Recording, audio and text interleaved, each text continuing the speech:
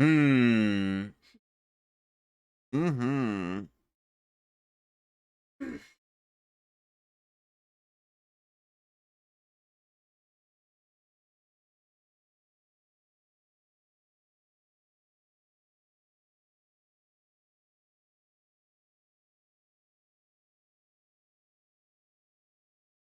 Here we go. We're officially live now. Okay, cool. Beep beep boop. Spice Marine. Marine. That's pretty good, spooky. Okay, sorry. I had to finish doing the Dark Tide. I just wanted to test to see if it worked any better. Don't forget to change cat. Change cat? What do you mean change cat? Beam, you need to be changed? Hello? Beam?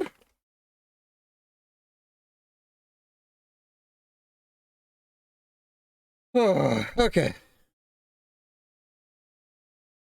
It should be the Labyrinth of Crate now. And yeah, I guess we're good to go. Yeah, and it seems like despite me making the quality even like less intense on my CPU, I just does not look like I can stream Dark Tide with my current CPU.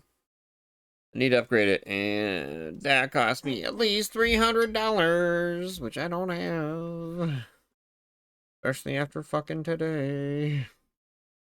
How is Christmas gift shopping? I love it here.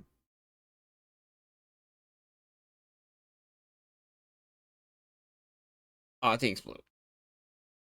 Oh yeah, good job, Cuppy, for getting to 69k. I mean, I was at like 100k.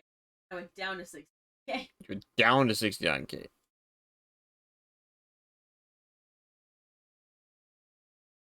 Alrighty. I'm also just a little bit sleepy after doing... Oh, Cuppy, did you ever make tea? Ah! I asked if you wanted tea or coffee, and you never... I did. I said tea. Whoa. Not when I was listening. Oh, sure. Oh, thanks, Spooky, for setting the mood there. Alright, time for our Minotaur Hotel. And... Wait, what? Oh, next year.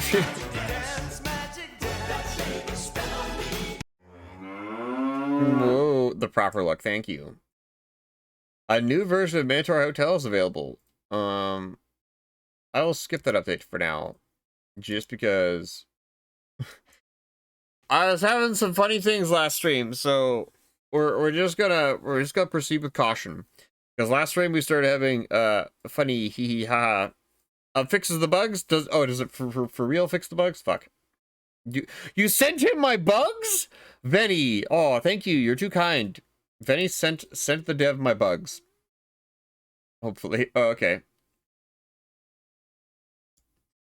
Can I update? How do I update? Check for update.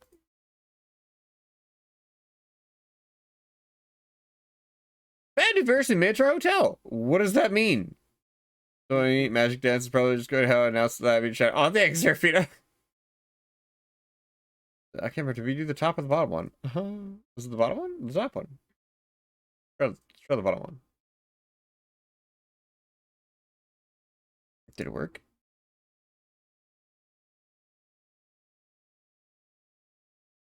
What do you mean last said played 12 seconds ago? I haven't played shit. Although you're playing the build from PC, or you're playing the browser version. Wait, what? No, I'm playing the PC version. I'm playing the itch.io version. I did not realize there was a browser version.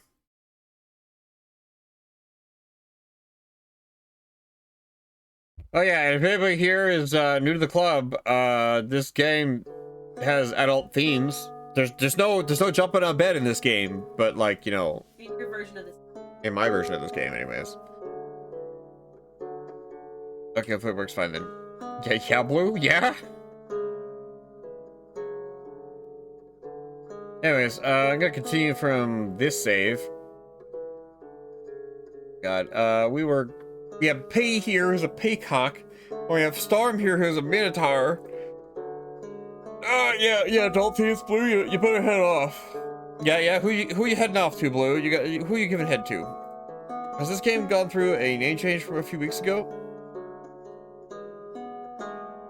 have it, Minotaur Labyrinth of Crete. I know, Cuppy. I have it as Minotaur Labyrinth of Crete. To answer your question, Lexon, this game isn't available on Twitch, like, as a tag. So I've just been using the Minotaur Labyrinth of Crete tag because, as far as I can tell, nobody's used it in a while, and I'm like, I'm just gonna borrow this.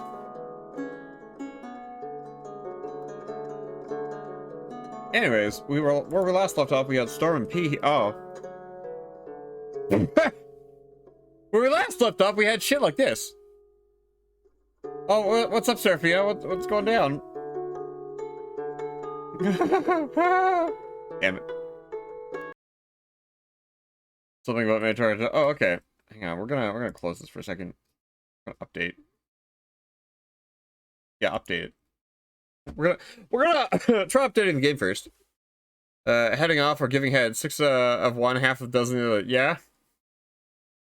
I see Blue. I see how it is. I was a bit confused because I remember okay, my friends and I finally decided a name on our team. Oh, cool. What's the name for your team? Well, Chapel's here, of course. The Chaos Crew. Neat.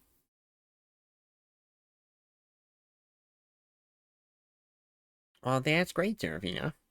The Chaos Crew. I don't know what that'd be. Actually, that's a lie. We already have the Furry Fist, and I'm not even gonna, like... Oh, maybe I should. Maybe I should make that my little stream team name or whatever is the Furry Fist before, like, it gets taken by, like, some furry community that's all about fisting or something. You can only make a partner. That's bullshit. Gonna make an unofficial stream team, man?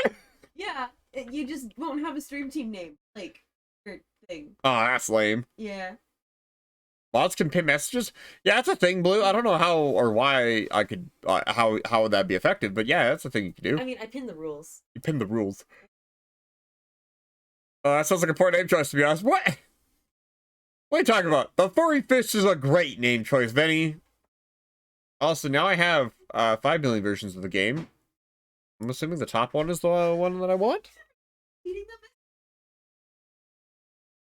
I don't trust myself to delete anything, especially a game that requires saves. If I delete it, there's a chance the game will be like, oh, we'll just delete your saves too. Fuck you.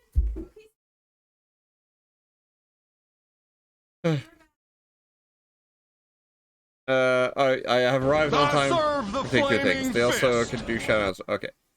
Well, good job, Capperman. Oh, copy pin. Don't forget the rules. RPG_roster says to Kamidai Napkusi was wiped out after running Star Wars but happy. But happy. Oh, good. Nice to know. If you click the little arrow, it actually displays all the rules. Wow, if you click the little arrow, it displays all the rules. Wow. The other thing I haven't decided on is if we want to spell the name with C's or K's. Oh, okay. Took a mid-afternoon nap because I was wiped out running Star Wars. Yeah, RPG. I saw the RPG visitors running a Star Wars, like, Fate System campaign today, but I was out and about, trying to do last-minute holiday shopping, and, it took me all day. What version is this at the bottom? Oh, it's version, oh, you can't see that. 0.6.1.2. And did you want to tell your stream about these new bubble RPG_roster says Bork, I'm the Swedish chef. I'm the Swedish chef. Yeah, the other day when, yeah. So yesterday, I did that Minotaur Hotel stream, okay?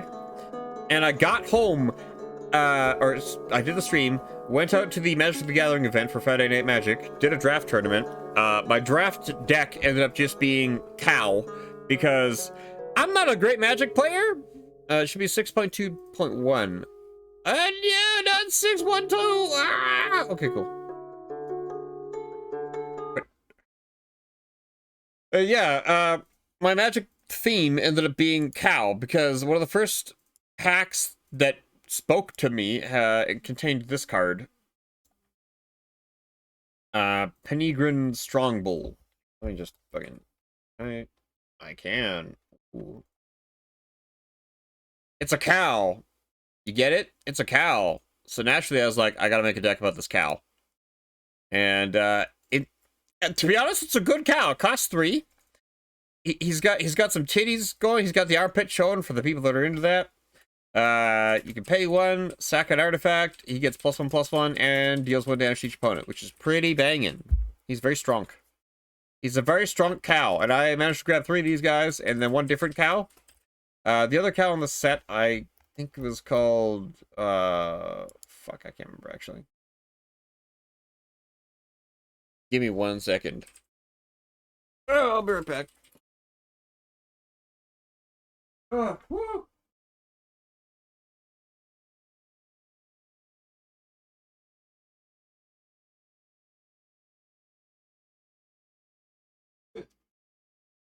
Oh. By the way, I picked the best card sleeves while I was there. I have a giant, like, a really large cat on them. Because Magic the Gathering introduced this one like little Garfield motherfucker who is very a large chunky cat. He's very thick. Those were my card sleeves. I'm pretty sure you guys would appreciate it if you could see them. And I just realized I picked up all these cards and it's not in this pile of cards because I took it out. I'm away. Good. Okay, give me 1 more second. I realized that I did the thing wrong. Oops. Sorry, I'll finish the magic segment in a second here. Because it turns out in the set there was only 2 Minotaur cards in it, which makes sense because it doesn't, like, not every set has Minotaurs in it. Yes, Brothers War. Thank you. Sardian Cliff Stomper, that's the other one. And I'm not gonna lie, y'all are gonna love the art for Sardian Cliff Stomper. Let me go grab him. Sardian Cliff Stomper. So look at him. He has the titty. He has the nipple out. He's got some nipple or some chest area tattoos here. He's got some inner thigh showing. He's got some like muscly bits everywhere. He's got a nose ring. He's very classic Minotaur. He's a 0/4 for 2, and he becomes a 4/4 when you have 4 mountains or more. Yeah, that's some good beef. Yeah, that's some quality beef. So I had 1 of him, and then 3 of the Penegrin guys, and then I tried to build a whole deck around just breaking artifacts with my cows, and then smacking people in the face with cows. Usually giving them some way of, like, evasion. Like, I had a single set of wings that I could give them, so they'd fly in and punch something in the face when they're all buffed. It was a good time. Anywho's, I hope that's not gonna happen. Something. Launch. Which version should I launch? Because it's not this version, that's the top version. I check the page. It should be build 0.6, the top one. It should be the top one. We shall see who is the best. Wait, no. No! Vinny, I believed in you. Why? I trusted you. Scroll down a bit. Because we want 6... Yeah, 6-2. Bleh.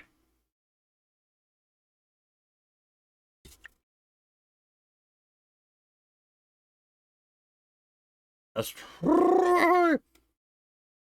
That one.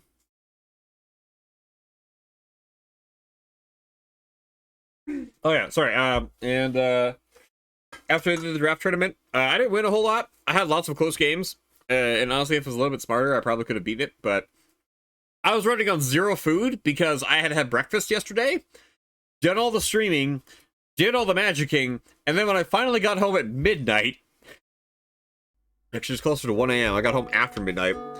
I was like, I'm hungry, and we had to be up early today for holiday market shit.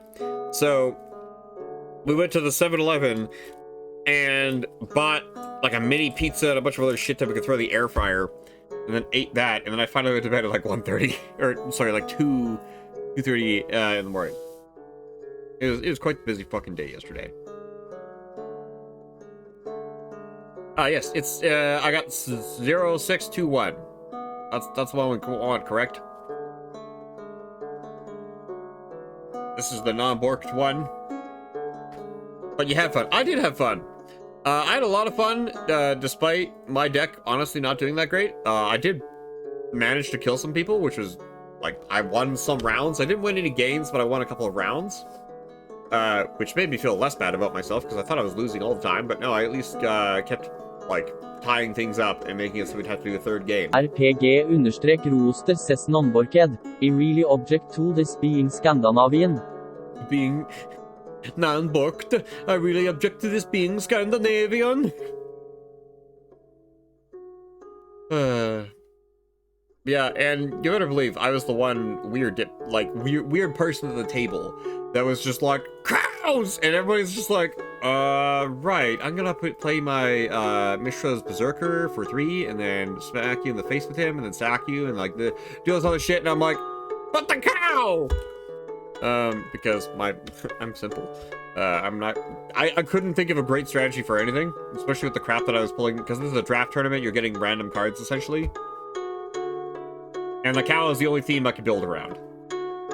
Somebody was able to make a 5-color good stuff deck, which in a draft is borderline unheard of, so I was like, I had just a absolute treat of a time watching that guy's deck, like, work. Beat him 1 round because I was able to steal one of his 5-color good stuff items and smack him in the face with it, which was enough to kill him. So it was a really fun time. And that ended up being my last match of the night because there was an uneven split in terms of players that were still there that were able to fight.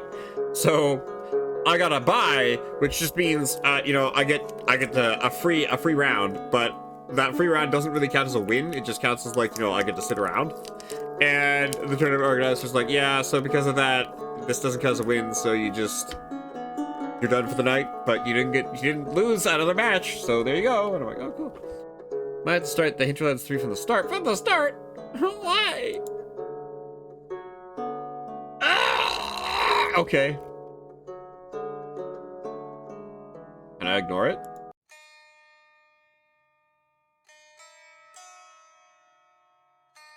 Maybe?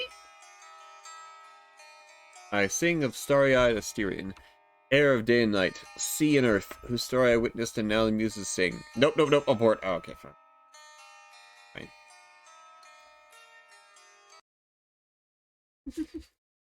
Okay, we'll try again.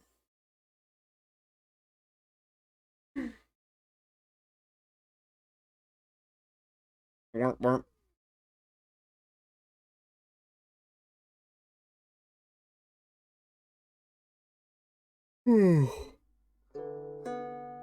Why did you update the thing? Anyway, it wasn't borked. Oh no, it was borked RPG Booster. It's been borked every time I've tried to play it so far. Load the chapter 15 save real quick. Then skip ahead. The chapter 15 save? What does that look like? You mean this one? The save from half an hour earlier? Skip ahead. Yeah, I crashed a bunch RPG Booster. It's been a little finicky. No, it has to be from before the save. Why is it to be from before, Benny? Chapter 15. Yeah, there's a lot in this game. It is long, that's for sure. Oh, it says chapter 15 at the bottom. Wow, if only I had functioning eyeballs. It tells me right there. Let's try that one. Share a brief life to you. Sounds like on the couch. Yeah, okay, cool. The rusty knife added to the memento folder. Okay, we're gonna skip ahead here. Hug the friend! Ah! Whoa, okay. Whoa, ah! No. Did you not save after the tailor? Apparently I did not, chat bud! Or I did. But Benny's telling me that, yeah. But I think because the bugs is the best to if I redo it. No! Yeah, I did the tailor on day 1. Is that not the pro play? I'll go to the tailor. What do you have in mind for today?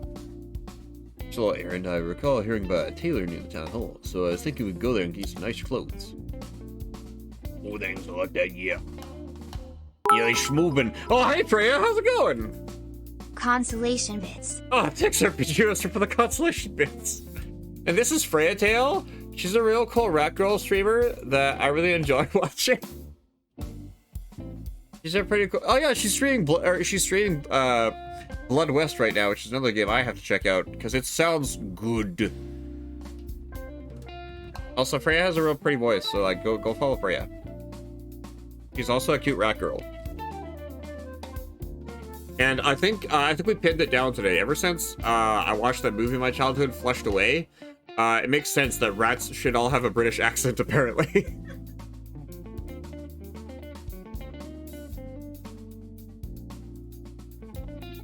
Oh, hey, Cuppy. Watching from your work break, otherwise. Oh, okay, Fred. Look at the sleeves. Oh. Post a picture to my Discord if you can. They're very pretty. Oh yeah, hi Freya. We're playing cow game, sad cow game again. It only made me cry once yesterday. Although we have to skip around a bit because my saves have been breaking. So we're gonna skip ahead here. We're gonna donate some of your clothes. We're gonna skip ahead again. Okay, we're gonna go back a bit. Cause I can't remember where we were. I'll get some from here. Only once? Yeah, it seems to be fine. Okay, good. Yeah, only once, Freya. It's a pretty sad moment. The best part had to be Kalphyra showed up at just that moment, and save on the map screen just goes, oh, okay. And I was having a real tough time keeping it together, and Kalphyra was like, oh, I want to give him a hug too. Anyways, this is Storm. This is P. I think P is short for PP, and Storm is short for cow. Also, you better believe that that cow's packing some heat down there.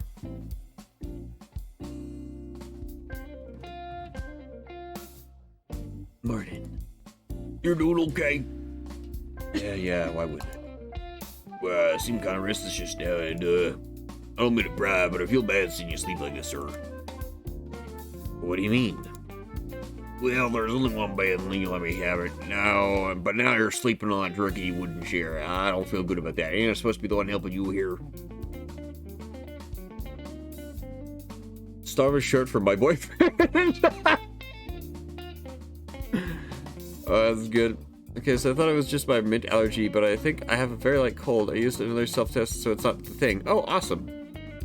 I mean, hey, RPG Mister, maybe you just made a Constitution saving throw.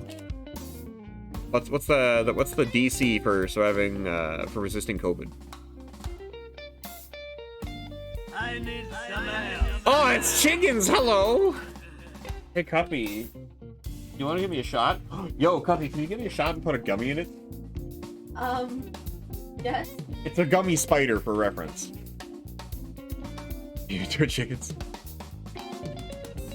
Yeah, hi, Chickens. Good morning. Also, Chickens, I couldn't help but notice that you have Warhammer Darktide. Where'd you get that?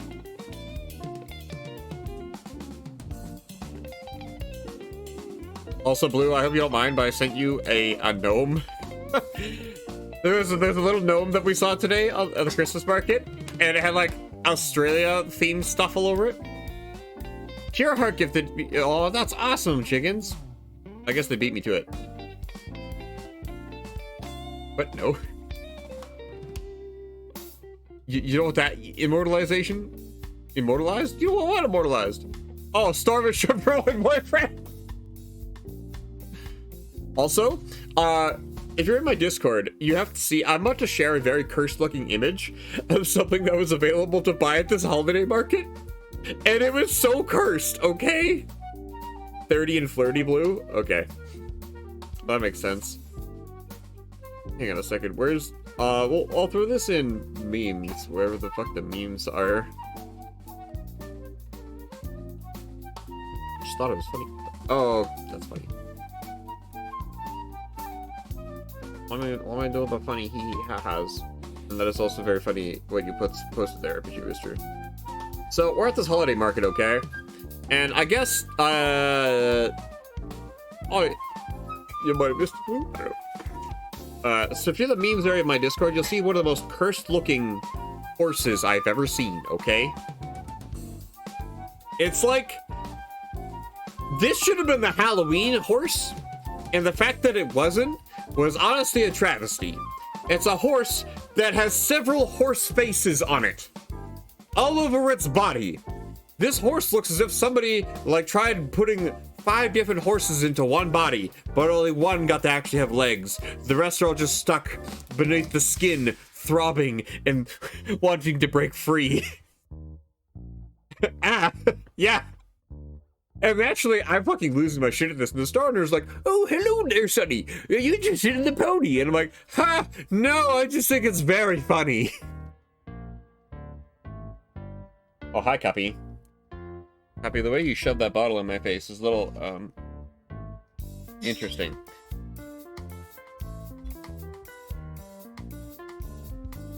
Yeah, there we go. You can see it in the memes area. Chicken's already seen it. She agrees. It's very creepy looking. Pure nightmare fuel. It's a centurion. It's so buggy and unoptimized. Oh, good, chickens, because I was wondering how well you could stream it, because I tried streaming it today, and it was fucking... Even me optimizing as best as I could for my system, it still runs like shit.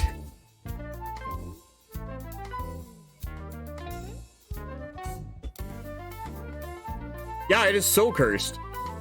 Cuppy, you forgot the spider. Oh, we know that's in there. Oh my god, that's terrifying. Oh, that's scary. You like tilt the shot glass downwards, and then there's a little gummy spider in the bottom. Like, hello. Want a picture? Ah. You tilt it more.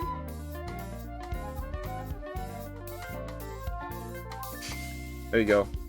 Also, my desk is a mess, but I'm also a mess, so it's fitting. Hey, sorry, Storm. We'll get back to you and PP's conversation here in a second. I gotta do a shot. All right, here's the spider rum shot. I don't wonder if I don't like rum or something.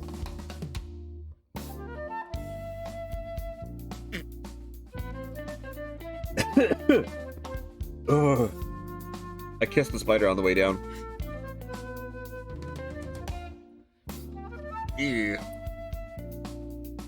Oh. I mean, it's mostly Jaeger. Yeah. Oh, the gummy is very chewy. Oh, yay. RPG was doing quite the humble brag there. Hmm.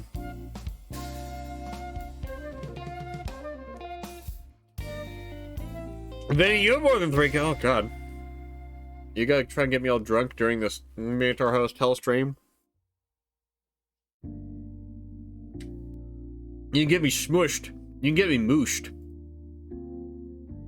And by the way, every time I saw something cow themed at the holiday market, I had to shout cow as loud as I could. Everybody's like, what is with you and cows?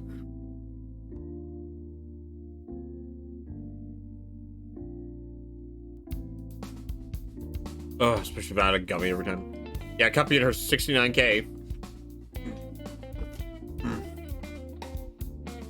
Oh, did not get the cow thing working.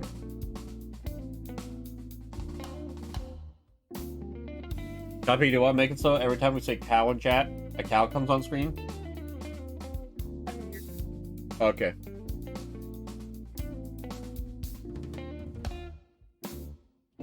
Oh, this gummy is apparently very difficult to chew now. Jabon, you have 25k? Oh my god. I think this is why I'm scared to put anything higher than like what I currently have. Oh, you can put them under the table. Oh my god. So I feel like even if I did a funny redeem that was like 100k, 200k, y'all would just be like, nah, I got that. Hey, kid, I'm at Applebee's and drinking. Oh, damn, Gump. Well, I hope you're ready to see some quality beef getting smashed on stream. Talking about Storm here, not me. Anyways, here's P. Don't worry about it. This is how I always sleep. I didn't let you have the bed out of kindness. It just so happens I don't like laying down. That's right. P is just saying right now he doesn't like laying down because he's not a bottom. Oh. That's some kind of peacock thing, or is that a you thing? It's a none of your damn business thing. Well, fuck me for trying to be nice. Out of respect, sir, you're kind of a cunt. Guilty as charged. You had to head out. Yeah. You could mooch. Oh, I don't want to mooch on pickle. Check if you're driving no worries. Oh, good go. Also, for reference, I really hate this newest batch of moonshine pickles, just because they are thicker than the previous ones, and the skin is like very, very hard and leathery, so you can't quickly down it. RPG_roster says save save. Say, oh yeah, save. Here. Yeah, thicker. Yeah, the other day, I swear to God, Cuppy grabbed the longest deal possible. And I'm like, Cuppy, I don't think I can deep throat this deal on stream. It took me like at least three loud crunches to get through the entire thing. It was so long and girthy. Ugh. Anyways, I'm off to the Colonel's estate, because I think I can go here now that I have clothes on. The Colonel's estate was the only place in the Hinterlands with any decent greenery. A big, for the area, sort of walled-off farm with a mansion squarely in the middle. We went there and announced ourselves to the porter. It took us a whole hour to convince him to call up to the mansion. I don't think he wanted to let anyone in all, but our assistants went out. There was another 3 hours before the widow, Miss... You did? Yeah, Dad? Gave us the time of day. Who is this woman? She looks like... she definitely murdered her husband. Smart young woman, wasn't even in her 40s. Gotta imagine it must have been like living with a man over 100 years old. I fucking knew it! I didn't even read it and I fucking knew it. Okay. She kept quiet until I mentioned that I was the old foreman's grandson, and then her eyes changed. Well, you never met my grandpa, at least not when he worked for the colonel, but the stories must reach your ears. Long and girthy. Claps. Oh, thank you, RPG Booster. Drinking your steak. Oh, well, thanks for staking by, Gump. Well, I find it a little rude they're eating steak on my stream. I'm a cow, you know. That hurts. Oh, yeah, Blue. Yeah. Anybody who wants to go say hi to Blue, it's his birthday stream. We might be rating Blue later, just saying. Yeah, we'll get to him later. We'll get him later. You got some chorizo snacks. Wow. Oh, thanks, chickens. And I hope Blue is playing lots of party games. That way I can try to get Blue drunk and make him draw like PPs or something. You reloaded... you reloaded your bits for some... Oh, for some reason. Oh, thanks for looking, Chepamon.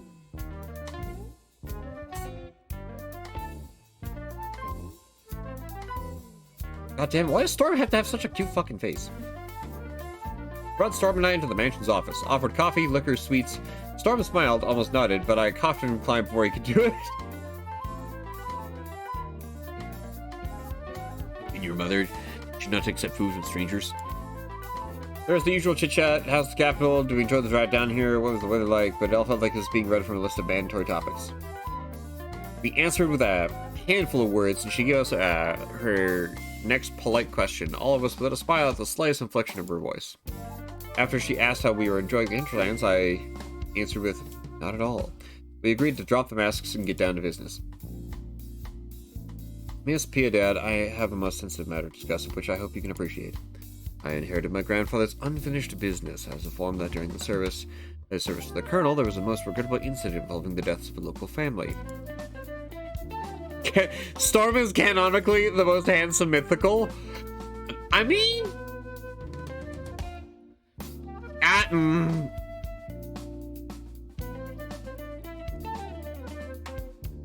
I see where you're coming from, Benny. It's... He's definitely up there, okay.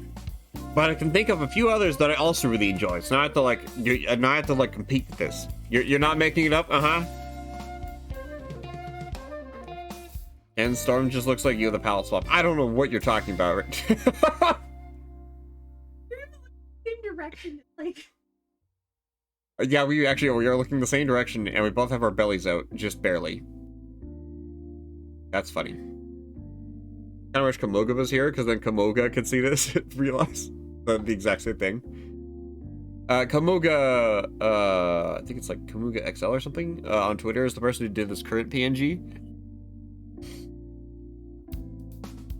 Anyways, Pete, I would have preferred to not dig those bones up, but I'm afraid they were never put to rest in the first place. Not without a proper, respectable Christian burial. For the Colonel's heir, I'm told, so if these mortal remains are in your possession, I ask that you hand them over to me so I can put their souls to rest, in the name of Christ. In the name of Christ! The widow's flat eyes bored into me, and then Storm, looking for the zippers of her disguises, not finding them, and then looking again as through sheer force of will could reveal the truth. She lit a cigarette and made sure to blow the smoke our way.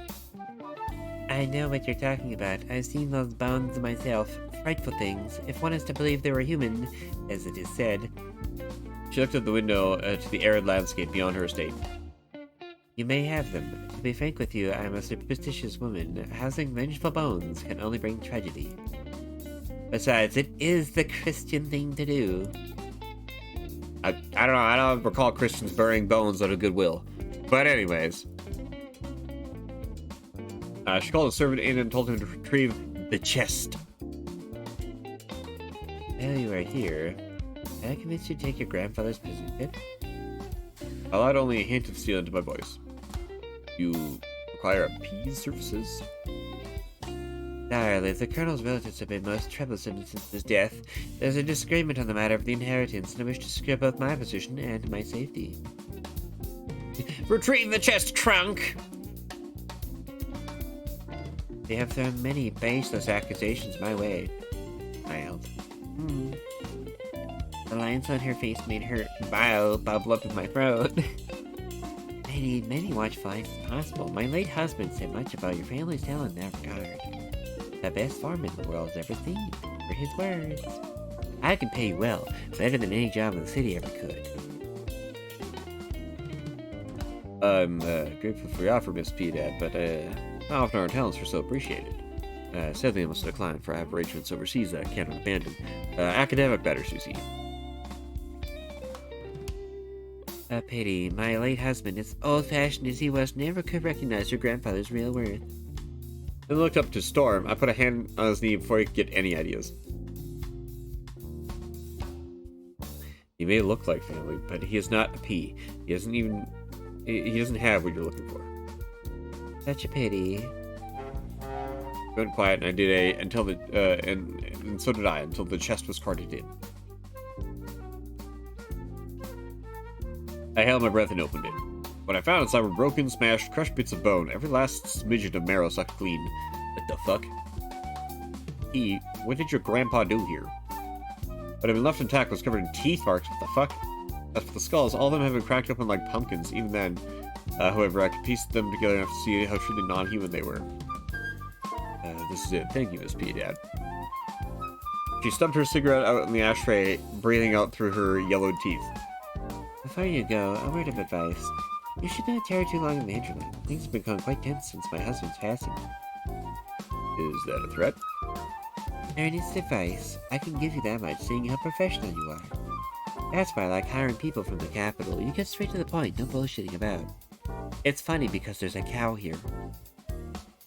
Her eyes drifted off to the window and then all the green air beyond it. Her gaze softened, or perhaps a wave of depression washed over her. The Colonel thought that eating them would give him eternal life. I've never seen a man more fit of death than him. What the fuck? Knowing how he lived, I wouldn't be surprised if he was right. By the time I met him, he barely had a mind left in his head of his, and his body had shriveled to half its size. Personally, I don't think that was a life worth living, but some of his relatives might disagree, and quite a few of them would enjoy roasted fowl. Thank you for the warning. He got up and pointed to the door. Now go. May your salt never lose its savor, and pray that we never have to deal with each other ever again. We got up as well, not bothering to shake her hand. May your salt never lose its savor, Miss P. I pray for your safety.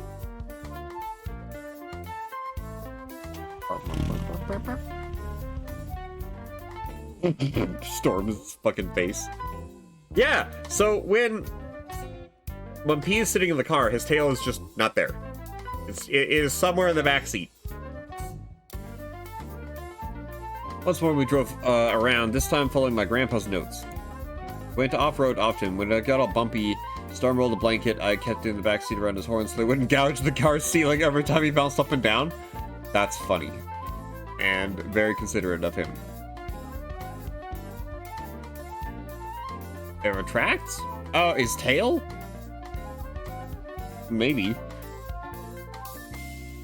He's lucky the car's a piece of shit, not worth the cost of caring about every scuff and breeze. Otherwise, it had him laying down on the back seat. My grandpa's mask kept us from getting lost, but it didn't lead us to any revelation. Back during some big war, World War II maybe, some general under their gun in their head that all the places shot at most often on returning planes should be the places reinforced. But they didn't think about the places that weren't hit, and that if they were, those were the fatal spots. The planes weren't even coming back to get inspected. Oh, yeah, he's talking about how back in World War II, all the planes that came back... It's a funny little brain experiment where it's just like, it's survivor bias, where, like, we're only seeing evidence of the ones that survived. We don't actually know what happened to the ones that died. That argument. Look at the ceiling carefully. He's correct. Right here on the ceiling, there is a scuff. Unless that's my monitor. No, that's the ceiling.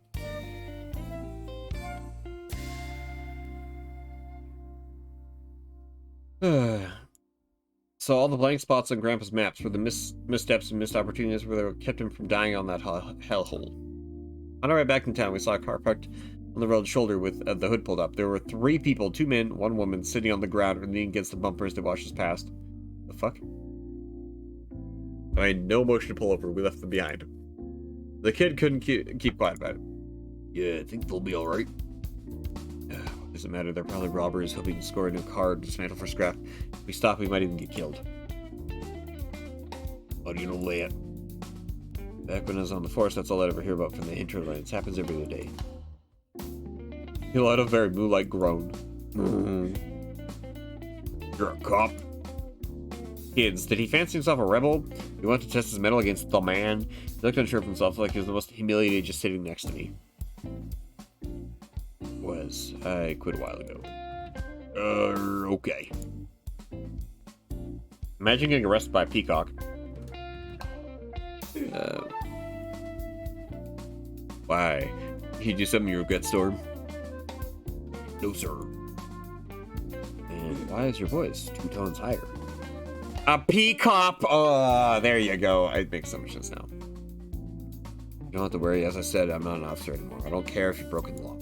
Besides, you are under my wing. I can't let you get sent to jail before your job's done.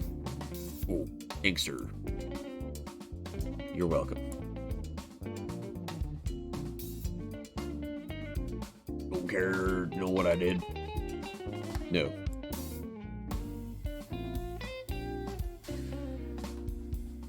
But if you feel like talking, go on ahead. What if I killed someone? We want to know about that. He was so unsure of himself with a cocky grin like a calf or dog leaping about, inviting me to play along. His eyes, too, glistening, softened by his smile, focused on my face and not the bulge of a gun in my pants.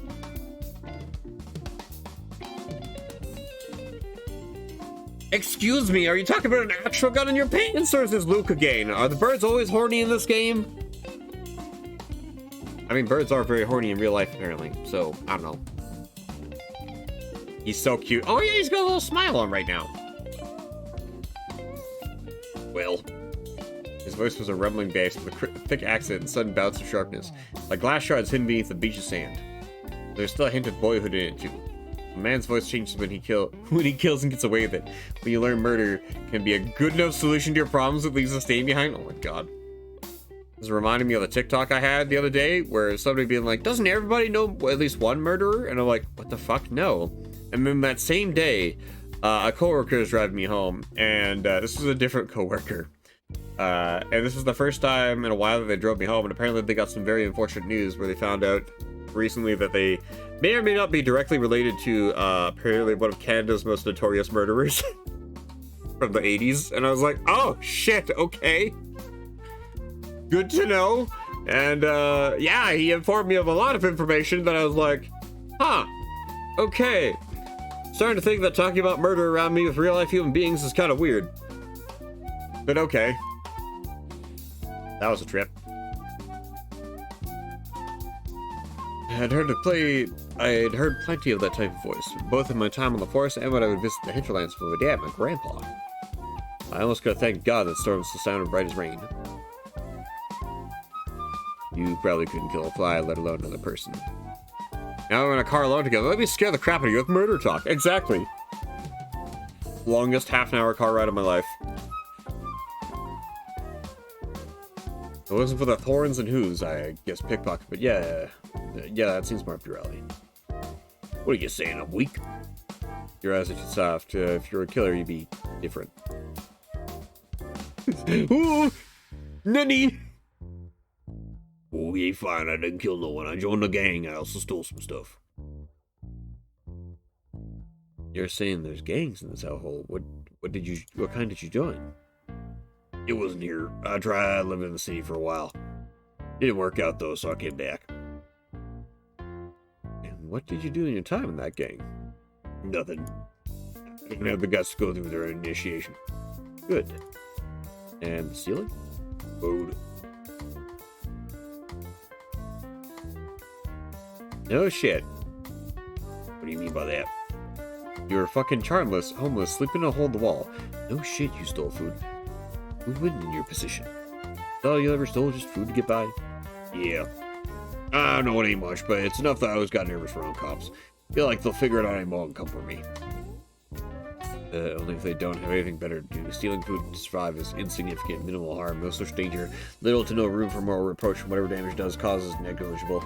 P, you're saying that, but every cop so far on my TikTok is like, a blind man was walking around, so we decided to arrest him because he's blind. Because cops, granted, these are cops in America, but like cops are pretty bad here too. Cops are pretty bad in a lot of places. It's almost as if the cops that we have today are using a very broken system to their advantage. That excludes criminal typification, so, well, long story short, it's not a crime. American cops figured, yeah, in Canada there's no such thing as petty theft, just under 5k and over 5k, yeah. And the more annoying thing is, your boss can straight up, like, you know, withhold your pay or just not pay you, and, like, you have to take him to court for that, but if you steal $1 from him, suddenly it's fucking, like, he has all the right in the world to, like, basically tie you up and execute you. Stealing a donut is technically just as bad as stealing a Switch. Yeah. Seems broken, but, like, I doubt we're gonna get any sort of reform in Canada anytime soon. Woo. Shit. Alright, I'll go for some shit. And if you didn't do anything else criminally and tried to join that gang, you're all clear. Though let me just say, you're right to avoid people who could start shit. Well, with you being charmless and all. Be good, Ken and chat. Oh, chickens, you're leaving? Okay, have a good night, chickens. Chickens, are you streaming something tonight? Are you streaming probably more War Thunder? Yeah, there you go. What is that? What is this? Chickens, what did you just send me? Aw, that's cute. Chickens has been sending me many a cow. Thank you.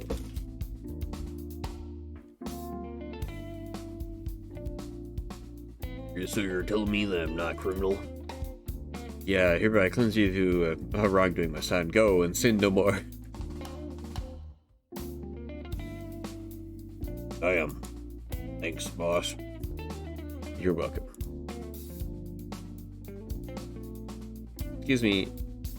This handbrake looks like a penis.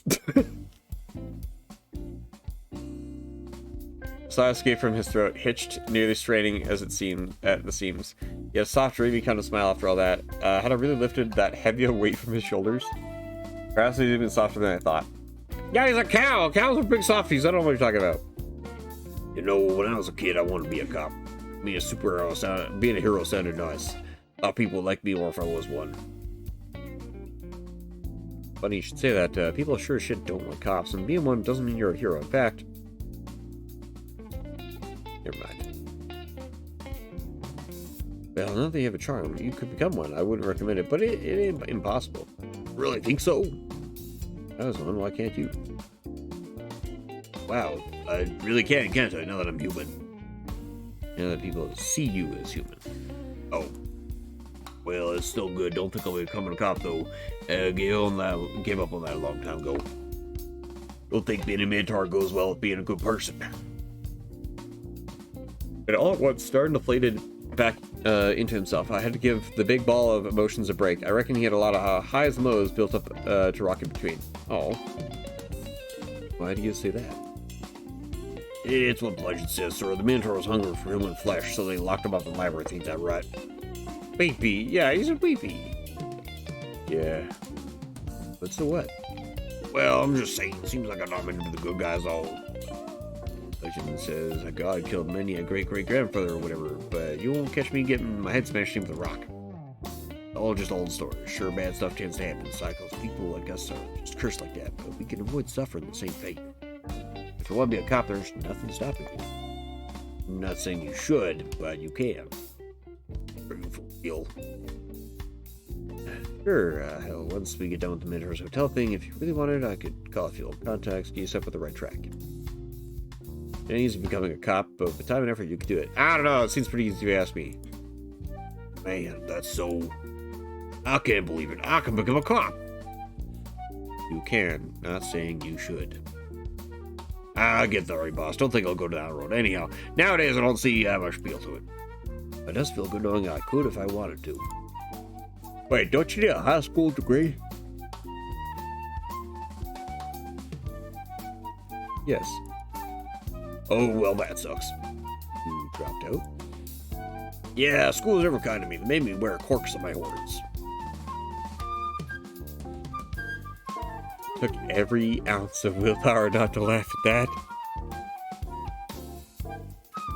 I reckon that was humiliating, but I'm just playing devil's advocate here. My car's roof would probably love that idea.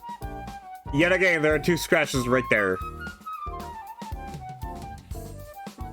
Well, I mean, yeah, but my horns were small back then. No way I'd poke someone's eyes out.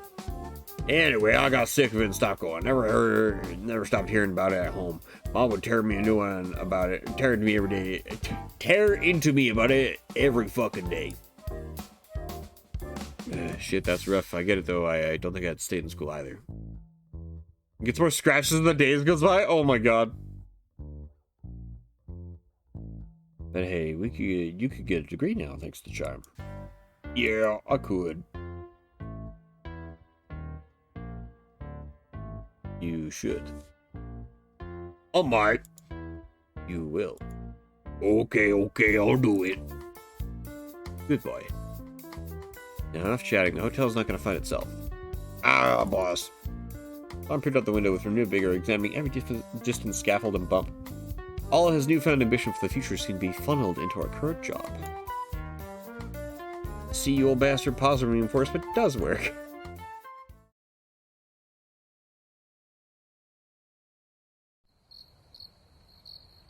He woke up at around 2 a.m. He fidgeted in his bed for 10 or so minutes and looked over at me.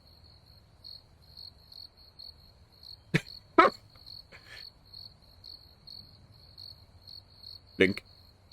Blink.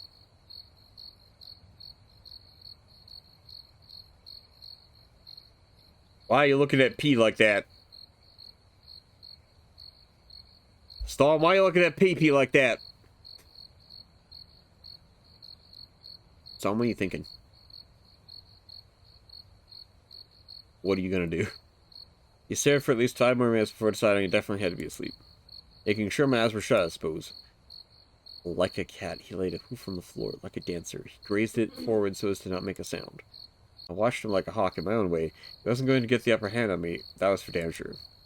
He walked to the desk, knelt, opened the drawer, he reached in, held my breath, and I had to remind myself that I didn't keep my gun there. The kid felt around, real careful. Something hard knocked against the side of the drawer, and as he shifted, he paused. Some cloth scratched against the particle board, and the dull thud of his thick fingers against my soft leather wallet. He opened it. He stared. Took a breath, got to thinking. Can't say I don't understand. Where can I do the same in this position? Only an idiot would let the opportunity pass. Well, he takes the money and runs. I can give him a 30-second head start. But if he goes back to bed thinking I'll fall for it, he's got another goddamn thing coming. If you're supposed to do anything funny with me, he can't see as well as I can in the dark. That'll give me the advantage. Fucking P can see in the dark. I guess what you get for being a bird. His tap against the sheets of the bed, his tail was twitching. Reached in and brushed a finger over the bills. Storm, what are you doing? His tail stopped. His hand went limp too. I heard a sniffle. Started to even pull the money out. He exhaled hard, had to have been holding a whole lungful the whole time. He slipped all back where it belonged. He hoof slid his not-so-thieving little self back to the bed, and for the next few hours pretended to be asleep just like I was.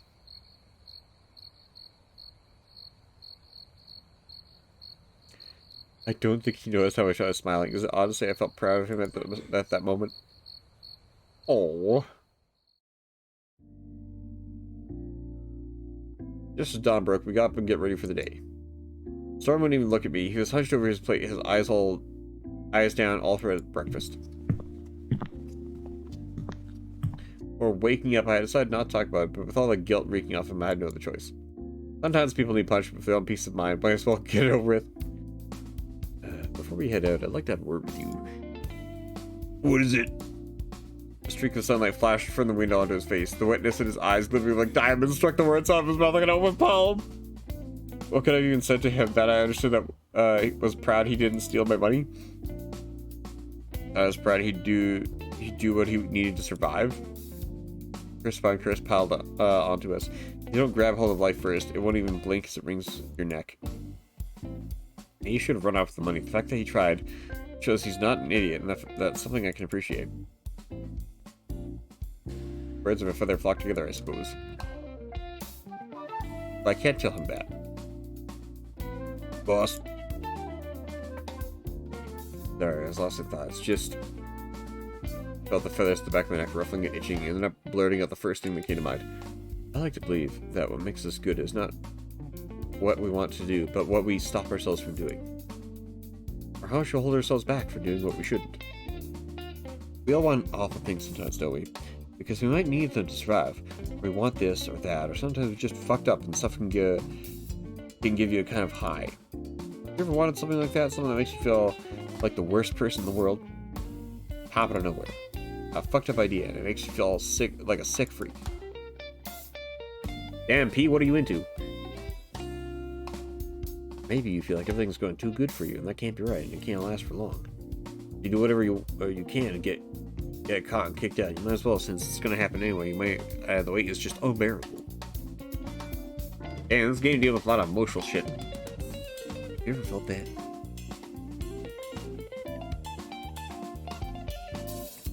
Yes, sir. I'm on the same boat. I feel it every day. There's something The drawed tongue glued itself to the roof of my mouth. I almost gave up on the entire thing, but kept telling myself that I had to say it. Even if I wasn't sure I believed it. There's one thing I know for sure. What we think about in those darker moments doesn't make us bad people. What matters is whether or not we give into it. Something good in having the strength to hold on to what's right, even if it's the last possible second. I have to respect someone who can get away with a crime scot-free and then turns around and does the right thing instead. I had to swallow the lump in my throat to stop myself from saying too much. This wasn't about me. You understand what I'm saying? Yes, sir. Good.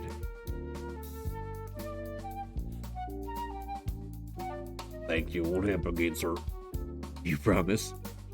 Yeah. Still, they're like a pair of statues. I didn't know what else to say while they're fidgeting his legs near the tea. That should have been it. Time to head out and search for the hotel. But still, my feathers stayed ruffled. More words crawled up my throat, and I was done before I could think them through. This is all over done. You can come with me. There's no fortune for you out here, and I can help you make a fresh start back in the city. I didn't know if I could do it. I didn't even know if I what I would do after this adventure was done. There I was making a promise I knew I couldn't keep. I used to give him a half hug or something, more like a pat on the back, but then he wrapped me up in his arms and started squeezing my lungs out. Aww. Damn. as a big cow man. Out of context, this looks funny. It's just like, fuck, shit, fuck. Like out of context, you just see this and nothing else. Yeah, that's how you want to go. Copy immediately coming over. Damn, guys, what's going on frame? It's just like, oh, what? Mwah. Oh, thank you, Cuppy. Oh, Cuppy, you're making tea? Yeah. Well, Thank I you. boiled the water and then you needed a shot, so then I forgot about the water. Oh. So I'm reboiling. Bean. Yeah, Bean, where are you, Bean? What are those? Business cards? They were just on here. Yeah, it's because I have to do it in my pockets. Onto bed. Onto Bean's Now bed. she's all her.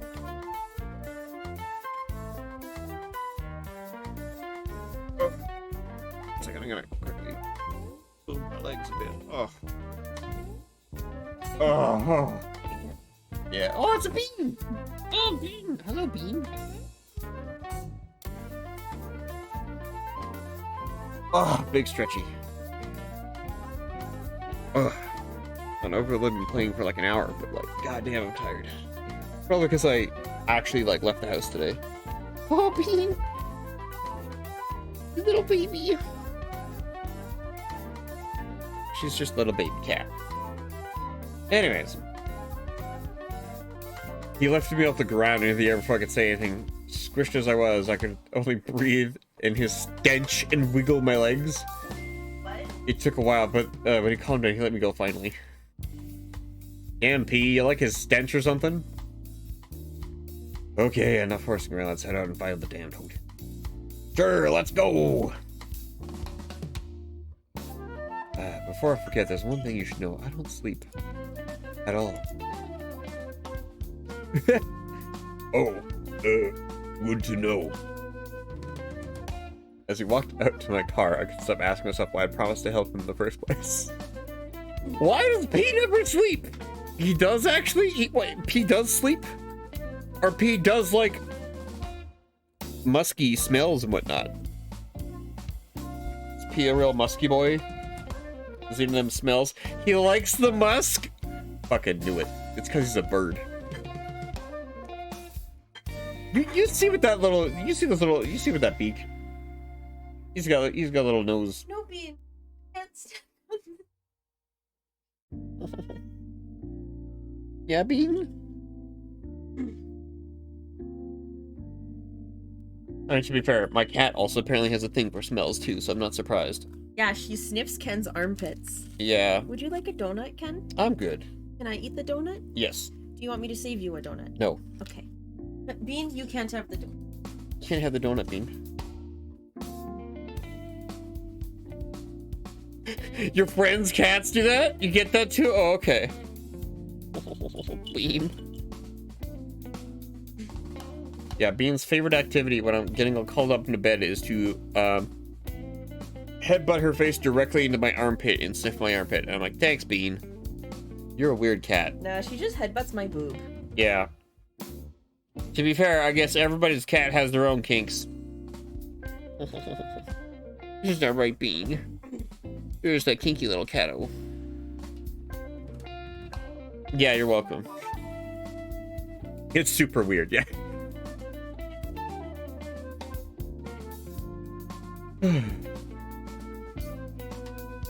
His hands holding my wallet, tail tapping against the bed. The way he couldn't hold in a sniffle and his fingers touched the bills. You sad, sick piece of shit. You like having power over the kid, don't you? Makes it real damn easy to make him whatever you want, huh? You really think you can play the good guy? Just disappoint him when he finally sees what a stereotypical man you are. You know that, right? Maybe you like he's dirty like you. You wouldn't be able to relate to him otherwise, would you? Maybe birds of a feather do flock together. Damn, P. It is already done.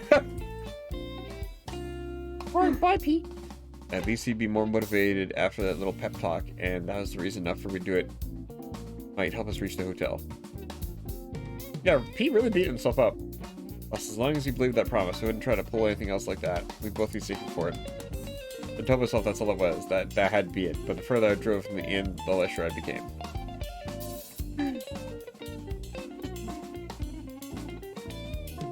Well, shit, now what? Visited the Colonel's estate, got the mortal remains of the 12 like Nini instructed.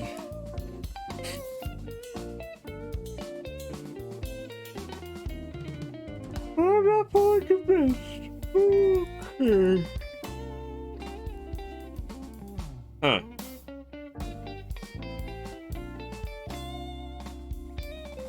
Hey, why is there a second church?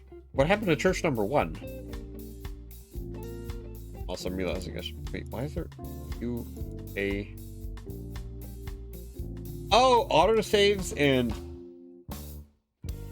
quick saves? Oh, okay, cool. And then you have manual saves here. Okay, we'll do another manual save right there.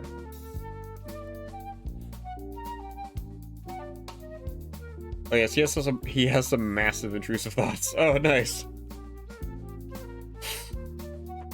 Where should I go next? A church? Maybe?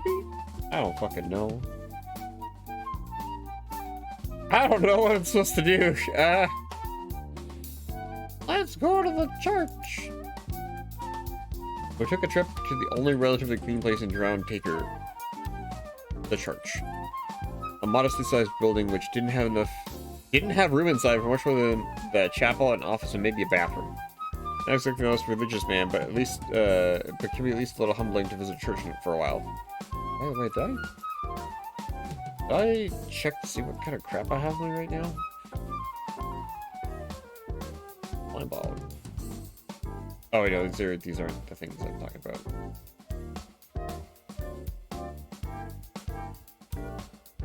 Okay, I don't have the item.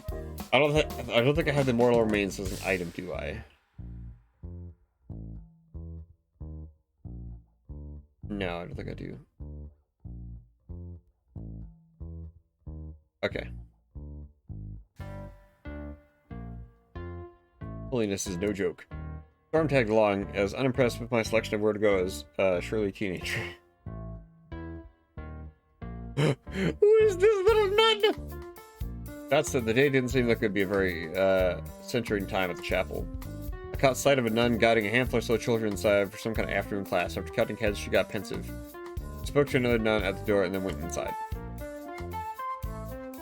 Our hesitation must have been noticed. The nun outside gave us a wave. Welcome, boys! Say, you don't have the look from around from these parts. The two of you are far too well dressed. It's best that people thought Storm and I were related, so I went with it.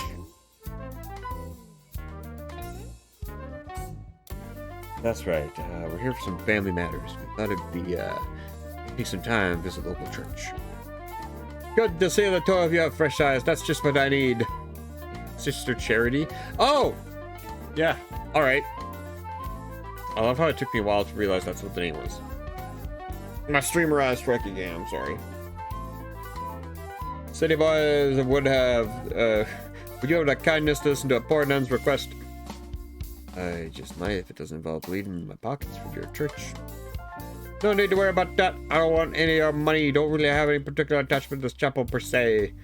You can call me Sister Charity, and what I want for you is free, simple, and more important than anything money can buy. Just keep your eyes peeled. For what? Children! Who might not be aware, but this place is a horrible history of boys and girls going missing overnight. 2 or 3 times per year, a kid will disappear from the home without leaving a trace. Vanish while the parents were out working. That's every now and again, but it's been going for decades now. Our Bible study is a head short today, and well, you can't blame me for being worried. And you sure they aren't down in the chapel script or something? Star was standing straight as a steel rod for the holy woman, and his scowl at me, as I said, that was like a blast of fire right in my face. What? Sister Charity, however, seemed almost amused. Oh, I am. In fact, I spent a few months down there checking and counting for each and every bone from the years kids have gone missing. I hear no, there's not a trace of them anywhere but in the powerful hearts of their parents and friends. Sorry, it's sorrowful. Now, will you remain watchful for a chat about the town or anywhere else, or must I further entertain your salty questions? Alright, fine, sister, what are we looking for? A boy, about this tall, skin dark, but hair quite light. Answers to Badoka. It has the most striking eyes you'll ever see. Like the Afghan girl from that magazine. We'll keep our eyes peeled. Tell him to get his ass down to church. That's a nice and pious lad, after all. Wouldn't there be nothing more Christian than protecting children from harm, wouldn't you say? She's fucking badass. Oh, okay. Curious you'd say that, considering the scandals surrounding your priests. Oh, you're exceedingly salty. I love that. We'll get along just fine. I'll have you know I'm more acquainted with those matters than you will ever be. Priests fear me, city boy. I've crushed a dozen bishops under my heel. I'm not your garden variety sister, and if you're so keen on talking shit, then you better be ready for me to fire back. Damn, sister. Watch your language, we're the home lord, after all. Well, I'll keep my watch, dude. If anything else, we'll make sure to hear about it, right, Thorn? He nodded heartily. Good. My Jesus bless your hearts, boys. Likewise, sister. Went in to pray briefly, and then we went on our way. Walked along the perimeter, but couldn't find any sign of a missing kid. Weighed on me too much to just continue going about our day without leaving an eye or two on the lookout, so I thought I'd wait on Storm too, then we didn't find a single trace of Padoka anywhere.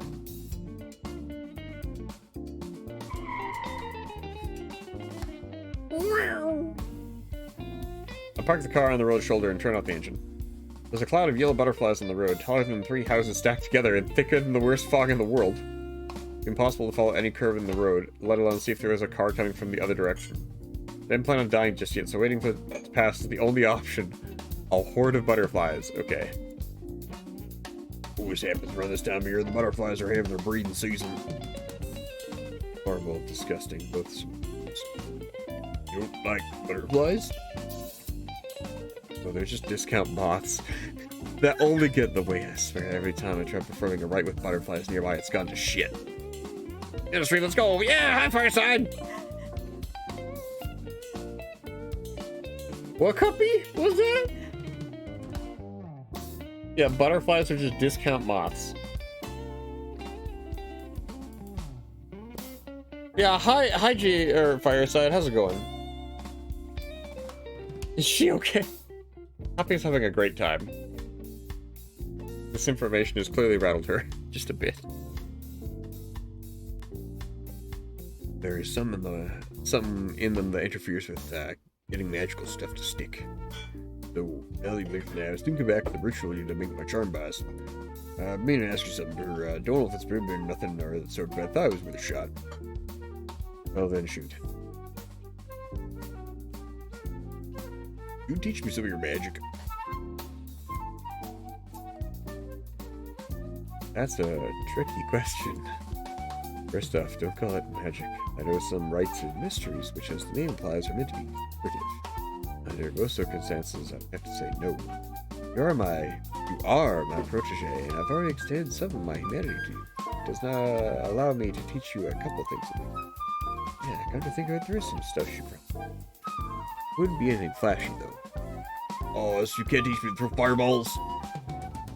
Oh, this night? What do you mean, oh, this night, Betty? Oh, God. Yeah, he Fireside. I hope you're having a good night. I'm having fun now. I'm playing Minotaur Hotel. Sorry, all I can think is like, oh yeah, I can show you some magic. Careless Whisper starts playing in the background. I can show you some real special magic.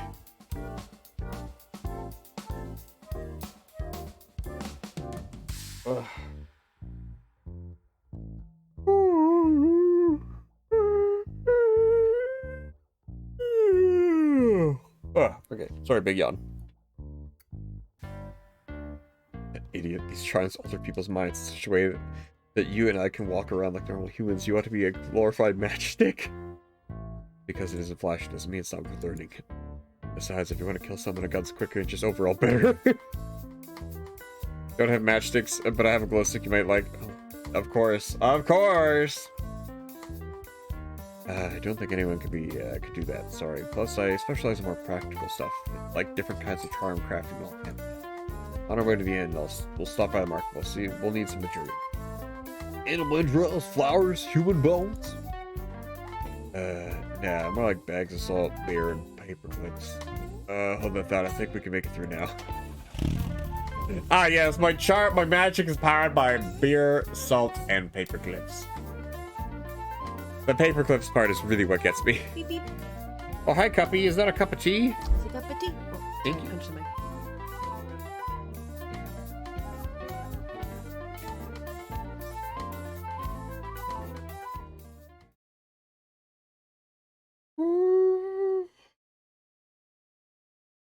So, we'll perform 3 rites tonight. It was later at night when the darkness made it impossible to continue our search. We returned to our room at the inn, and after we'd settled ourselves, the kid had begged me to hurry up with teaching him magic. Taking a deep breath, kept my palm pressed firmly against my thigh, and reminded him that we weren't doing shitty parlor tricks. Our supplies sat on the bed between us: a sack of coarse salt from the local mines with a beatific taper printed on the side, a box of paper clips, and 6 packs of the second cheapest beer in the store. Second cheapest. Couldn't be entirely classless now, could we? Now let's start with the simplest one, a purification rite. All mythicals are, more or less, vulnerable to the right term is defilement. For the sake of simplicity, let's call it bad energy. You having a good night, eyeing dark tide to have pizza and so on? Oh, okay. Think of it more as like occultism rather than wizardry. Oh, okay.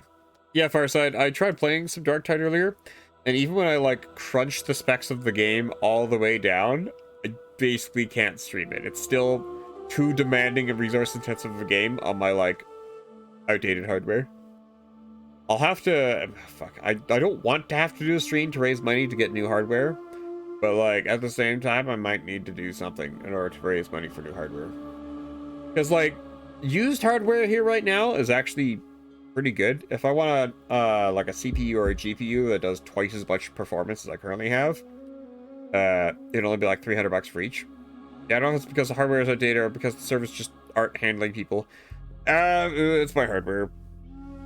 I tried it off stream when I'm not streaming, and it actually runs like pretty fine. Like I have basically no issues with it. And I see that it's only taking up like basically half my CPU's potential performance. But then the second I start adding in like OBS and stream avatars and Mix-It-Up-Bot and VideoTube and all the other shit that I use as a streamer, then suddenly it gets really sad. And it starts getting like down to like 24 frames to 10 frames on stream. Which is rough. But I'll figure something out somehow. Not really a form of energy, and it isn't necessarily bad if you know what you're doing. But for now, let's go with that. Easier than me then. I played it on my own and I crashed for more games than I win. Oh. I think I had one game crash today, but it was just as we were loading into the match. So I was like, oh, okay, well, I didn't lose anything at least.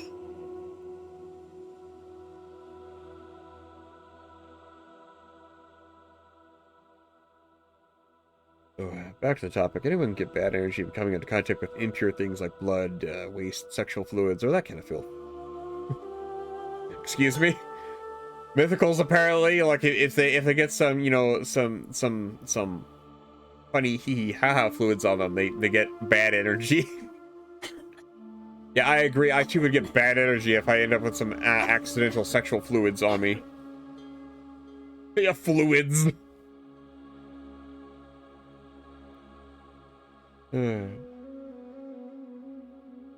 Bad energy can disrupt many kinds of rites, and some mythicals are so vulnerable to it that they can get sick easy if they recruit too much.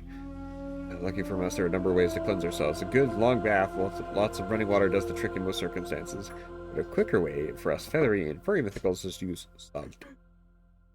The iodized shit that they sell at most stores is alright in a pinch, but for the best results you want to go for old halite. Rock salt straight from the earth, or fleur de sal. Grab a decent handful and sprinkle all over your head like this. Lauren had a close watch on me as I demonstrated, letting the coarse grains sit on my feathers and fall on my shoulders. He did the same, looked around the room, and then back at me, hoping he did it right. I nodded. Oh, concerned cow. I don't feel any different. Yeah, bad energy isn't something most of us can really feel, but cleaning it off is important for rites regardless. Another thing, in folklore, people use salt circles to ward off evil, right? Turns out that's a very functional way to shield yourself from some apparitions and stop bad energy from coming in. Take this sack and pour out some salt along the windowsill in front of the doorway. Zoop zoop! Storm hopped up to obey, pouring a line of salt along the edge of the door with careful precision. He looked back at me, a bit quizzical. I nodded. There's no such thing as accidental fluids. I don't know what you're talking about, Benny.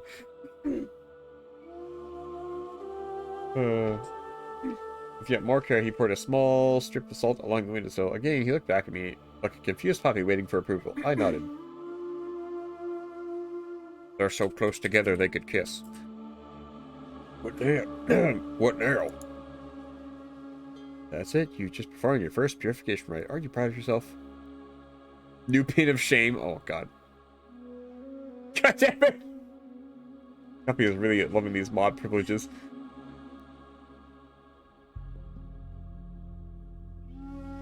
Thank God. Well, that's a shame. I was expecting something cooler, like summoning electricity from my hands or creating light. You gotta earn your keep. You know your damn place if you want to learn anything bigger than. I clenched my jaw and took a breath. Don't worry, I still have 2 more rights to teach you. The next one's not flashy either, but it can save your life. Oh, I think you got me. He handed me the sack of salt and sat back down on the table with a half petulant fucking child under their breath. As a mythical being, we're vulnerable to more than just bad energy. There's this thing. Some people call it recursion. Others call it karma or whatever. It doesn't really need a name. What matters is this thing. Make sure some patterns repeat. It conspires for things to happen in certain ways. Sometimes you might be feeling like some dangerous patterns starting up again, or maybe like you're stuck in a rut, going around and around and spiraling out of control. Lucky for us, there's a way to disrupt it. Here, take one of these. I grabbed a handful of paper clips and held it out to him. Probably wouldn't believe it at first, but remember what I said about spirals? What shape is this? Spiral, right? What does it do? Hold shit together. Okay, that's funny. I mean, yes, in a way, a paperclip is a spiral, and It literally is. it is. No wonder. Oh, fuck. Oh, that is so funny.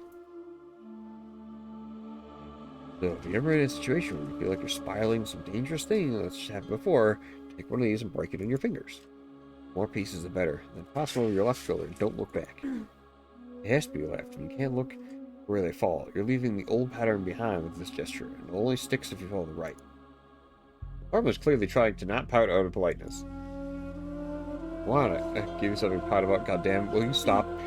Twist the paperclip as fast as you could, and then toss the pieces over your shoulder, all the while looking at me like it was some humiliating prank.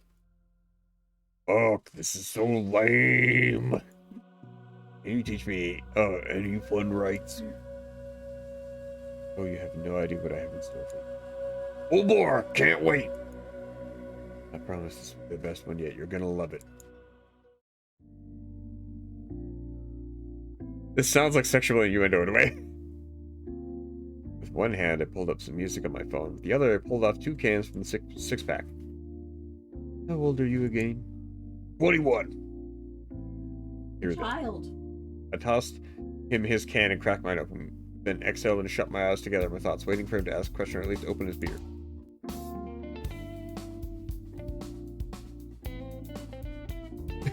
A really fucking kid. He has no idea what kind of danger you can get us into if we fall down a spiral of recursion, and he thinks he deserves to learn the fun rights.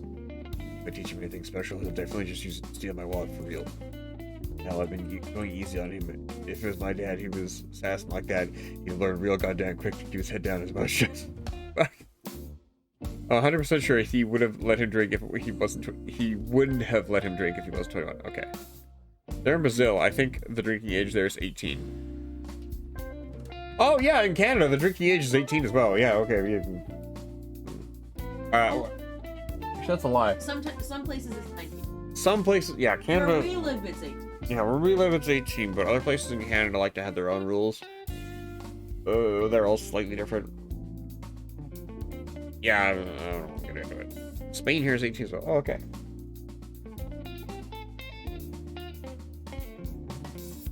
Wait, Vinny, if you're in Spain, what is the weather like right now? Is it like still super duper warm, or is it cool, or what is it? Yep. Oh, sorry about the mic. Yeah, P would still let Storm drink under the legal age. What?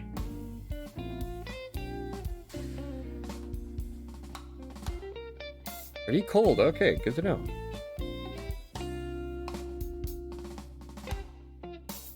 Oh, that is some good tea, Cuppy. Cuppy, did you put anything special in the tea? Just almond milk and honey. Okay, I checked the honey and I'm like, is this the special honey you got? But no. I haven't cracked it open. Okay. I have, however, cracked open a bag of kettle corn that's longer than my torch. Oh, okay. Alright, Cuppy. No, it's getting pretty cold, for us at least. This is summer weather to Canadians. Oh, yeah, definitely, yeah. I went there for a visit a few years back. I stayed at a friend's place. He was sleeping in his undies, and I was under like 3 blankets. Yeah, unfortunately, Vanny, I'm that person. Despite it being cold as fuck in our bedroom, I'm a very warm cow. So, I usually end up having to kick off all the blankets and sleeping with nothing because, like, I just radiate intense body heat when I'm trying to sleep. Yeah, I'm a space eater. And Copy will be like, oh, woo, I'm cold. Can I get a cuddle? I'll be like, get away from me. You're too warm. I'm already burning like a hole in the mattress. Eat a fucking cupcake. Actually, I wonder if that's a thing in countries that are colder. Or, sorry, not colder. Warmer. If people have a preference for partners to be colder just so you could steal their cold. He's also a furry cow. Yeah, I've got tons of insulation. I have so much fucking insulation. I feel every bit of it in the fucking summer. I'll tell you what.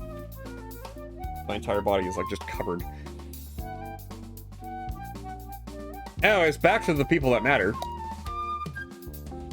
Maybe I should. What the fuck is wrong? Could have run away with the money, and goddammit, I would if I were in his place. But he didn't. He's not a bad kid. In fact, he's better than me by a mile. Hell, if I can't find a hotel, at least to be able to help him out. That's for damn sure. Better than anything I've done since joining the force. Storm is the only people that matters. It basically. Oh, hi, Bracer, dude. Hello.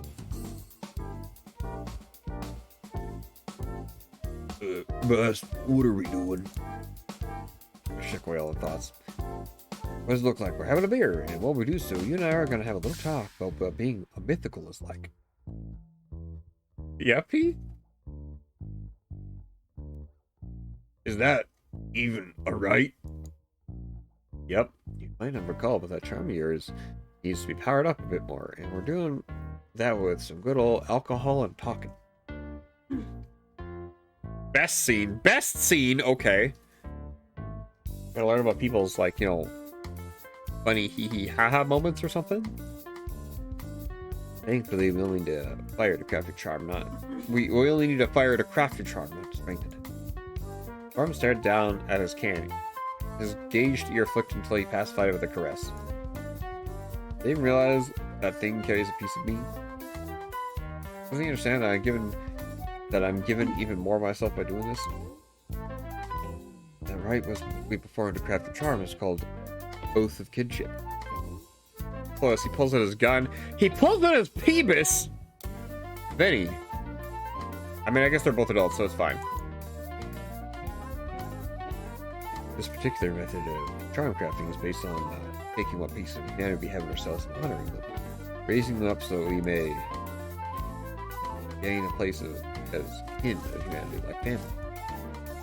To craft that charm, I had to extend you my own oath by putting a part of myself in that gauge of it. One's humanity is a living, breathing thing, and if we claim that the impurity may corrupt it. Must be tended like a flame. Content warning for partials that are coming out of content. Oh, okay, thank you, Jeff.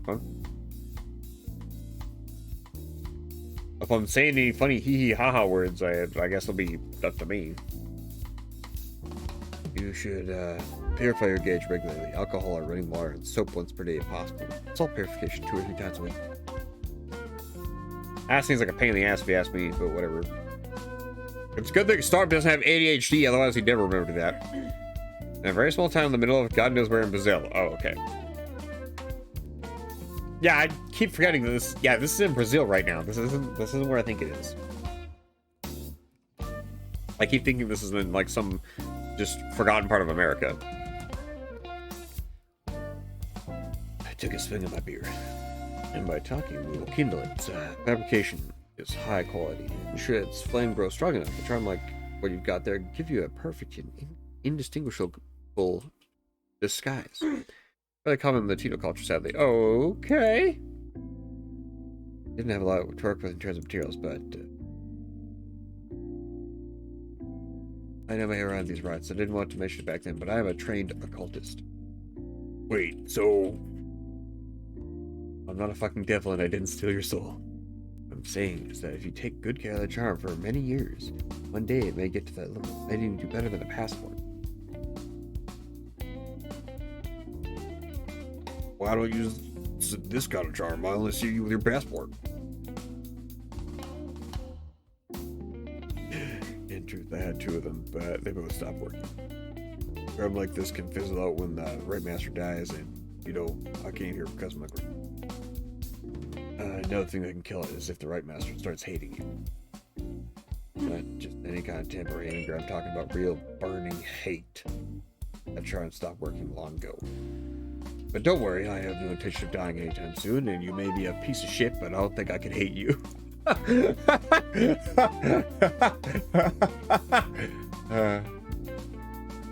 Sorry, that was a funny sentence. You might be a piece of shit, but I don't think I can start hating you. Gee, thanks. Took him another few seconds, but at last he opened his beer with a bit of a smile and took his first sip all in one motion. Guess I'm more of a shooting the ship for a while. Boy, what do you say we get to it then, huh? A jolly fellow, that P. Yeah, P has got a lot of things going on him at any time. His grandpa died and his dad hates him. Oh. That's rough, buddy. Guess I gotta think of some conversation topics. Well, that's how we started, with Storm getting the very basics out of the way first. What it's like living in the capital, how's the weather there. Then he asked how many other mythicals I know, and how many there are. What kinds one could expect to find in the area.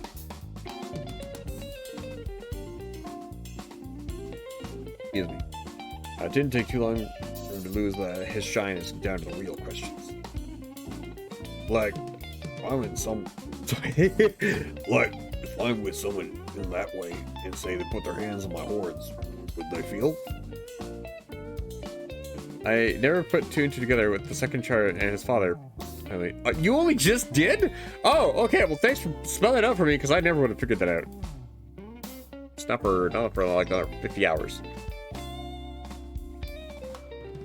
And yes, I love how Storm was talking about, like, oh, if someone touched my horns, would they know? and I'm like, I thought Storm was talking about, like, touching his pee-pee or something, but alright. The more you play this game, the more you figure out. Oh, okay. The charm affects their perception and cognition. If they were to grab your horns, they wouldn't notice. It doesn't change who you are, just they see, feel, and remember.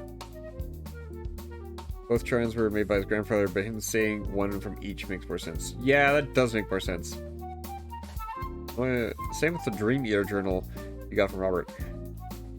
Huh. Oh, sorry, I took a stretch. Y'all wouldn't believe the way I'm sitting in my chair right now. I'm essentially laying back into my chair with my legs supported by a treasure chest that's to the left of me. Like I'm slouch leaning into my chair in the most slouchiest way possible. But I've had a long day, so I'm tired. Don't tell people that they redeem posture check or something. Oh, don't do that. I don't want to start yelling. Weird. Wouldn't it be easier to just change your body? Can't you do stuff like that with magic? Yeah, that's much harder. There's no right that can do something like that. I only know about gods and heroes of legend shapeshifting. Those aren't around anymore. A treasure chest. Yeah. The author's name is a reference to Dreamer as a clue. Oh, okay. Sorry, Chapel. It could be a clue. It could be a massive clue. But unfortunately, I'm not very smart. My magic game yesterday was literally cow. I'll somehow make this cow work. Yeah, gosh, can't believe Mask is. It's like during The made of his final let him squirm. He looked away, cheeks flushed enough to see through his black fur. I leaned back and laughed after drowning my beer. You know what I mean, you cunt?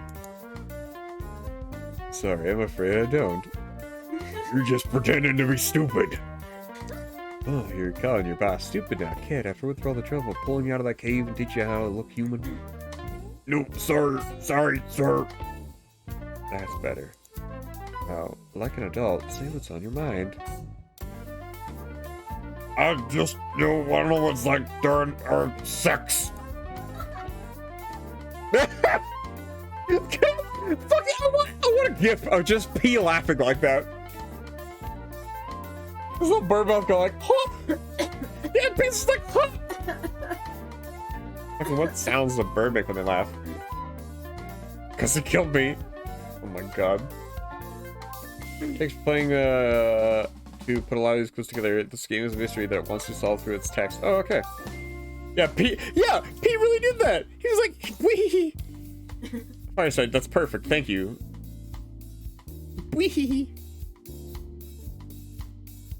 I couldn't hold back at the laugh. Antivitus may have came out far too bird-like for my taste. It was nice though that the kid didn't seem to find it odd. The same principle applies. They'll see and feel you as human, even if they should notice otherwise. If they touch your fur, it'll feel like skin. If they kiss you, they'll just think your mouth is at you. They won't hear your hooves, no, they notice your tail. But if you get too far from your charm, oh, they'll see every damn thing. That's why it's always good to have more than one of you. Every once in a while, you might find a human who's open-minded enough to know the truth, but it's best not to share too well. This is PP human size then? Real questions. Can I self-plug the drawing at safe work? Oh, go for it, Benny. You can throw it probably anywhere in... I think I have art areas in my server, I think. We'll find out. The PP! Yeah, here's a real good question for P here. If your anatomy is bigger than normal because you're a mythical creature, how will the other person, I guess in their mind they'll be like, oh yeah, this is totally normal sized PP. And then their real human body is like, you can only go this far. You've reached maximum capacity. And they'll just pretend like that's all normal. I don't know. I don't think I have your server. Here's fine. Oh, shit! I mean, if you want to join my server, I'm sure Cuppy could put an active link to my server, because I'm stupid. I've not set up the permanent link. His size would be human equivalent, so big PP would be big human PP. I mean, I guess, but like, okay, well, I don't need to know what's. I don't need to ask more questions about Storm's junk right now. We can save that for Twitter. They're literally explaining how it works right now. Oh, okay. Oh! Benny, that's fucking great. It's just like, bleh. Thank you. I can hear this image. Please make it stop. Voice acting, but only for the bird cackles. That'd be funny. The furry fist. Yeah, that one. That is in fact me. Okay, good. Well, it's a good thing this is in my right monitor. Oh, that's Nanoff. Okay.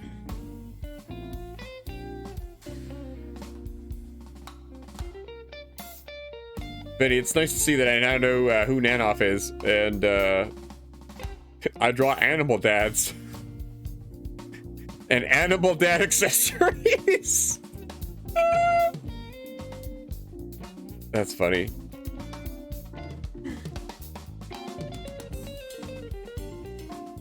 Well, good to know. I'll just close that tab for no reason.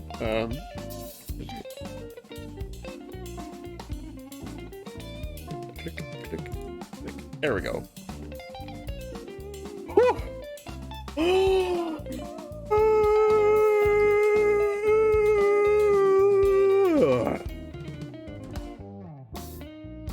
Yeah, apparently my body thinks it's been a very long day.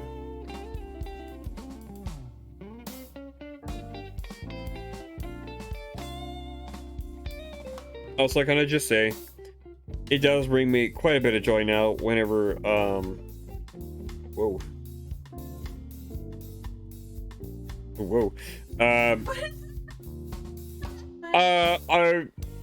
All I was gonna say is it brings me infinite joy whenever Minotaur Hotel retweets on my going live for Minotaur Hotel, and then I get a bunch of very particular furry people interacting with my account, and a lot of them do seem to have great taste in art, and that's all I'm gonna say. That's the quality art right there. Damn. Quality. You know the feel. Okay, so I'm gonna have a sip of tea here. Anytime they retweet my stuff, hold me low. Yeah.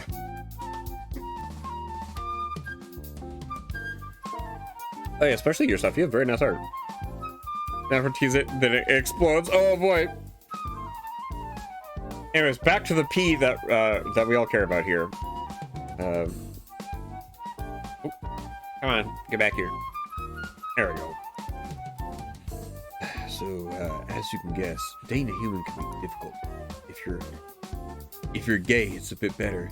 At least it's easier to just hook up.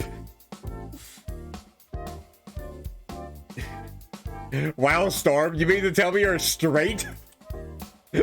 Excuse me, Storm. You do not look straight-coded at all. Yeah, guys, does this cow look straight to you? Does this look like a straight cow? He's just a mess.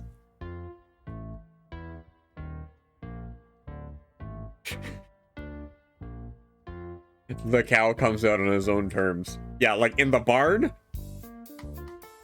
In the field? He's just a little baby. Nope. Excuse me. Gay? Yeah, did I stutter? You're a... gay?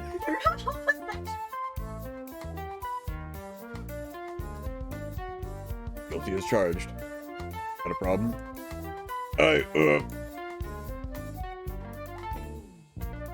Oh, sir, I'm just surprised a guy like you, I mean, you don't act like one at all, is all. Storm, I don't know, he looks very gay to me, I don't know what you're talking about. First of all, he's a bird.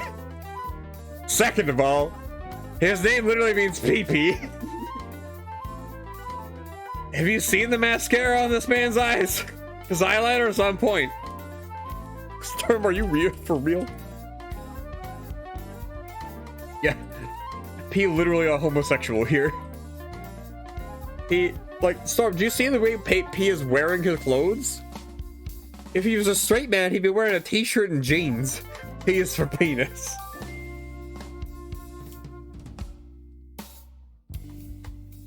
Oh my god, P is literally has... Peacock literally has cock in the name. Well, you got those horns and hooves of yours, but I don't see you eating grass. He ducked his head, like I just reached over and smacked him across the mouth. You pin of shame. P is for penis!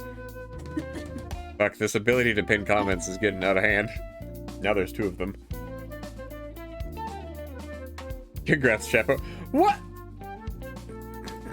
Really, Automod? You're not allowed to say you're gay? Thanks, Automod. Oh, thank you, Cuppy. You're not allowed to say you are gay in my chat. So I'm the type of guy to go, you're gay, but you don't have the voice. It's yeah. Had to bed goof mix up for a bit and I was tired. Oh, okay, but you guys have a good night.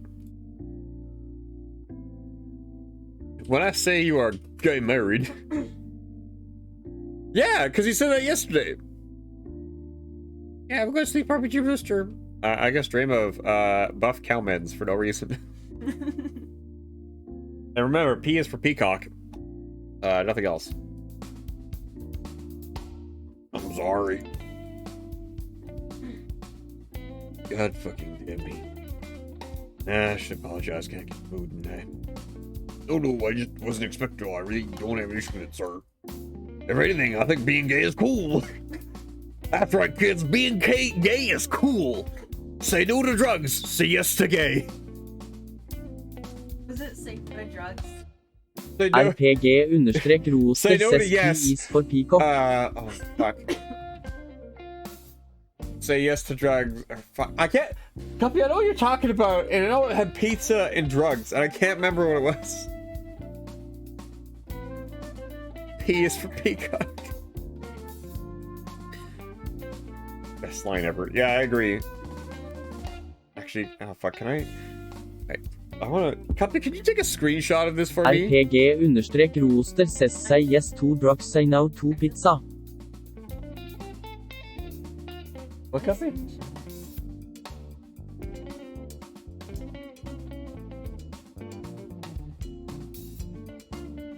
Press S, the game takes... Oh, okay, thank you. Holy shit! There you go, okay. Well, thank you, Chapman, for, wait. Jeez, Chapman, why do you know about pressing S to take a screenshot in this game? This very family-friendly game.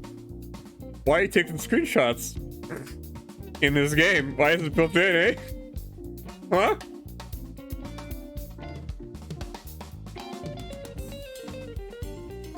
There's also a thing called print screen. Uh-huh. I wonder why. Yeah, I wonder why. And yeah, good night, RPG Rooster. Thumbnails, actually. You're right. This would make for a great thumbnail for this video when I upload it. Print screen is for boomers. Now we use Windows key plus Shift S. Plus Shift plus S.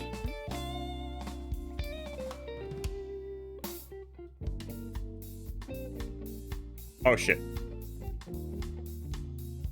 Drag it over where you want.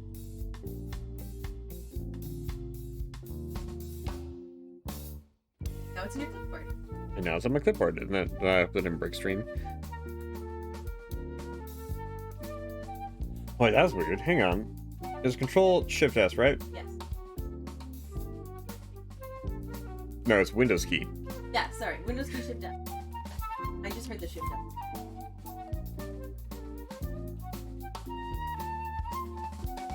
There we go. And now it's in clipboard. He's fucking laughing! He's doing it! He's doing it forever now! Actually, you can do the yes, because you can do part of the screen only. Pete! Yes, Pete! Oh my god, this is the most of Pete's mouth I've seen. Quick question, and this might break any immersion I have. Is it just me, or do both birds in this game really have a thing for using their beaks for, you know, sexual favors?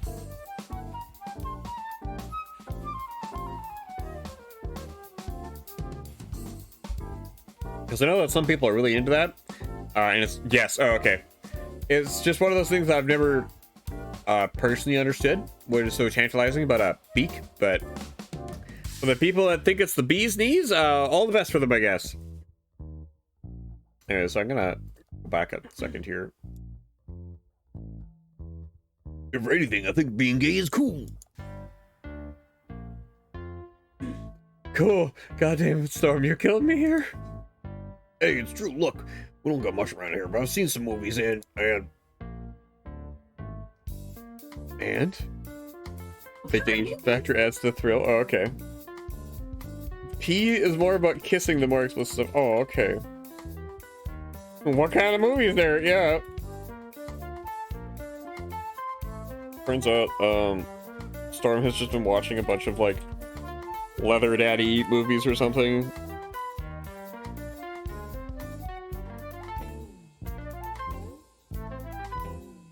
I don't know, there were some gay people in them. I thought it was cool, right? Yeah, Storm watching some movies that had casually just had gay people in them. Like, Storm, I don't think that was a thing unless you went looking for it. I'd much rather be gay and live somewhere nice than be straight around these parts. You're cool is what I'm saying. And I'm glad you're gay. And I'm glad you're gay. I tried, believe when I say I tried not to laugh again. I agree, that's pretty funny. I'll have to go up to one of my friends and be like, I'm glad you're gay. And I'll be like, excuse me, Connection, what the fuck? So I have to remove the jacket from my chair because it's itching on my hair. Put it on the floor. my jacket on the floor, Cuppy? In your pile of other jackets and clothes. No, I can't do that. I can't make that same mistake twice. Storm is the ultimate himbo. Oh, that's my title. Fuck, I really wish I could just make a gif of what's his face laughing here. Except he's actually quite smart. He's just unexperienced. Okay. So it really depends on if they watched American programming or Latin American programming. Latin American soap operas do usually have gays in them. They tend to be stereotypes. Oh, okay. High intelligence, low wisdom. He watched a lot of American style movies likely. Oh, okay. Doesn't he mentions Hollywood stars. Oh, okay. Hey, don't laugh at me. I'm serious here. God, you're killing me. Don't stop laughing. I'll be killing you, all right? Sure, try me. Give me a good fucking reason to make you regret it. And when I'm done, you can cry like the bitch you are. Beg me to do anything I want. Anything for me to forgive you. Okay. Okay, I'm stopping. Goddamn, I needed that. Look, it's just, sure. Keep believing being gay is stylish and cool. You sweet, naive child. It's charming. I just hope you never learn about dating apps. Does P have a real rough time on Grindr or something? Oh, okay. Oh, okay. He mentions Hollywood stars when you mention the jacket. Okay, that does make sense now. It's implied. Okay. Well, you piece of shit. Now you have to tell me what those are. You're better off not knowing. Spill it. I know you want to.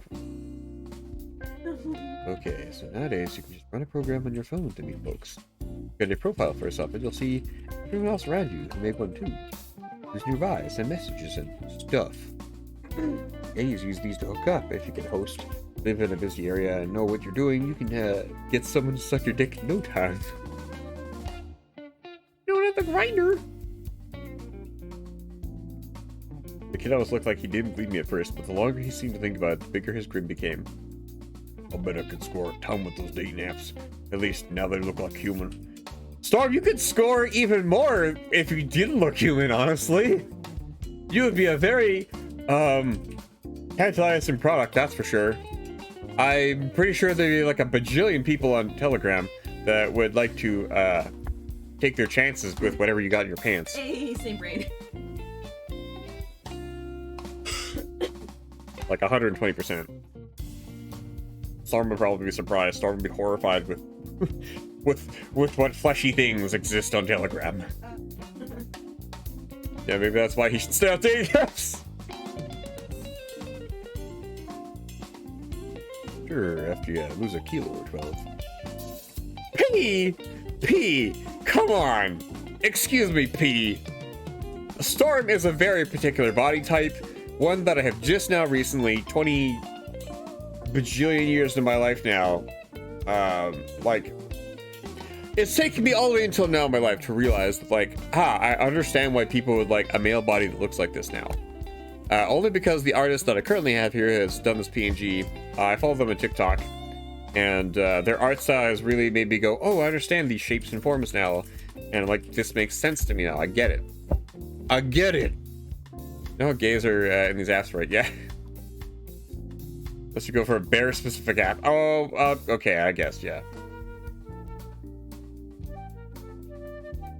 What, you mean to tell me Grindr is like for twinks only or some shit? It's only for like skinny gay people? That's okay, yeah, I'm sure they'll just go to Telegram instead. That's where all the cool furries are at, I guess, or some shit. Yeah, Grindr sucks. Okay. I'll take all y'all's words for it. You can trust me when I say I don't have a grinder. Damn, but why you gotta be like that? Gets hit on okay. What is a growler, Chapamon? Because this is the first time I'm actually hearing about that. Sorry, Guppy? Isn't that a Pokemon? Is a growler a Pokemon? Shit, sorry, I'm sorry. I didn't mean to come across like that. I just wasn't thinking. I just think you're cool, Kate. Sorry if I'm not good at putting that to words, but you don't want to be an asshole about it. Oh, the bear version of Grindr. Oh, okay.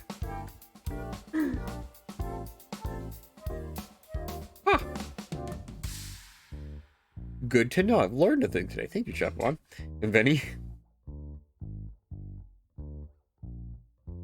Look, I'm sorry.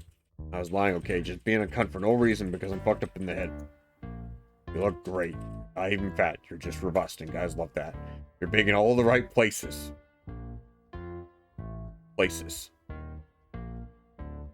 Nothing wrong with the way you look. Oh, my half bull, man. There's everything wrong with the way I look. You don't have to let it lie to make me feel better. Storm, you're a very pretty cow. Fuck. My problem with Storm is going to be basically forcing this cow to accept that he's actually a very pretty cow. Yeah, I like that place in particular. The underhang. I'd say I'm at least I've at least learned to appreciate this type of body now. It's all from the artist that made my current canastion here.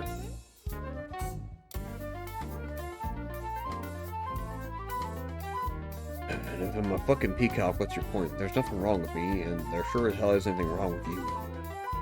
If anything, you're handsome. With your charm, a bunch of guys, girls, and everyone team would swoot over you given the chance. But he wouldn't budge to look at me even after I said that. God. Oh good, never giving the kid a complex, you cunt. I just had to make him feel bad, didn't you? You get off to have a control, don't you, you sick fuck? Look, I think you're handsome, and you're cool too. I mean, I really mean that. And I'm a gay guy, so you know what I'm talking about. Me, but you still hurt my feelings. Again, I'm sorry. I'll apologize 1,000 times if I promise you. Why? What kind of doing this right? I don't know. I mean, thanks, I guess. I'm happy to really think I look good, but it's real hard to swallow. I don't think it would want to see me naked, honestly. My body's kind of weird.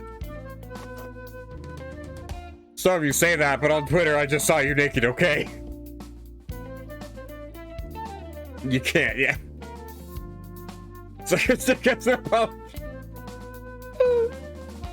In the court of public opinion, you've been sentenced to suck his dick. Kaboom, yeah. Oh, hi, baby Bemmy. You're in here at a real funny time. Real funny hee hee ha ha time. Hello. We're playing sad cow game. Wow, and here I didn't want to be raunchy kiss the mod's hammers. That's Benny, the mod is literally in the room with me. Company's probably getting off as much as I am. Oh shit. Ken, what did you do? Something stupid. Okay, I fixed it. I thought that would actually not fall in because I was like, oh yes, this looks bigger than that. No, it's not.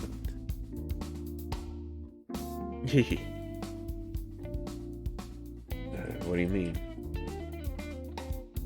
They gotta have a real heart-to-heart moment and show each other their peepees or something? You literally pinned the word penis. Yeah, too. I don't want to talk about it. That's fine. But do keep in mind that depending on what you mean, my body might just be as weird as yours, if not more. So, and besides, not everyone really even cares about that. Whatever it is you think is weird about you might even be right up someone else's alley, so don't sweat it. Me as an adult now learning so much and being like, ah yes, turns out people are into all sorts of manners of things. But penis is like the vanilla word, it's like butt or fart. Oh, I guess you're right, Vinny. That is accurate. Or sweat, some people are into that. Yeah, Chapman, yeah. Why are you bringing that up, bud? Oh, dang, you're right, yeah. I mean, we're no pee is definitely in a musk, apparently. That's a very specific thing to mention. My brain's like, can I think of anything else to bring that up with? I'm like, I can't. I'm like, I can't think of anything else in that branch of fetishes. He does say, don't sweat it. Oh, okay.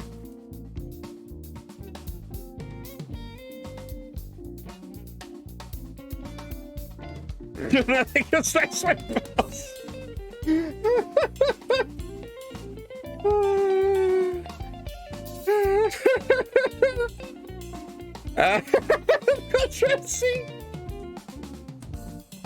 Oh my god. Oh shit, I forgot to Okay, I'm almost kind of happy I didn't mention until just now the one friend that I'm currently streaming the cow game. Having to explain to him this entire conversation is gonna be weird.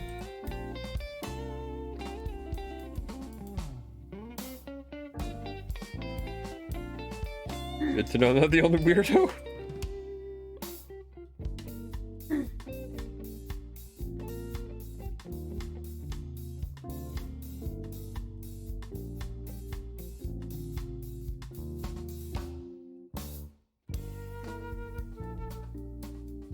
Or texting the one friend that I was supposed to remind when I went live. So I'm literally looking at Chapel right now. Yeah, exactly. Looking directly at Chapel right now. You know I'm not the only weirdo.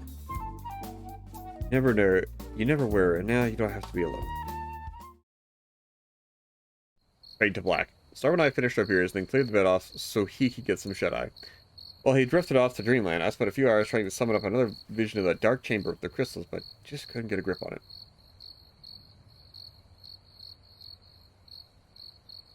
I'd get the occasional flash of movement, but that might have just been me seeing things. It didn't help that the beer seemed to have gone right through me. The more I focused, the more I felt like then you'd take a leak. About 3 a.m. when I gave up. I stood carefully not to wake Storm. One would think a guy of his size would snort like a goddamn chainsaw, but he slept like a baby. Yeah, no, unfortunately, I don't think people are into, snoring people, but apparently I can snore pretty loud if I want to. Cuffy is literally, there have been times where Cuffy has literally probably punched me or something and be like, hey, Ken, can you stop snoring so fucking loud? But me being me, I just go, and roll over. And I don't even wake up because I've gotten so good at sleeping through anything. You try a CPAP? I mean, I don't think it's that constant to require a CPAP. It's a poop. It's just sometimes if I'm sleeping funny, I will make the sounds.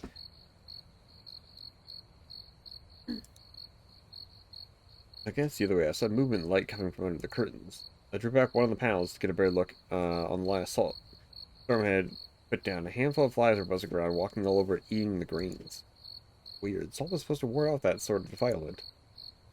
I know what the hell to make of the sight. I licked a fingertip to wet it, placed on the hopefully Don't tell me it's sugar. less fly-touched part of the line, then touched on my tongue. Tastes like nothing.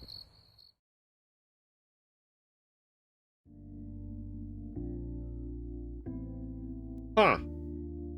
It tasted like nothing. The salt doesn't taste like anything here. It's tasteless salt. This came directly out of the salt mine, though. Is this place just losing taste? Ian's restaurant was the size of a cramped living room. Its tables were covered by thick, semi-transparent plastic, marred with scratches, cigarette burns, and far more than a single year's worth of unknown gunk. I reminded their greeting, but your salt never loses its flavor. Oh! Yeah, but the salt lost its flavor. Benny, you're right. That's not good. Not good when your salt loses its flavor. Every other one was decorated with half-filled ashtray, some of the butts so old that they crumbled and released their dust in the slightest breeze. In the kitchen came the gurgling of something being boiled, along with the unmistakable, essentially Hinterlands-ish smell of burning coffee. You could already taste the diabetes inducing amount of sugar required to hide the flavor. Real local color. Storm and I had arrived at our usual time, but that day, none of the usual luxuries of our continental breakfast were served to us. The pungent cheese, slimy ham, hollow bread, or bottle of butter of the land. Butter of the land? You mean margarine? Happy would butter of the land be margarine, or what would that be? Sounds like margarine. Probably. Just burning coffee in the kitchen and a more inviting glass of instant coffee powder. Storm and I sat down and waited. Nah, it's just clarified butter. Oh, it's just clarified butter, okay. Storm and I sat and waited, but the kid was restless, tapping away at his thighs like a set of drums. He flicked his ears when I asked. For a second, I thought he was trying to get swatted some flies, but his grin convinced me he was just being cheeky. Oh my god.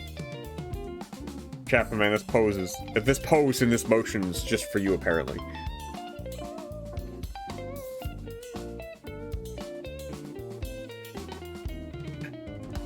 Thanks for the cheek, Cuppy. Oh, Cuppy, did you post a picture of my card sleeve anywhere in my Discord? Yeah. Oh, okay. Hang on, let me check to see if any of you guys saw that. It's a northeastern Brazilian term. Oh, okay. Sorry, there's a cat in Magic the Gathering, and it's like a cat demon person who's very large. He's like the Garfield of cats.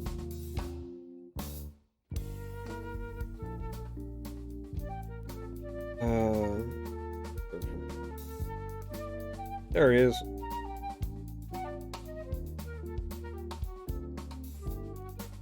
Ah.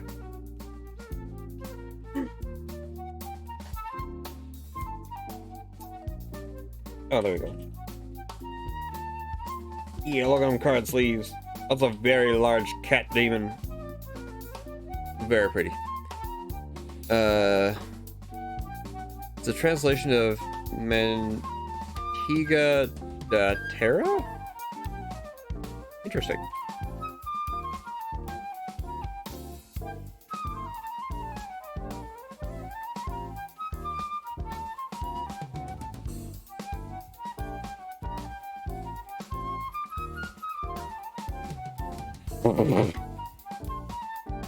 Wow, Copy, I just saw your comment in my, hee hee haha fun part of my channel.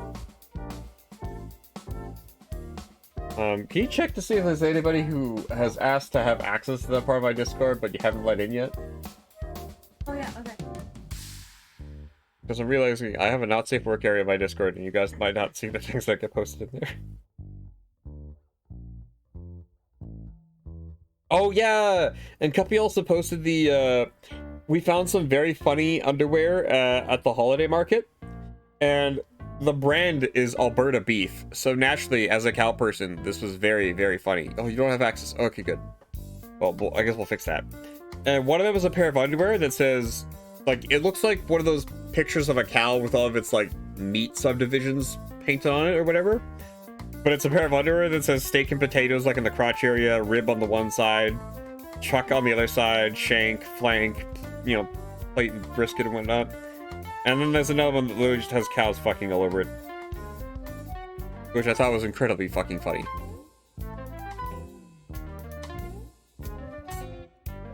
Okay. Amazing. It is very Albertan, we'll give it that. Also, I'm somehow too fucking warm, and I'm already not wearing very many clothes.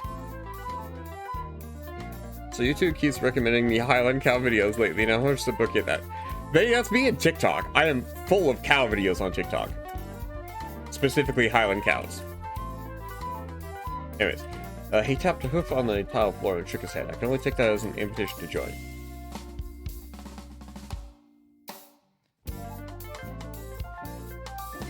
Just two dudes vibing. Thinking of the rhythm was he was going for wasn't easy, but I got some decent whistling in. Our house stars light enough to change song on the fly to accommodate me. Yeah, everyone who is reactive to the 18+ roll has 18+ access. Yeah, you can now look in the funny areas of my Discord and see Cuppy calling me out here. I just really like good art, okay? Not long after, Storm spoke up. Hey, you got more music on your phone aside from the jazz songs played with Robin? Just those, but here, if Wi-Fi holds up long enough, you can download some songs via this app. Just please don't pick anything that's too much of an earworm. Let's try then! Oh boy. While Storm tapped and swiped away, I got to ask the receptionist why there was no food.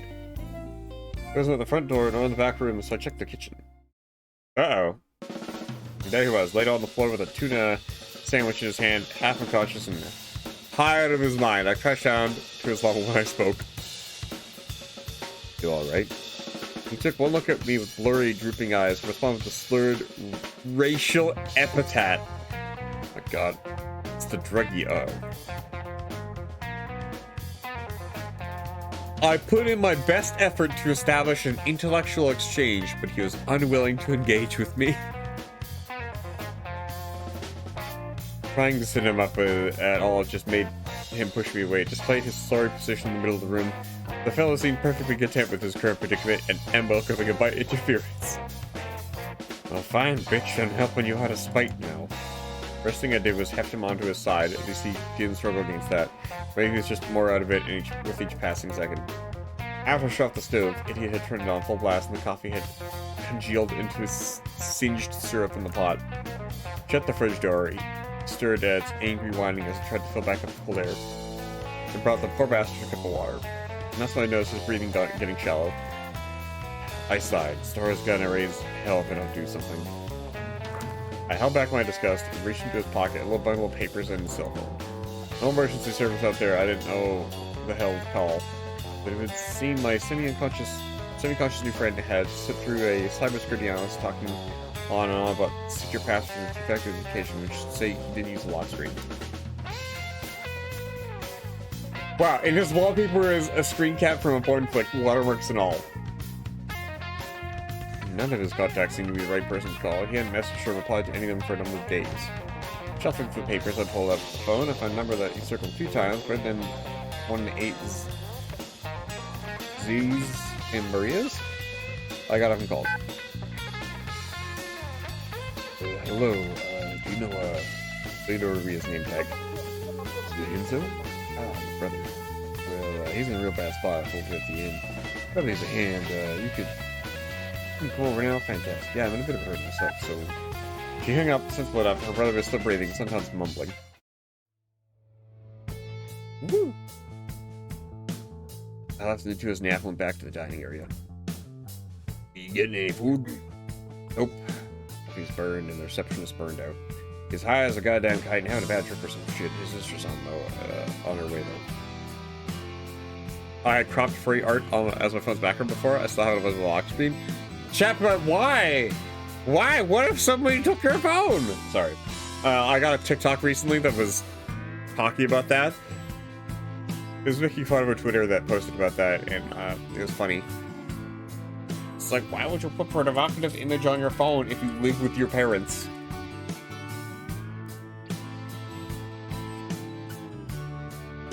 But I guess as long as it's cropped, it's probably fine.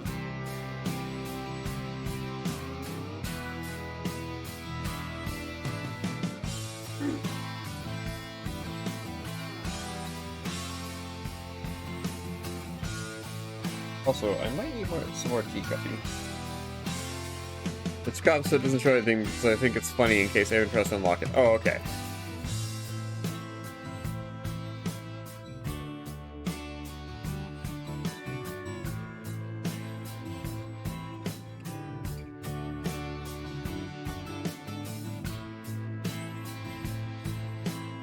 Oh yeah, the Jaeger shot.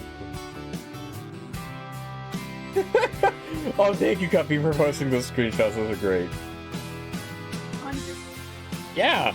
Well, I checked to see what we say anything. Well, I used to have a Bowser pick that was strategically cropped as well. Oh boy, which one?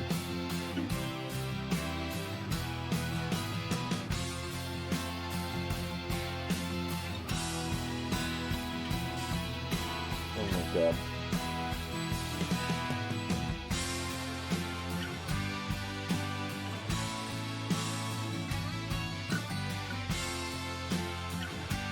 Alright. You told me to look for it very old. Oh, okay, fine.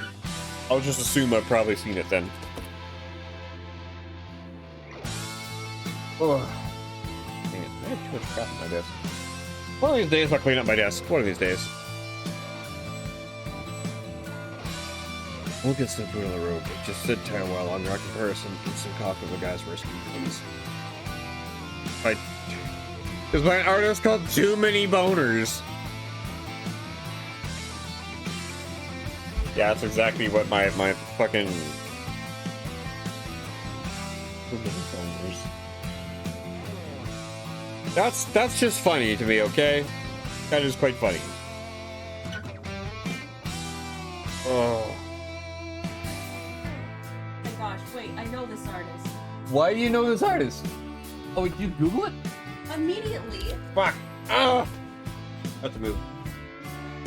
So many boners. Oh, wait, it's that one! Oh, okay, I don't know.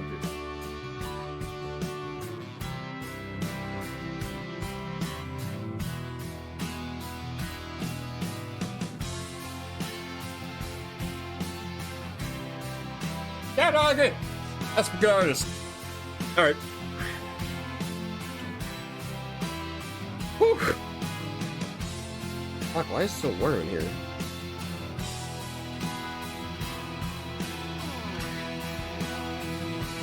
Anyways. We'll get some food on the road. That's to tell you what longer. Prepare some instant coffee for the guys rescue guns. Boss. I give me just some time to fix download a couple more songs. Off to the side was the table with a few empty boxes of tea bags and an overturned bottle of instant coffee powder. There's only beer glasses locked in a cabinet, a dozen plastic cups, and a single proper mug, featureless and blank, save for the phrase Hail Mary hand painted on it. Boy. I can control myself. I swear drinking from that Hail Mary mug just tasted better. What? Full of grace indeed. The instant coffee was actually halfway tolerable, to me at least. Storm, on the other hand, almost retched after the first sip from his plastic cup. This tastes like ass. Please tell me P immediately looks over and says, "How would you know?" I don't know, it tastes fine to me.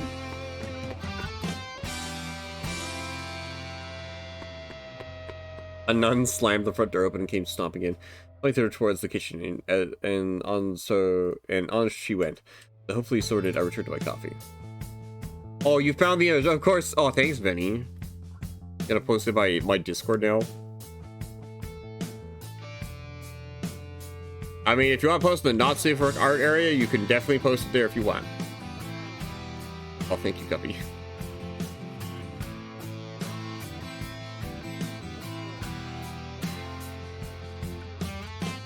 Oh, that one.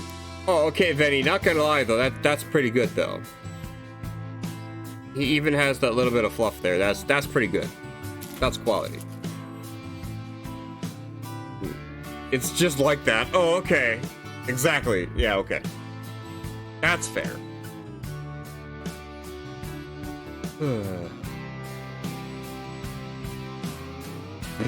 No, there it is! There it is! He said the thing!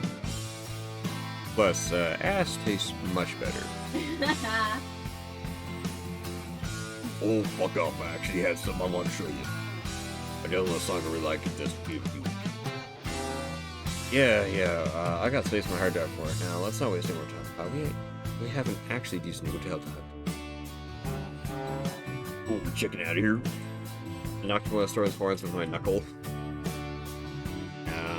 Talk with the magic Minotaur one. Let's go. Oh, thanks, Jeff. He downloaded the song, his favorite song. The favorite song. I can't think of any meme songs at the moment, but alright. It uses his theme. Oh, okay. Access to charity and the secretary has mentioned several cases of missing children. Okay.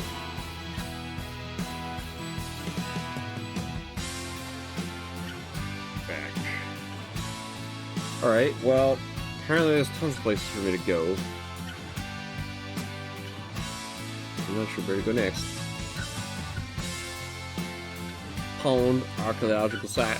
Bushgood. The Bushy. Storm's home. Oh, she said, I don't know if I want to go to Storm's home. That seems like a bad place to go for him. Wait, would Storm's mother even recognize Storm at this point? Probably not, because he looks like a human now. The second one is the Hail Maria theme. Oh, okay. Maybe it's his secondary theme. He downloads more later on. Oh, okay. What I like is up there. Okay.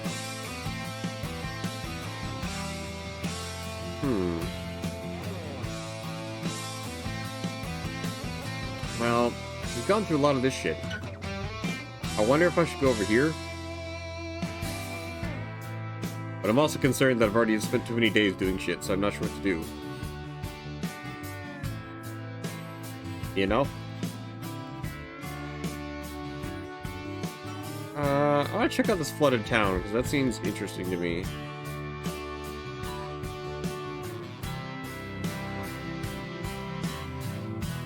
I mean, unless somebody's going to object, I'm going to go here.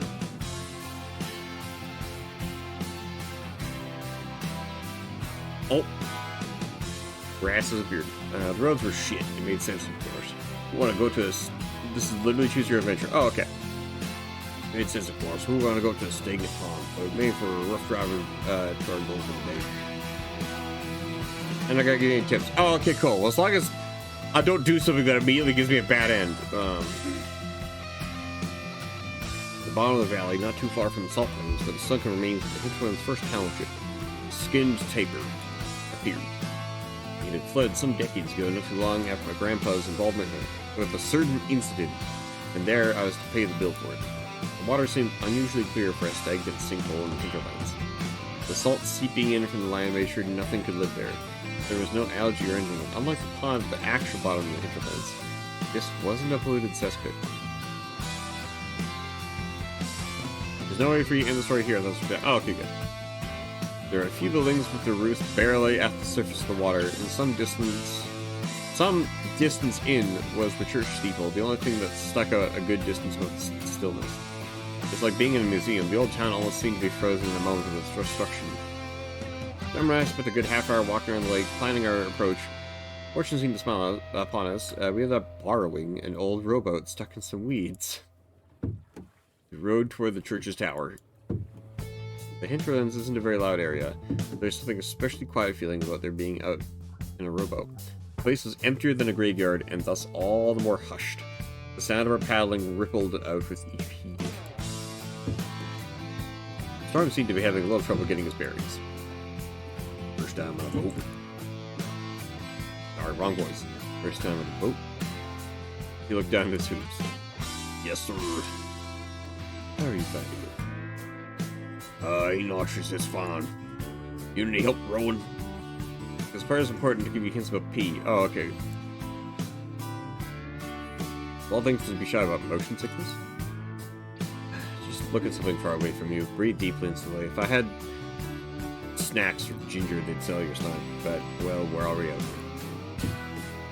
Thanks, boss. Want to think about this place? We just did, sort of sunk or got flooded or something. I must have just not some of this. My older brother, some of my older brothers hung around here sometimes. Probably found a lot of beer cans floating around some corner or another. Nothing continued to float our way. And the detritus littering the bottom some meters down looked as old as the buildings, but who could really tell past all the corrosion and scaling? Once we bumped into the church steeple, we circled in place to search for the easiest way in. It looked like most of the windows were intact. There was a back one which seemed to have been left open when the place was abandoned. That's how to go right. Reckon you just drown with all your feathers all wet. I guess it's your time to shine, yeah. Yep, gotta earn my pay, right? Right. Not gonna lie, this is my family's legacy here. I'd do myself if I could, but these sail feathers aren't just for show. I'm liable to just getting caught in something around myself. Yeah. You do know how to swim, right? Yeah, yes, Dad. I'm gonna swim before, don't worry. He's also very large. Oh! You see, I just want to point out, Storm at least has normal-sized nipples, okay? The Ogren in the game the other day did not. His nipples were, like, only the size of, like, the nipple part of his nipple. He had no areola. It was very weird. Presenting nipples. Yeah, look at P's face. He's like, ooh. Because, I'm sorry, if they don't look normal, I'm gonna have to talk about it. It was completely weird to me that Dark Tide was all like, oh, here, I have a large man, but who has basically no nipples. And I'm like, that makes me feel really weird, actually. I'd rather this man had, like, you know, titties like this, but nipples. Oh, come on. Storm turned away from me and started shucking off his clothes. He prepared to leap. Don't look at his ass, you scumbag. I stopped him and handed over a tail feather. Ooh, what's this? Consider it a protective charm. Tuck it in your underwear. If anything happens, I'll dive down and get you, okay? So we can deal with my weight. You'll just end up drowning yourself too. This fucking smug face right now. Fucking Storm just... Storm.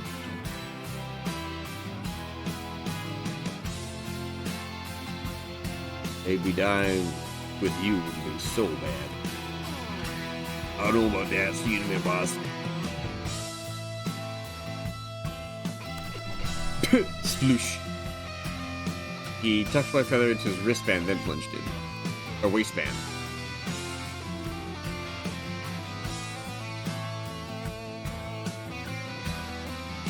Seeing underwater was always so uncomfortable. Pain wasn't there, but everything felt a little streaked, like there was a semi-transparent curtain in front of me.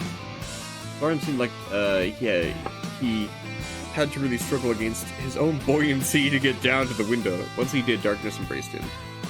Yeah, I agree. Nanos update to Storm sprites are godsend. Oh, yeah. There were glimmers of light, sure, but which ones could you trust and follow when you didn't have much time or air? Lord, I hope I'm not drowning the kid. He was around in the dark and smacked into a grimy window he thought was a door. Shit, don't tell me he cut himself on the glass. Please, you cunt. Don't fucking bastard. Get in the back order. He could die for you. He jiggled the knob at the end of the dark hallway, but he didn't budge. He coughed. The bubbles shivered as they crossed the ray of sunlight. Storm, no, goddamn. He had to kick the door, grabbed the banister, and hurled his weight against it. His movements were getting sluggish as he swam through the hole he kicked into it. He was already unbuttoning my shirt, preparing to dive in after him. The dull, multicolored light of the chapel was oddly beautiful in the murky water, a Christmas for having drowned boy. Uh-oh. Oh, okay. Oh, you really dig the old ones because they look more like a bison? Oh, okay. But then I heard gasping, coughing, not from the vision, but from under the church roof. It seemed there still was a pocket of stale air at the very top of the chapel. I sat back down the robot and crossed myself. You wouldn't have even got it. You would have rode and ran away. You relieved. It's alright, you're just glad you don't have to do any work or put your story life on the line. I almost brought more feathers to give us shut up. My concentration was shot, but I still tried to keep watch. Storm dunked his head back under the water to look around once he caught his breath. He did this a few times, but I thought the light was beautiful too. Took a deep breath before diving back down again. Near the door he'd broken through was the altar. A big wooden ornately engraved cross hung behind the pulpit. The cross seemed easy enough to wrench off the wall. Storm returned for another breath of air. He really would have died, you know. He just happened to get lucky finding the air pocket. How many people does your family have to kill before you learn your lesson? Wasn't it good enough for your gramps to just butcher the mythicals that lived here? God. Instead of backtracking, Storm swam down the aisle and examined the church's main door. All that was keeping it closed was rotten plank of wood. He pushed it aside like it was nothing. And there's the light. Isn't it beautiful? That's all you can do. Sit back and watch it while the boy does the work for you. Had he died, would you at least have gone down to retrieve the cross? I mean, let's face it, there's no doubt you'd have left his corpse behind. First, your scrawny ass would never be able to drag it out back up, and second, you'd be ruined if anyone thought it were involved in this mess. I should explain to the authorities you killed a cable search from some magic fucking hotel. The best leave him down there, no one would listen. I would, damn it, shut up. Damn, Pete's got a lot of thoughts in his brain. I jumped on a boat when the storm resurfaced, bringing back my senses. Before I could say anything, he shouted, I would miss her. Piece of cake! It took more than one shake to get his shaggy hair all out of his eyes. He looked like Perseus brandishing the Gorgon's head. He pulled the old rotted cross from his murky waters, and in that moment I knew that we would find the damn hotel.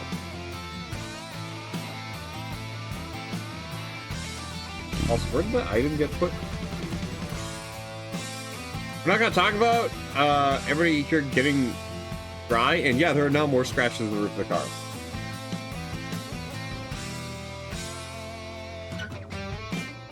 Hey, Tuppy, did you grab me sport tea? Oh, sorry. Thank you.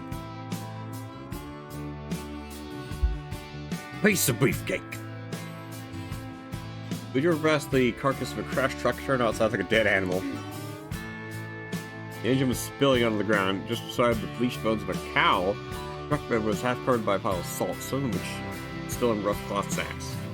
Yellow butterflies were swarming around the road and all over the truck bed, their wings thrown up the skies and edging ever so slightly with the breeze.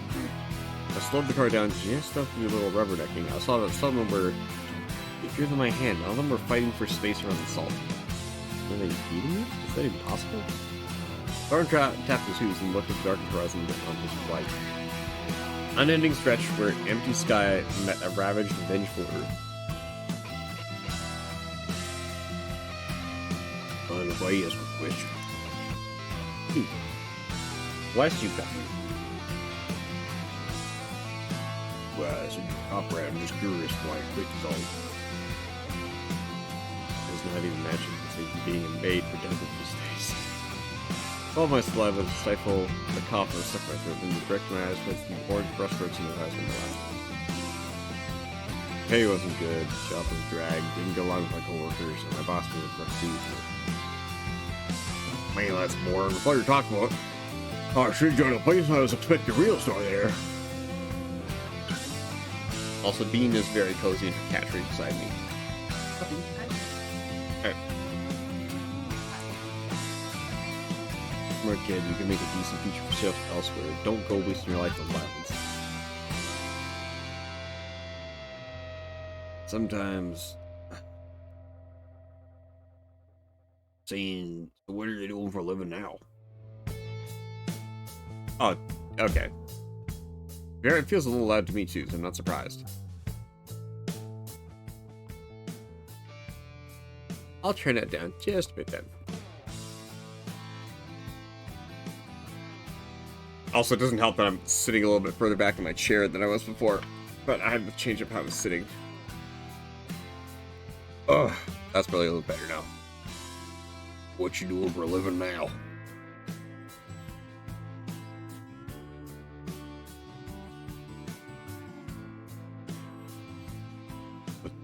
Oh, okay. Well, what's it look like? Nothing aside from wasting my time money chasing a magical hotel that probably doesn't even exist. I'm between jobs, waiting to hear back from an offer. In fact, that's why I had the time to come here. Much better than being back home with my dad hounding me all day about quitting.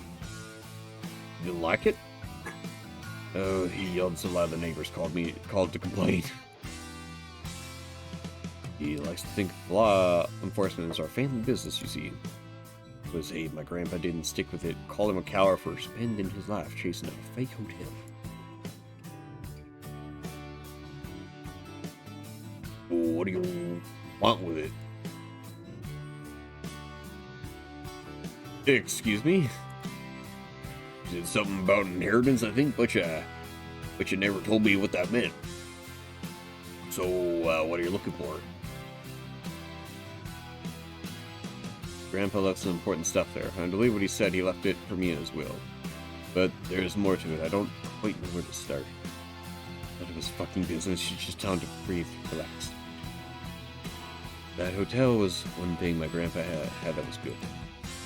The farm turned his head from me towards landscape. He all littered with the corpses of cars and barely standing buildings on salted earth. He seemed surprised to hear of much good in that place. Couldn't say I blamed him.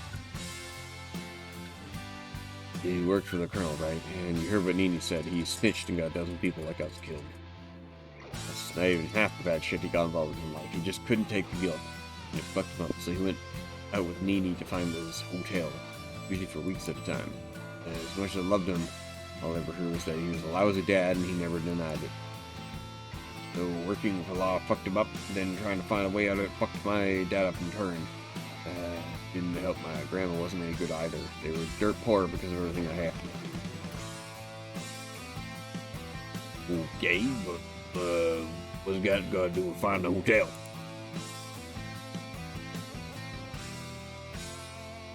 My grandpa's the one person who believed I have to break out of this cycle within our family. Dad, on the other hand, wanted me to uphold the family tradition of going to police work. And not the nice kind. Grandpa didn't want that for me, though. It ruined him. He couldn't stop ruining my dad. Because of him, I tried other jobs, but things didn't work out, and I had to fire a team of guys. Better than I could ever be. Close down shop and give up on a dream. How much blood and sweat wasted. All I got to show for it was a puddle of tears and a pile of debt.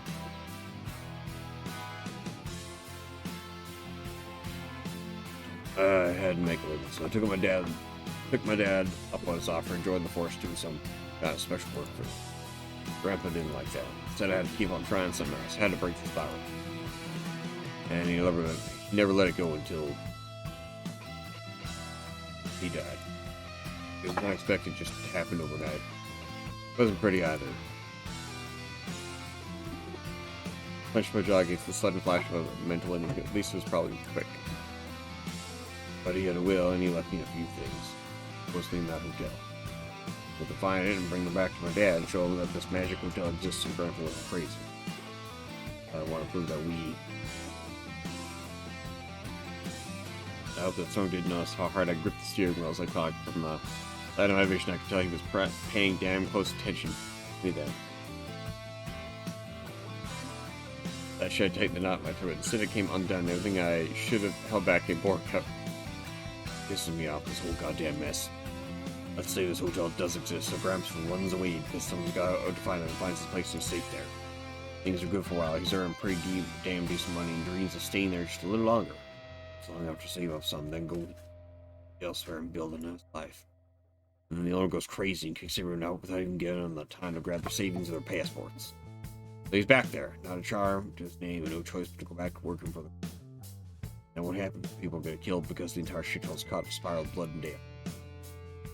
Why he ran away in the first place, and why he's right back in the goddamn center. I think that's what he wanted his life to be like. The guy just wanted to do some honest work. There's no way out. Time passes. He marries, has a kid here and there, searches for the hotel, thinking he sees obsessed with it, and lets enough to let his family starve so he can go out and search the Hinterlands. The son grows up to hate him, of course. That time and goddamn recursion loves fucking with us, but the grandson ends up hating his father too. Family tradition for good measure. So Grants puts the idea in my head I can get away from all this mess. So I try and I can't. It's more than a tradition, it's a cycle. Someone's hand moved over to the pocket where I made him put a handful of paper clips. Good kid. I can't shake the feeling this whole place is just another sick joke. I was told the owner used to save places meant to shelter those who are lost. And then that fucked up piece of shit kicked everyone out. What a joke, right? Now we all have to live with that. What's made us into. My grandpa ended up killing a dozen people because the family's been all broken up ever since. We all hate each other. Fuck it, it's a miracle we haven't all killed each other. Stop. Damn it, stop. Just shut the fuck up. Best part is, if they do find the place, we'll still all be fucked up with no way out. Grandpa's dead. His head was smashed with a rock. My dad's an alcoholic. Mom's long gone, just up and left. Here I am chasing a magic hotel in the middle of nowhere. What a beautiful family we are, huh? That's all just the best case scenario. Let's face it, the whole Minotaur's hotel bullshit. What are the odds it's even real? Here I am looking for it. I'm not an idiot. The whole thing really does sound like the ramblings of a bad man. And if that's the case, what the hell am I even good for? Well, damn it, I'll see how bad you're willing up. Is this my karma? Just because we were afraid to do fucked up shit? I even do something good? I'm looking at me with a depth of concern that was nothing short of humiliating. God damn it. Storm, here's the thing that people like you and I. History keeps repeating itself and it fucking loves playing pranks on it. Very first P, you know what he did? Watching for some kidnapped lady. This was very back in old times, though, and the solution to that problem was smashing his head with a rock. And from his blood, a whole generation of people like me came to be. Since then, it's been the same thing over and over with the gods' dirty work until they fucked off. After that, we did it for the morals governments. First of all, it's all a curse, you know. Not trying to spook you, but curses exist, and this is one of them. It's the same thing over and over again. This whole mess started with an ancestor I watching over a prisoner. And he's looking at you and me now. Just Christ almighty, God almighty. Just please don't let this end with someone smashing my head in with a stone this time. fucking pathetic. You're supposed to be the one in charge, and here you are spilling your goddamn guts to the cable crying your eyes out. I guess you just fucked up here with you. Damn, P! How are you planning on grabbing your wallet renegade? Who wouldn't want to get as far away from a sick, sad bastard like you as possible? It's probably happened the second time you find a place to park. Hey! You fucking deserve it, you goddamn piece of shit.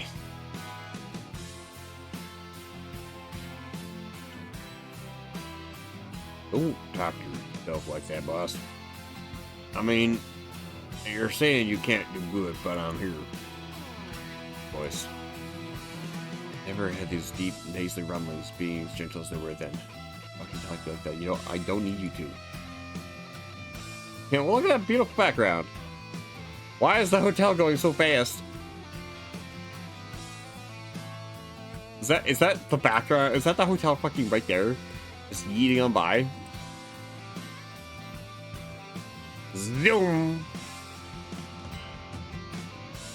Is it gaining speed? No. I think? Yeah, it's locked velocity. It's a magic hotel! It's manifesting! Wow, right there. Hilarious. If only Pete could look at the window right now.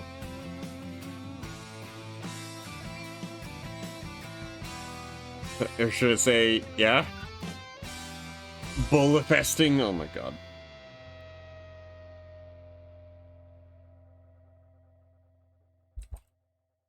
If it wasn't for you, it's to be homeless with a charm. What you think would happen then, huh? The bulleting is disappearing.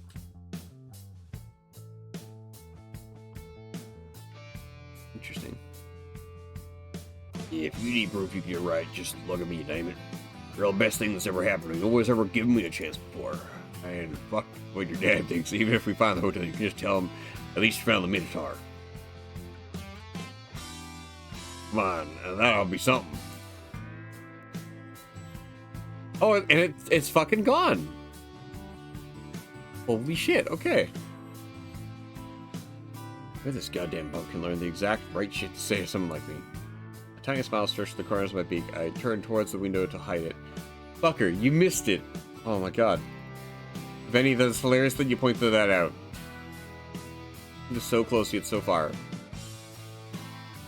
Tiny smile stretched the corners of my beak. I turned towards the window to hide it, rubbing at my eyes, and if we could think it was just fatigue, I was wiping away. When I turned back, there was a warm little smile on his face, too. Aww. You were too busy crying to notice the magic fucking hotel, P. Don't let it go to your head, kid. Yeah, I guess you're right. Thank you, Storm. I'm glad you're right. Glad to be your boss. You only noticed it was disappearing the first time. God damn. I don't even notice when it started. Continue to drive, staring at our respective windows into the growing darkness. If we didn't find that hotel, I at least found the Minotaur. And just maybe, if we looked hard enough, fuck, we could find some of the threads Theseus left behind me as well.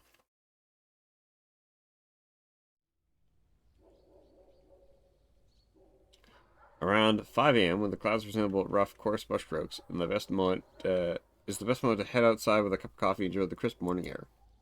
Birds chirping, maybe smell flowers. If you can find a bench near a garden or a wet grass scent, you find yourself among the untended, dilapidated homes. Won't be any mosquitoes or bothersome bugs around just yet, and if you keep your eyes sharp, you might spot a hawk flying overhead or a fox scurrying about the near road. The frogs, after a whole night spent croaking away, have all crawled beneath wooden staircases. The house and foundation are held together by the shady walls.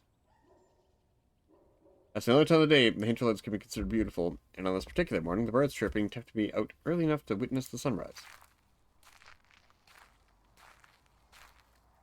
Snuck out of the room.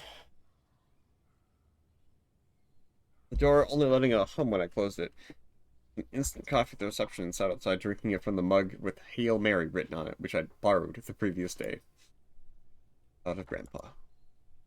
He and I used to watch the sunrise together when I was a kid before I became a grumpy teen. I spent more time with him. The sunrise is so beautiful and it happens every day. but I never bothered. Could call them more often too. Goddamn. A lot of beef. Thud from behind, followed by the clapping of hooves, interrupted by a train of thought. I didn't have to look who else could be, but did nonetheless. It dawned on me then that Storm's fur reflected the light when the sun hit it just the right way, and it gave off flashes of white. Wow. Sheesh!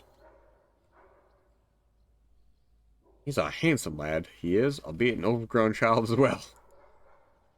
Down on the bench, huddling onto himself, as we both watched the sky grow bright. I could see it in his eyes. He was no stranger to the sight. He wasn't up for a conversation that early in the morning. As a matter of fact, he seemed angry for a while, as if he could snap me in half if I talked too much. Oh.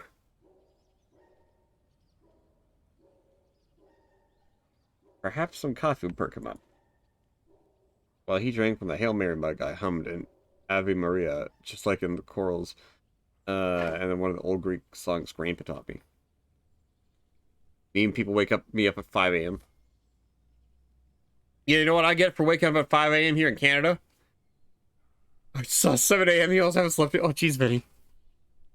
Yeah, for me in Canada, I wake up. It's pitch black at 5 a.m. I go to work. Work's over. It's pitch black again because it's also 5 p.m. now. We have less than like 12 hours of sun during the day now. So like the entire time I'm at work is when the sun's up. So my day both starts and ends usually in the dark. And I mean fucking dark. That's okay, because I'm the light of your life, right? Oh, definitely. Yeah? Clearly.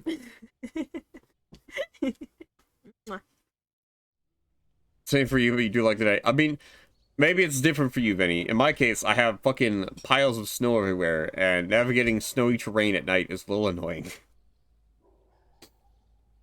Mostly because it already messes with my vision. So, like, there have been times where a snowbank was actually a sloped hill, but for me it was all just one flat plane. So I would start walking down the top of the hill, not realizing the snow's getting thicker and thicker and thicker until it eventually all gives way, and I end up falling on my ass because, surprise, all snow. Been to Canada for a long time, but then the weather always held me back. Yeah, good.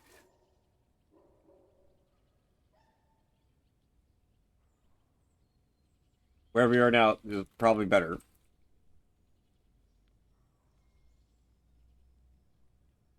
I tapped my feet and slapped my legs with the rhythm as I went on something to something more cheerful. A little swing, magnificent in a samba rhythm, a perfect way to start the morning. If I could have remembered any of them, one of the 40 songs the FM radio loves so much would probably have been perfect. It depends on where you're living. Apparently, it doesn't even get as low as most -20 over in Toronto. Fucking yeah, but who can live in Toronto? Yes, I agree. That little animated sprite is good. Sorry, gave me the mug back. There was only dregs left, swimming in a pathetic little puddle at the bottom, and hummed his own song. What it's like. To be fair, Vinny, I used to have to like walk to work for an hour in like -40 with wind and shit, and snow blowing everywhere. Yeah, how cold does it get where you are? Does it get colder? Because if it does, that would be funny, and I'm just, like, being silly. Like, literal hell? Oh, okay. A sharp but irregular rock rhythm, with an off-kilter hiccup before it drove forward headlong. The kid backed it up with his hooves, rapping against the tile floor, the one seemingly out of rhythm, the other with the other at first, but no, it was just another syncopated rhythm on top. Like, the coldest it's ever been is like -6 or -8. Oh, okay. Performance was punctuated with a snort here and a switch of his tail there. Impressive. My praise seemed to lift his spirits even higher. Storm mimed playing a full drum set as hard as he could, flailing his arms and using his mouth to make what sounds he couldn't emulate with his hooves. Aw.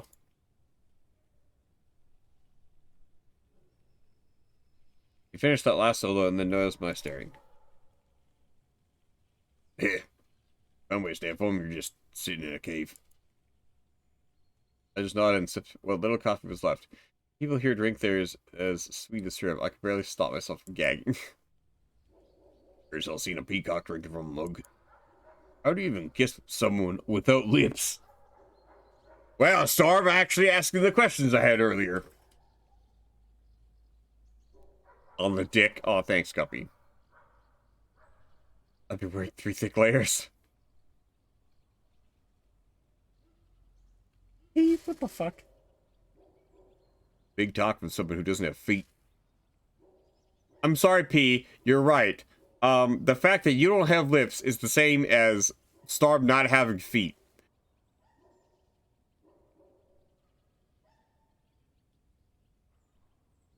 Okay.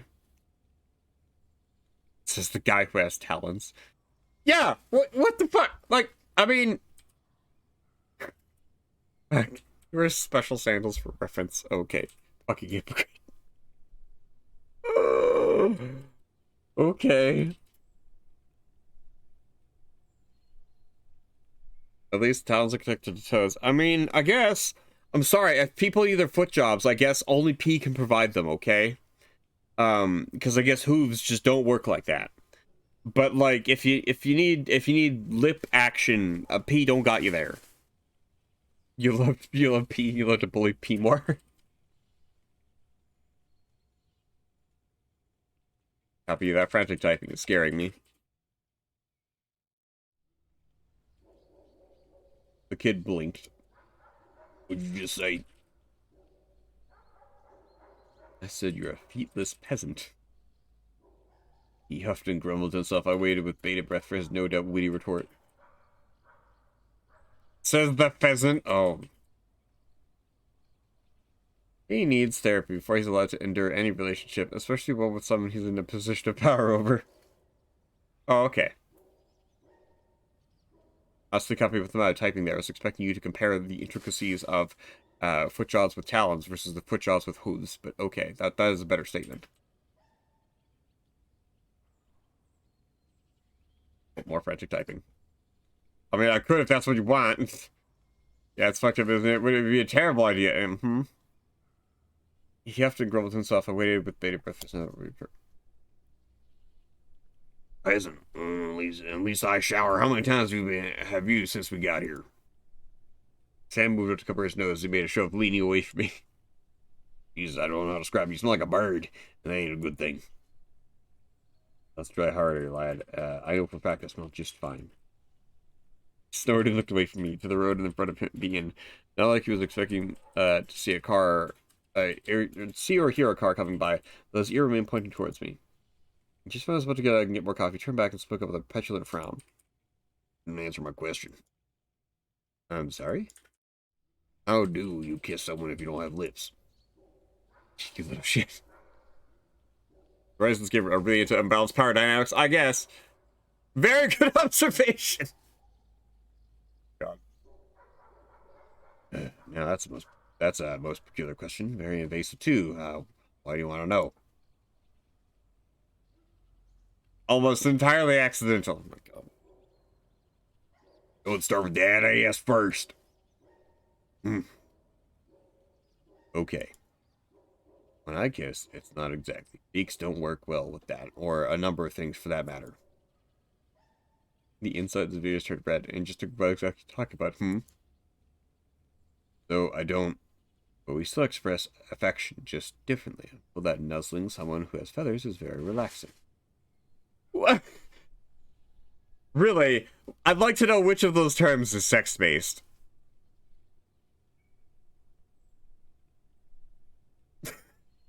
CryMeACupcake used /ad permitted term suck your willy.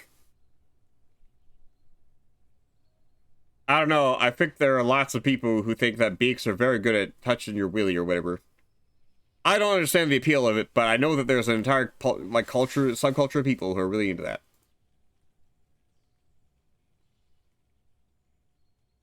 I doubt that. Who wants to show their face in their stinky feathers? Aye, feathers smell like sunshine and rain. Yeah, who would indeed? Awfully concerned with my scent, aren't you? And quickly, I'm not going into that or anything. You should probably like a Virgo. Yeah, okay. I'm not. Legit, it's one of those things I'm actually puzzled about. That I don't quite understand what it's about. Maybe I just haven't looked at enough characters with beaks to understand why they're drawn and used the way they are. I don't know. If you want to enlighten me, Cuppy, feel free to send me a bunch of art, my not safe work art area. But like, it's one of those things that's like a subgenre that I'm not quite sure of, but I'm like, oh, okay.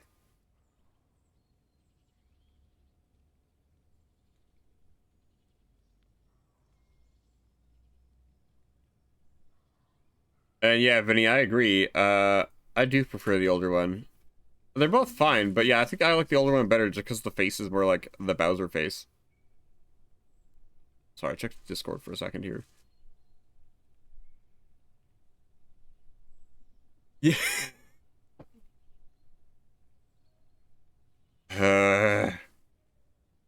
Yeah, I just gotta look for macro Falco stuff, and I'm sure there's probably something there. But copious amounts of Falco porn? No, actually, Copy. I have not. Yeah, the old one is better proportioned. Oh, okay. Yeah, I agree, yeah. Come again. That's the second time within a minute you've brought up how I smell. Must have made an impression, Oh my god, P. You fucking calling this cowman out for the way you smell. The fact that he picks up on the way you smell. Come again, He shot up to his who's stammering as the red in his ears spread under his black fur to his cheeks. The only thing that made an impression is that if you're gonna shower like an old person, I'll drag a fucking bird bath into the parking lot to take care of your fucking stench. Yeah, has anybody drawn art of pee in a bird bath already? About a Fox X Falco of actually... You bet... Copy, how are you what are you searching up to accidentally see Fox X Falco? What are you looking for? You looking for people driving spaceships? Are you looking for fucking buildings? Architecture?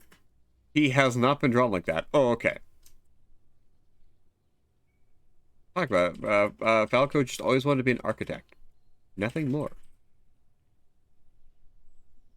Speaking of, give me 20. Without waiting for me to continue our exchange barbs, he ran back in the room to shower. Good job. He probably thinks you're a sick fucking pervert now. I apologize if you ever want to be around me after that shit. I meant to pick us up some more coffee and some breakfast. I found myself humming an off-kilter hiccup rhythm. God damn. You don't look for the macro Fox X Falco part, it finds you because everyone on the internet. That's funny. Oh, and that's it. Oh, okay. Oh, hey, the coffee cup's here.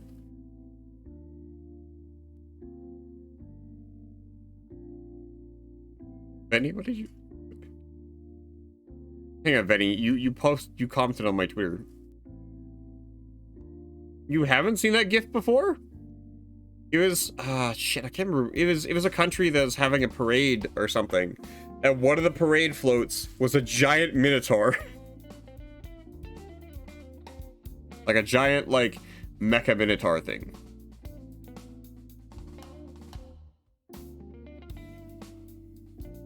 Wait, at Benny Hedgie, that's almost the one guy who commissions songs and gets around. Wow, that's funny.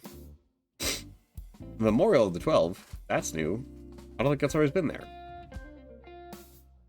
Hang on, if I go there with a game in, I don't know. I guess we'll find out.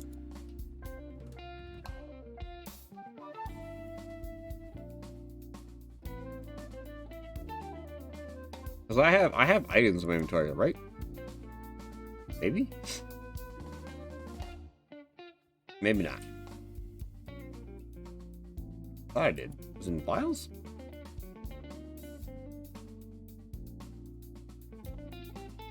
Oh, waterlogged cross. All cross made from worthless loot forgotten at the bottom of the lake. It's completely devoid of any ancient or blessed pedigree. Long ago, there was a young woman who taught a certain blasphemous doctrine which threatened the supremacy of the Roman gods. Empowered by compassion and protected by her older brother, she went on to perform over a dozen miracles during her tragically brief lifetime. Among the early Christians preceded the founding of the first organized church and then scorned its hierarchy. Tales such as this were common. It said these old saints suddenly lost their power, seemingly overnight. Their earthly remains were successfully used for many centuries as ingredients for rituals performed by followers of the same doctrine they had denounced. This breed of ritual which grows weaker the older its materials become, considered a form of necromancy by the Latin tradition. Whoa. Lastly, this aspect of Christianity made it particularly compatible with the ancestral culture of the Hinterlands. Though the Forgotten Saint's brother was known for his mercy, he never forgave the Romans and their gods for what they did. One person alone remains who remembers his and his sister's names. Yeah.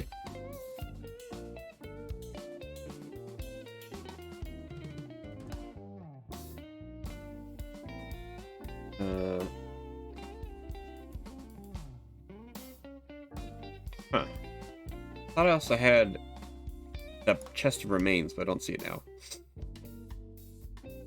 Did I save already? I must have. Memorial of the 12.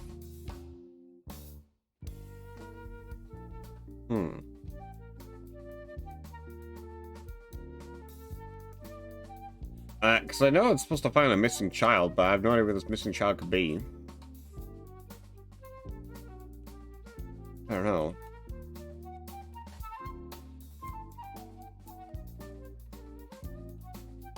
Okay, I don't know what the Memorial of the 12 will do, but we'll see. I'm curious now.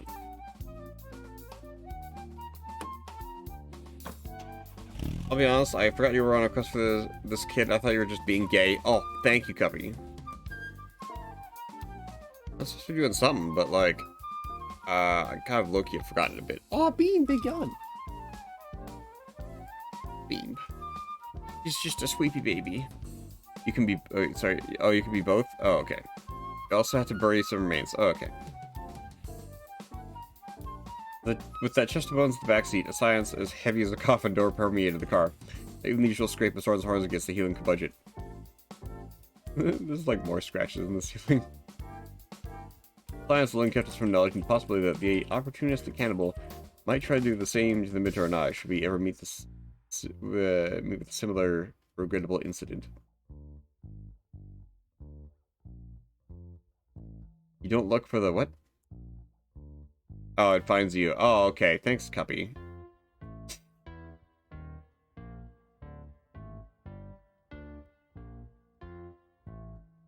You're on a roll today. Yeah. Bringing peace to the spirits would be a tall order for anyone, doubly so for the grandson of the man who enabled their massacre. Thankfully, all the brain needs is a familiar outlet to keep pretending nothing's amiss. Matters of purity and defilement have long been second nature to me. As an occultist and a mythical, the logistics of our task were enough to keep me occupied.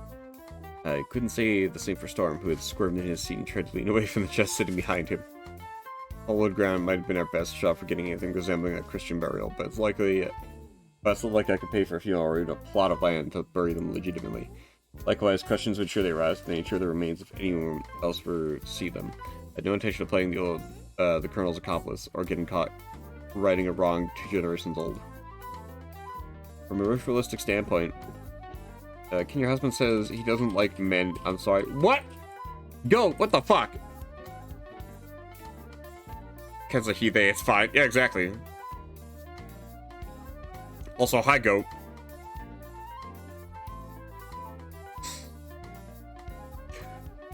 Says he doesn't like men as we touch peepees.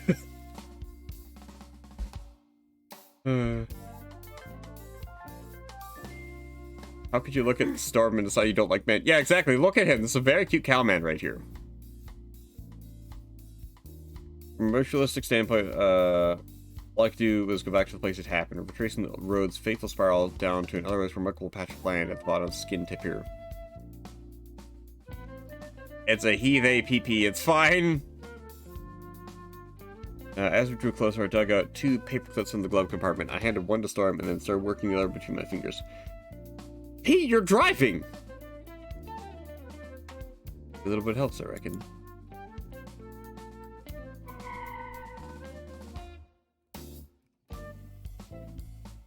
So, this is it? Where they died? I assure you those roads were empty. Yep, shot down all 12 of them in an ambush during the night. Then the Colonel took their corpses and did what he did. Does eating folks like us really make you immortal? Considering how old the Colonel was, there might have been something to it after all, but don't worry about it. It's not something most people would know about, and even fewer would even think to try it. Colonel was a special case. Pity that wasn't enough to save him from his gold digger of a wife. The gossip is to be believed. Storm opened the car's trunk and pulled up the shovels we'd bought. But we're giving him a Christian burial, right? We better start digging then. Don't want him to be out here when it gets dark. Alright, let's get started. The dig was slow and miserable. 30 minutes went by, and we'd only just barely cleared the topsoil. Yeah, it's gonna take forever. I mean, at least there's 2 of them. It's gonna take forever. Given the lack of roots to hold the dirt together, I'd hoped the barren ground would yield with little effort, but instead we had to contend with the rice dam's salt, stagnating land and water alike, resisting every ounce of change. As such, every blow was accompanied by a crisping crunch when the shovel's blade managed to rip through a hidden lattice underground.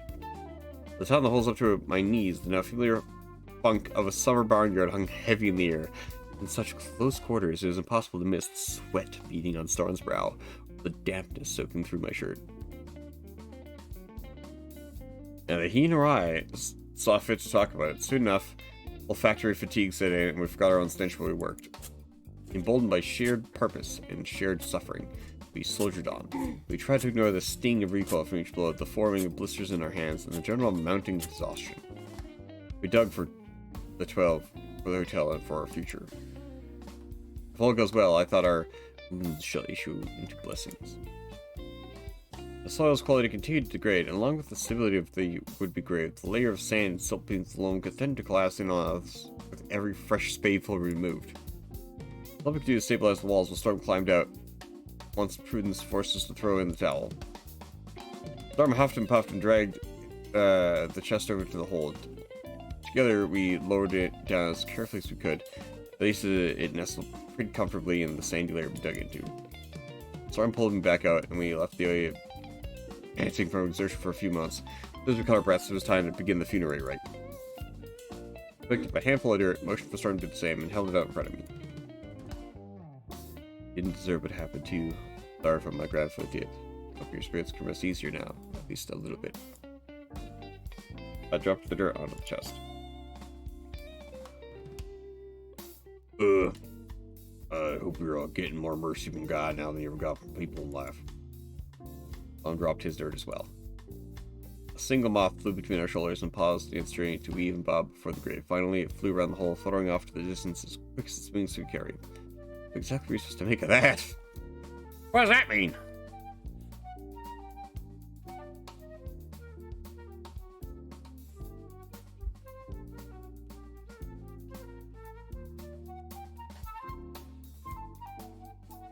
Took another quick breather and resumed the work of covering the grave again. Thankfully, that didn't take nearly as long.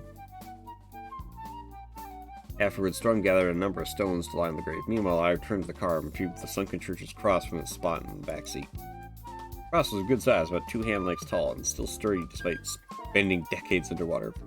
Together, we managed to prop it up in the center of the mound with some more stones and salted earth. A fine Christian burial marker if I've ever seen one. Yo! That's a new expression for what's his face? For Storm. I've never seen him blow an air before. Blowing a hoof. The poof.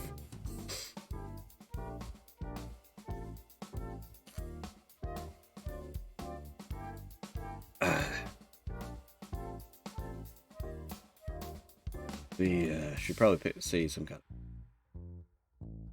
Both bowed our heads and closed our eyes. Silently recite every prayer and doxology I can remember for sure.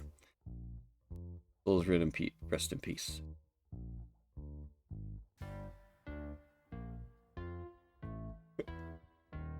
Stood there for a minute waiting for something to happen. Storm opened a single eye and started looking around, and then bit his lip and flicked his ears. Nothing's happening. That's how it's supposed to go. No clue, I've never done this sort of thing before. Then the hotel should be popping up somewhere around us here, am I right?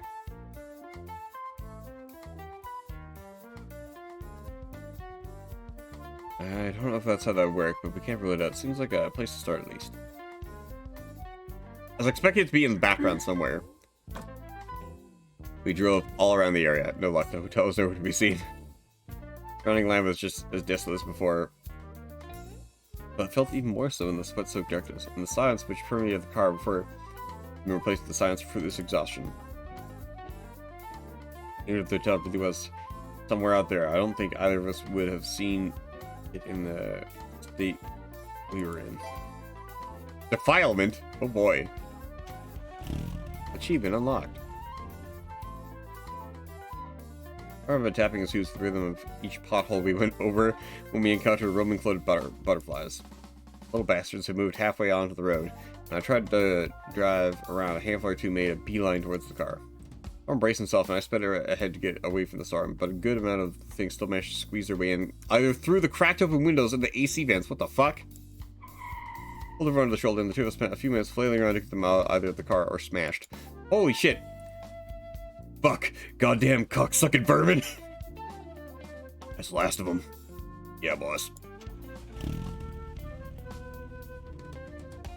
I love how this game is making me fear butterflies irrationally now.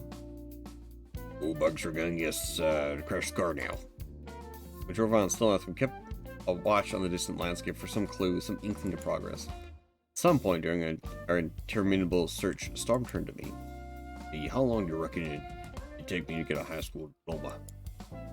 It's meant to take 3 years, but there may be some schools that do have programs for people your age. No idea how long it takes if you want to do online schooling, though, that's not.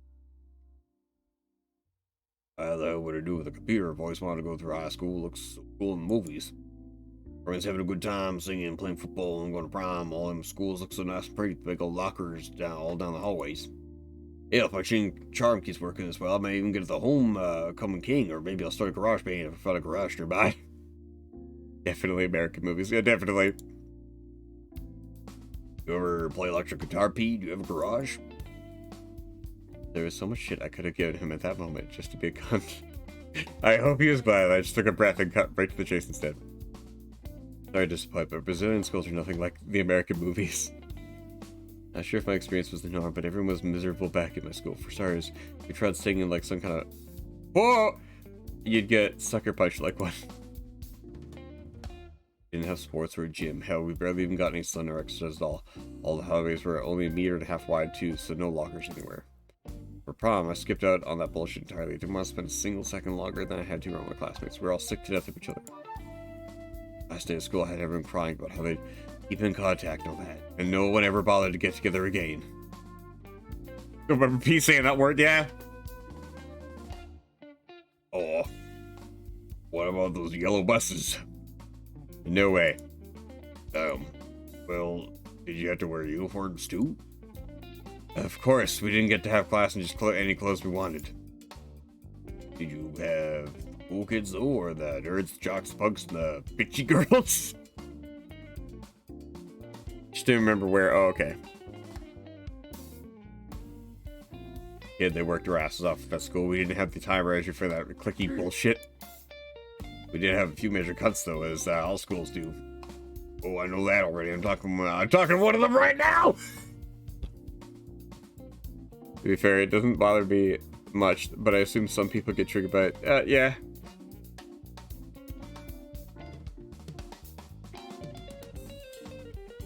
Boss? Okay, that was a good one. I'll let it pass. Ooh, thank God. I was thinking you were gonna skip me alive. Yeah, I know I'm a cunt. Guilty as charged. Kid still seemed pensive, looking more into himself than out of that darkening landscape. Yeah, guilty as fucking charged. Only a major cunt like you would keep the kids scared to talk back and tell you what you deserve to hear every deep inside.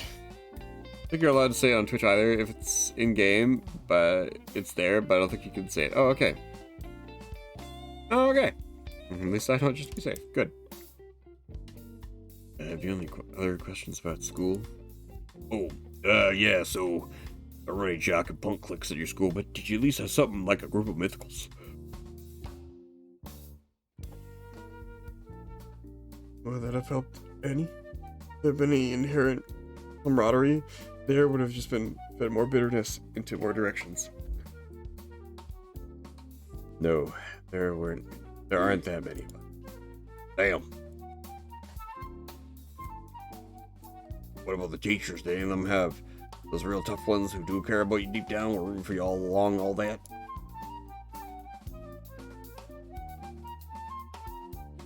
I did, but not every school like that. Plus, it doesn't help as much as you might think. I had some buddies who had a rough family life and got real close to teachers who helped them a lot. But that can go real bad real quick when you graduate and you can't really talk to them like you did. It can fuck you over. Teens can be fragile like that. Man, your school sounds boring. What does it even like to actually go there anyway?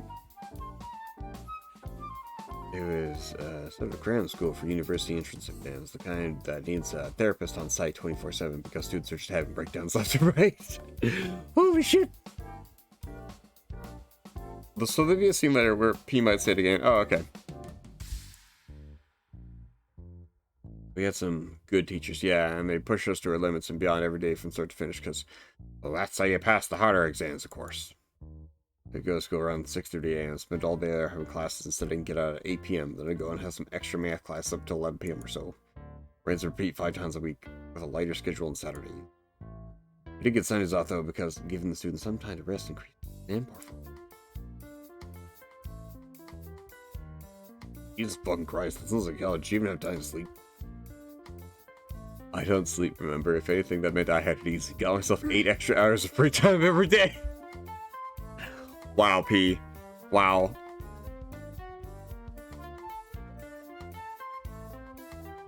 Oh, okay. I mean, honestly, I'm a grown-ass adult of an adult now to be like, yeah, I wish I didn't have to sleep anymore. Because honestly, I never get a good sleep anymore. That's just an unattainable thing to me now. Ever since COVID started and I got COVID, my body has just completely given up on the ability to sleep properly. So I always wake up, like, without the well-rested bonus. If anything, I wake up with an unrested bonus. or detriment.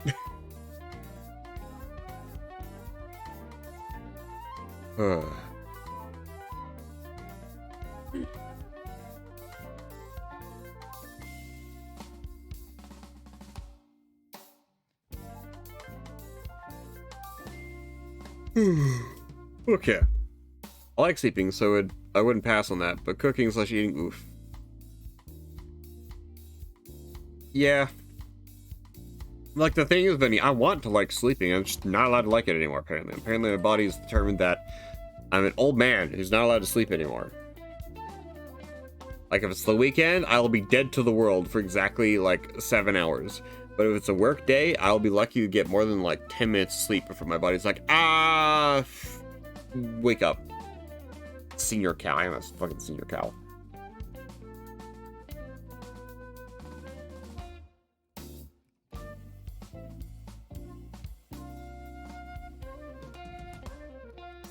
I'm an old man. At least have a garage band. Nah, my dad didn't like me having hobbies or distractions. I tried learning guitar as a kid, but that didn't last long. Mom thought it'd be better for my future if I learned Spanish instead. You didn't have the band, but you should at least have a garage. Storm really fucking looking for anything? Well, my apartment building does have a garage, but it's shared with everyone else, so you can't really play instruments there. The kid was clearly of 2 minds. By that point, I could read it plain on his face as he tossed around options in his head, leaving certain questions unasked and maybe starting to feel a little overwhelmed. He did look over to me when he asked. I really need to go. Do I really have to go to high school? So it's terrible.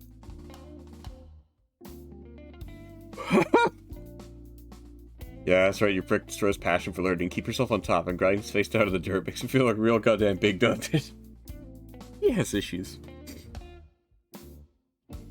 Are you trying to turn him into your dumb muscle lackey like you're some kind of cartoon villain? You're fucking joke. You can look for a less sucky one with Silver. You definitely won't have to go through the same shit I did.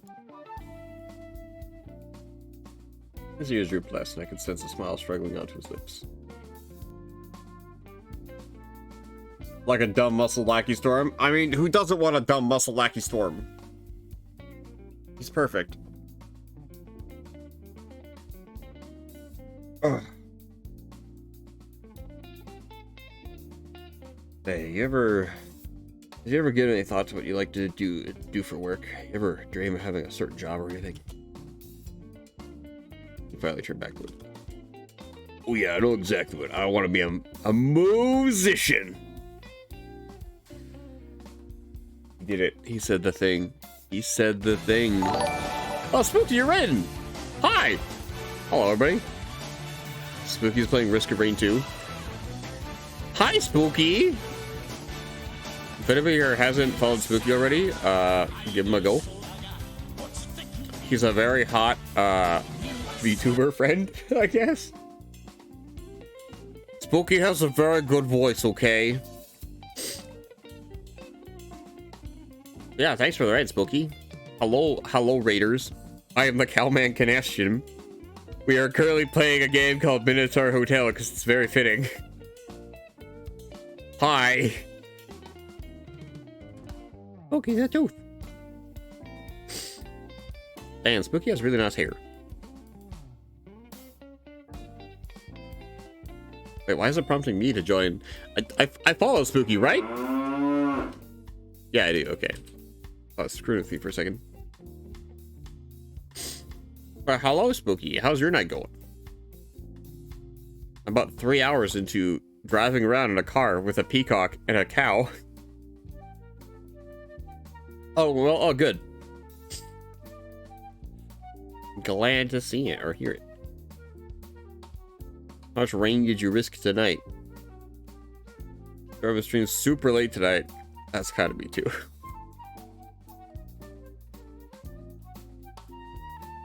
I was at a holiday market all day, so that's why I was super late.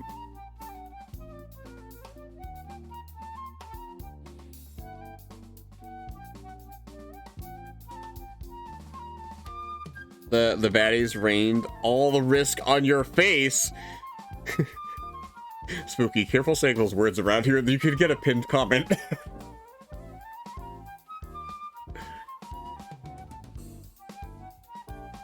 Oh no. Yeah, oh no. Uh-oh.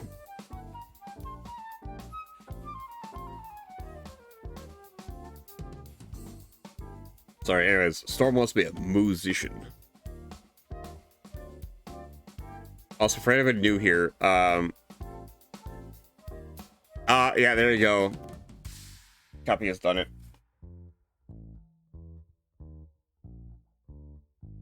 Congratulations, Spooky. You have been pinned. Oh, I should screen this up. The musician. Oh, you're right. Yeah, hi everybody. Tell the Raiders here. I'm Minotaur. I play cow game. Tonight we're playing a game that's it's a gay, furry visual novel. There's no jumping on the bed. Don't worry. Yeah, the pit of shame. But this game deals with a lot of trauma, emotions, and very hot mythical creatures. So like everything a growing person needs. You sure about that?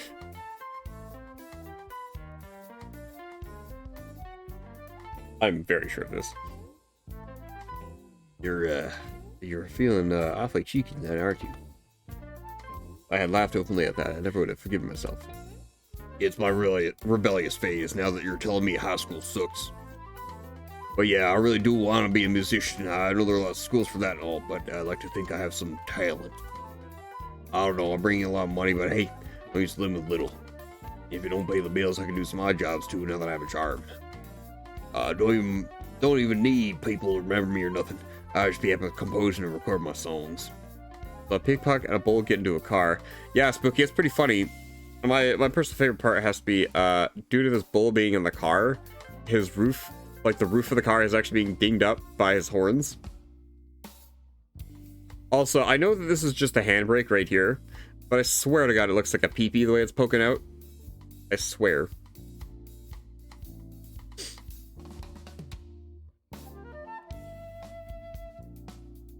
Also, there's something very magical about this peacock, but I don't, we haven't quite put it together just yet. Back when I was in the big city, I saw a guy selling this new age ambient hip-hop album on the street corner. If push comes to shove, I could just do that. P's car even has a PP. Yeah, P's car has a PP. The peacock's name is P, by the way, and the Minotaur's name is Storm. Storm is a very hot cow. He is PP mobile has a PP. A lot of PP. We'll see one step at a time, though. First, we need to find the hotel. When that's done, we're looking to get into school and learning an instrument. Now, let's talk and more searching. If we find the place and I get what I want, I'll buy you a guitar or something. His eyes brightened at that. Ah, boss. Housing enforcement seemed to be working pretty damn well. Actually, both the kid and I were in much better mood throughout the rest of the drive that night. Maybe we're only a stone's throw away from the goddamn hotel, or maybe I was just hoping some of this eagerness would rub off of me, or maybe you were just fishing for appreciation and ass pats. Either way, even if I had to find out what we were looking for, we'd made a plan for afterwards, and for a little while at least, I could pretend I was capable of doing something good.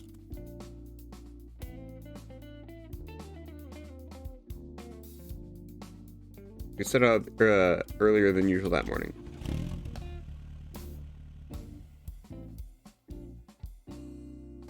Everything seemed to be going just right. The air had some refreshing humidity to it, but not enough to attract mosquitoes. I even felt a little breeze coming in through the window. Storm and I got out of the room. There were 4 moths resting on the outside of the door, with an auspicious sign if I've ever seen one. They fluttered their wings and wiggled their antennae at us, and for some reason I couldn't shake the feeling they were waiting for something. To top it off, no one seemed to notice I kept the Hail Mary mug, a heist of the year, that there's only one issue: no breakfast. Quality fucking service right there. Yeah, I ran into the owner earlier. He explained the situation. Remember the guy you found passed out in the kitchen the day before yesterday? Yes, he seemed like a decent enough fellow. Well, yeah, the owner calls him Druggy, and told him the guy ain't come back anytime soon. The owner made yesterday's breakfast with the owner's daughter, but she don't feel like doing it no more, so basically we're on our own now. Oh, and no refunds. How nostalgic. It's just like when I visited as a kid. He also says something of closing the inn down for a while. But just because he's missing one employee. A dog is rolling around in his blanket on the couch. For a second I thought he outcuted Storm. Oh. I don't know how I got there. Oh, okay. Mm-hmm. Oh yeah, there's multiple scratch marks in the ceiling out the car. Yeah, it's because of something else entirely. Said something bad's gonna happen soon. He's probably skipping town until it blows over. Apparently there's a big mess going on in the Curls mansion. His removed family's all there having a whole mass crisis with his widow over the inheritance. The owner's afraid it's about to get violent, and he'd rather not be here when that shit goes down. Feathers at the back of my neck ruffled up, and my fingers tightened their grip on the steering wheel. We might have to change plans, depending on how that goes. Wow, what's the worst that could happen? You're gonna fight and someone gets black eye? Losses one, more than likely, and a couple other important parts. According to my grandpa, things can get real bloody when the Colonel's family's involved. We'll cross the bridge when we come to it. For now, scrunching up some breakfast. You said you had a couple ideas, right? Yeah, Riley says no trip to the Hinterlands complete with a visit to Lala's farm for some good homemade cooking. Just how good is her food exactly? No clue. You ever think she let me in? Look, that another use for a charm, allowing you to experience the joy of tasting Lala's greasy cheese. Greasy cheese!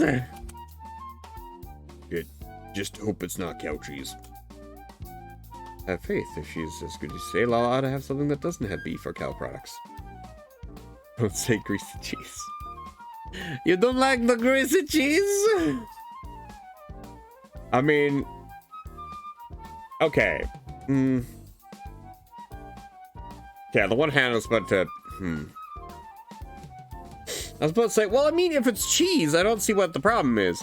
But I'm also like, okay, well, to be fair, if somebody made cheese out of human breast milk, that would be fucking weird. So, like... I understand where Storm is coming from, okay? With not wanting to eat dairy products. Greasy bull cheese? Oh my god. Yes, Chapman, the greasy bull cheese. Speaking of which, I love how these two got fucking real hot and sweaty digging a hole yesterday, and neither one of them said something funny about them smelling, like rank or whatever. Or donkey cheese or mare's milk. I guess Storm can have those.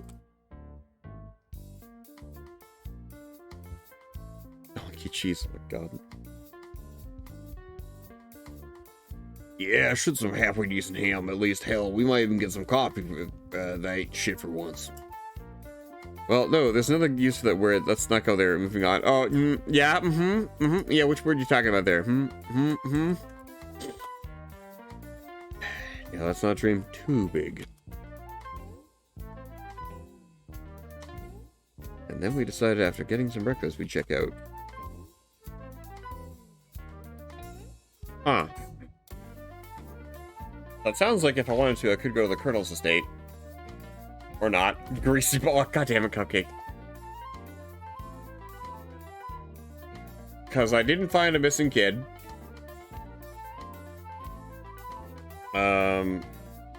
Sus.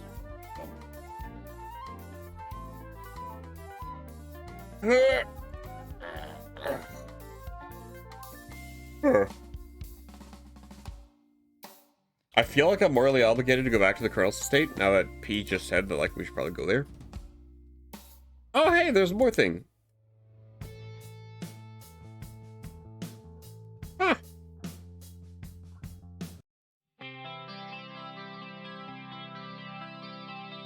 Storm added 2.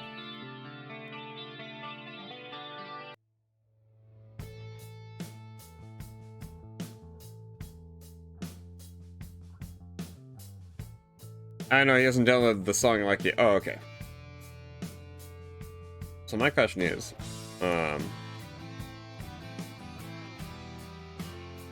if the game did tell me though that I might want to check out the Colonel's estate. Now there's a bunch of people there, but I don't think there's anything I can do except like stand around and be like, "Oh, I'm just a regular looking person." I guess we'll go there and find out. I feel like I should probably go to the library, town plaza. At least. I don't think going to Storm's home will do anything except maybe give Storm some PTSD. Or maybe a bus stop. I don't know. No, the remains buried in the Minotaur's hotel, nowhere to be seen. I thought I decided to pay the Colonel's estate another visit. Lucky for us, there wasn't any sign of the Colonel's family when we arrived. The girl still looked scared shitless as he waved us through. Oh boy. We'll have to wait half an hour for the widow to invite us up into her office, but the staff showered us both with pleasantries in the meantime. How odd, I never expected to be treated this well here. This is the new content that was added to the update. Oh, okay. Oh boy. Gentlemen. Miss Piedad, we're here to inform you that we successfully buried the remains. Raised her eyebrows and then bit her lip. Have you now? Yes, we did as we were told, and ultimately decided to bury them where they passed on. Ah, human! Yeah, exactly. Gross, a human. Or you were not able to visit after burying the remains. Oh, okay. We didn't have much work with, but the ceremony performed should have been satisfactory for their souls to rest. Oh, I see. Is something the matter? I don't know. I hoped it would have had some sort of visible effect. Did you find the place you were looking for? Not yet. I'm hopeful that it's only a matter of time. But I smell that crooked and dripping with condescension. Not yet. I like your spirit. I'll hold on to the same hope. Just speaking in even tone, but every muscle in her body was as tense as a spring. Behind her thin lips, she was clearly grinding her teeth. Oh, for those in the raid, she sees them as human because they have magic charms, but she does know that P's true identity. Yeah, that.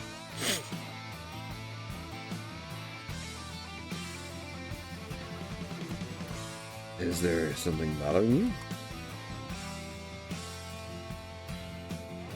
I don't make a habit of showing weakness, but you know your way around the supernatural, yes? More than most? Would you be willing to take a look at a particular situation we've been dealing with here? I can make it worth your while. You can provide me with a solution. I can see it in her eyes, leaking through every crack of her pleasant facade, desperation. I can give it a look. Oh, whoops. Shit. Fuck. I clicked the button too fast. Whether I can solve it or not is a different matter. Kid had nodded, apparently finding that acceptable emotion for us to follow her. I stopped Storm just as he was getting up. Stay here. I'd rather not involve you in this. The kid looked at me like he wanted to argue, but I kept glaring at him. He slumped back into his seat. Aww.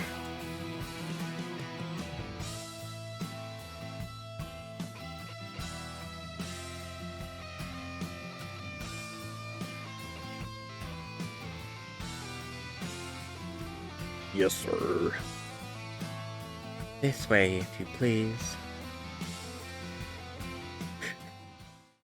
Yeah, I guess Storm likes being told what to do. She led me out of her office into a large dining room. Its walls were lined with red curtains, dusty, faded, covered in patches of mold. Hey, Dad pushed one of them off to the side, removing a door behind it. She unlocked it and we dove into the darkness beyond. It smelled like rotting lilies, a sweet fragrance well past its prime, going off just the faintest hint of a decay, quite like the scent of a corpse. Uh-oh. A true bottom. What? You know what death really smells like. Mistaken for the stench of blood and gore, when in truth it's a delicate, subtle aroma. The kind of smell that lurks behind the sweet sickness of rotting flowers, the kind that wafts from a corpse a few hours after it goes still, just before rot settles in. Oh boy. We meet in the kernel now? Those acquainted with death recognize it as a single lungful and seal themselves in response. One's eyes must be halfway closed, back straightened. No footsteps should be silenced, for its unbecoming choice skirting death's gaze unnoticed.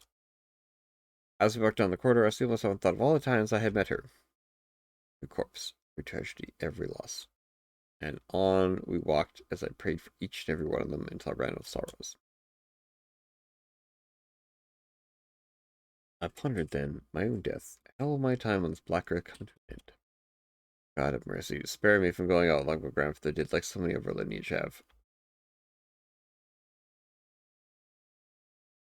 On we walked.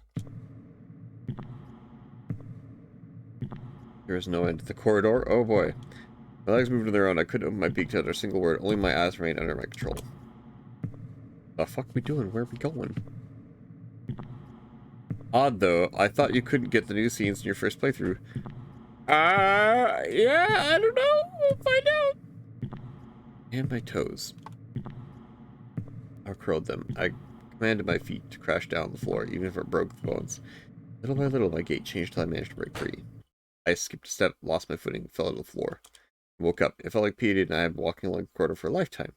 As I looked around, I realized we had never gone down a hallway in the first place. All of it had just been an antechamber, a single room about the size of a small kitchen. As for the widow, she was sitting slumped over in a chair. Breathing, yes, but in a slumber too deep to be shaken out of. I left her there and walked into the next room. Cookie. There was the corpse lying on its kingly bed, his once pale skin burnt red by a lifetime under the sun, and had been charred twice more. First, what looked like a botched attempt at cremation, which had always succeeded in cooking away bits of the skin here and there. There are some that you can. This is one of them. Okay.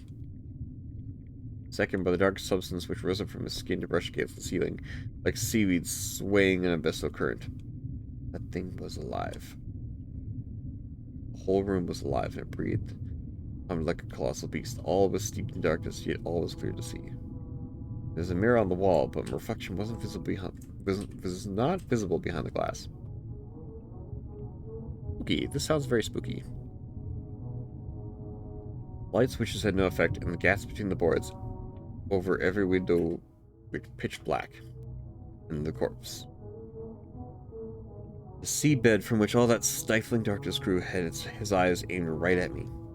Lifted a hand towards me. Something on the back of his mind pushed me to bend a knee and kiss it. A shattering ripple of disgust washed over me, and that broke me free from the thing's influence. When I refused to approach, he croaked once, twice, and started singing.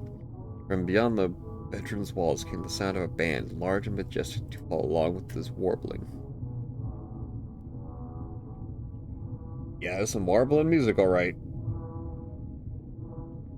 Sang of bygone decades to fair women and brave men, of earthly pleasures unseen since Adam and Eve left their garden. Music. Sang of a fine land and of its hardy people, of traditions more noble and dear than life itself, of fathers and the love for their daughters. Sang of a want and desire, of the beauty of his hinterlands. Did he really believe those things? Did he ever see all that majesty for himself, or did he only want to? Or was I the blind fool who couldn't see what good this place provided? Spooky. All I knew for sure was that I didn't want to see what that land or that room had in store for me. There's nothing I could do. Before it could enrapture me again, I left. I carried PD'd over my shoulder since he wouldn't rouse nearly fast enough. Oh boy, that's spooky.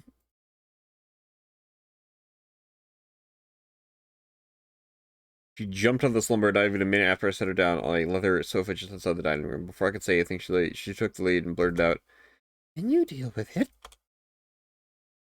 She didn't even wait for me to start before lighting up a cigarette to calm her nerves. I'm afraid not. I don't have any experience in performing exorcisms. It'd be best interest to seek a priest specialized in this matter. That I do have some workable info. He's bloated with defilement. It seems that the whole wing has pulled into his dream. Perhaps the state he's in is a consequence of having consumed the tapier people. If so, there might not be much anyone can do, but I don't know of any precedent for this. This scene in the parade don't require a second playthrough to find that redacted. Oh, okay. I can really recommend is that you spread salt around the contaminated wing and I do mean all around it. That should stop whatever's going on there from spreading further. Though there's this other thing, it might sound a bit odd, but it can help. Explain a few of the basics. They're just simple words. Shit that nobody could screw up, even prepared. She had a little notepad ready to write down my advice.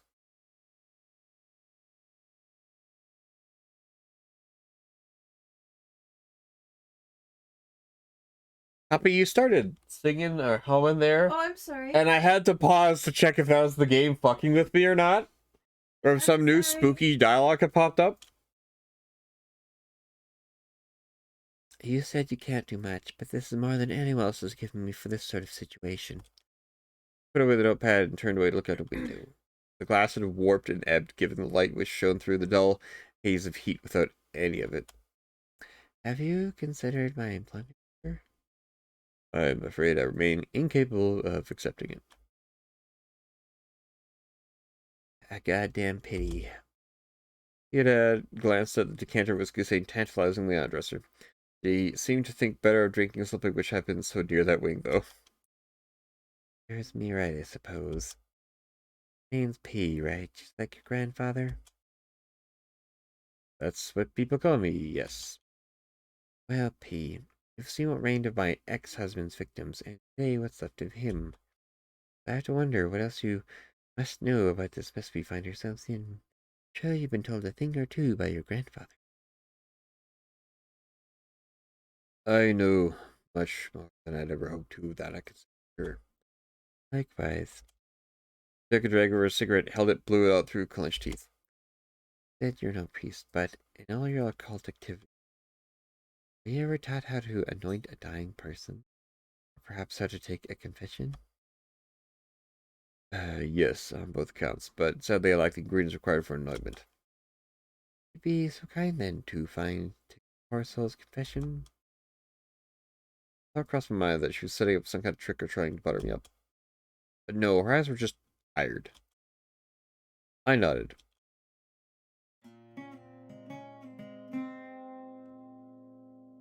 Zoom!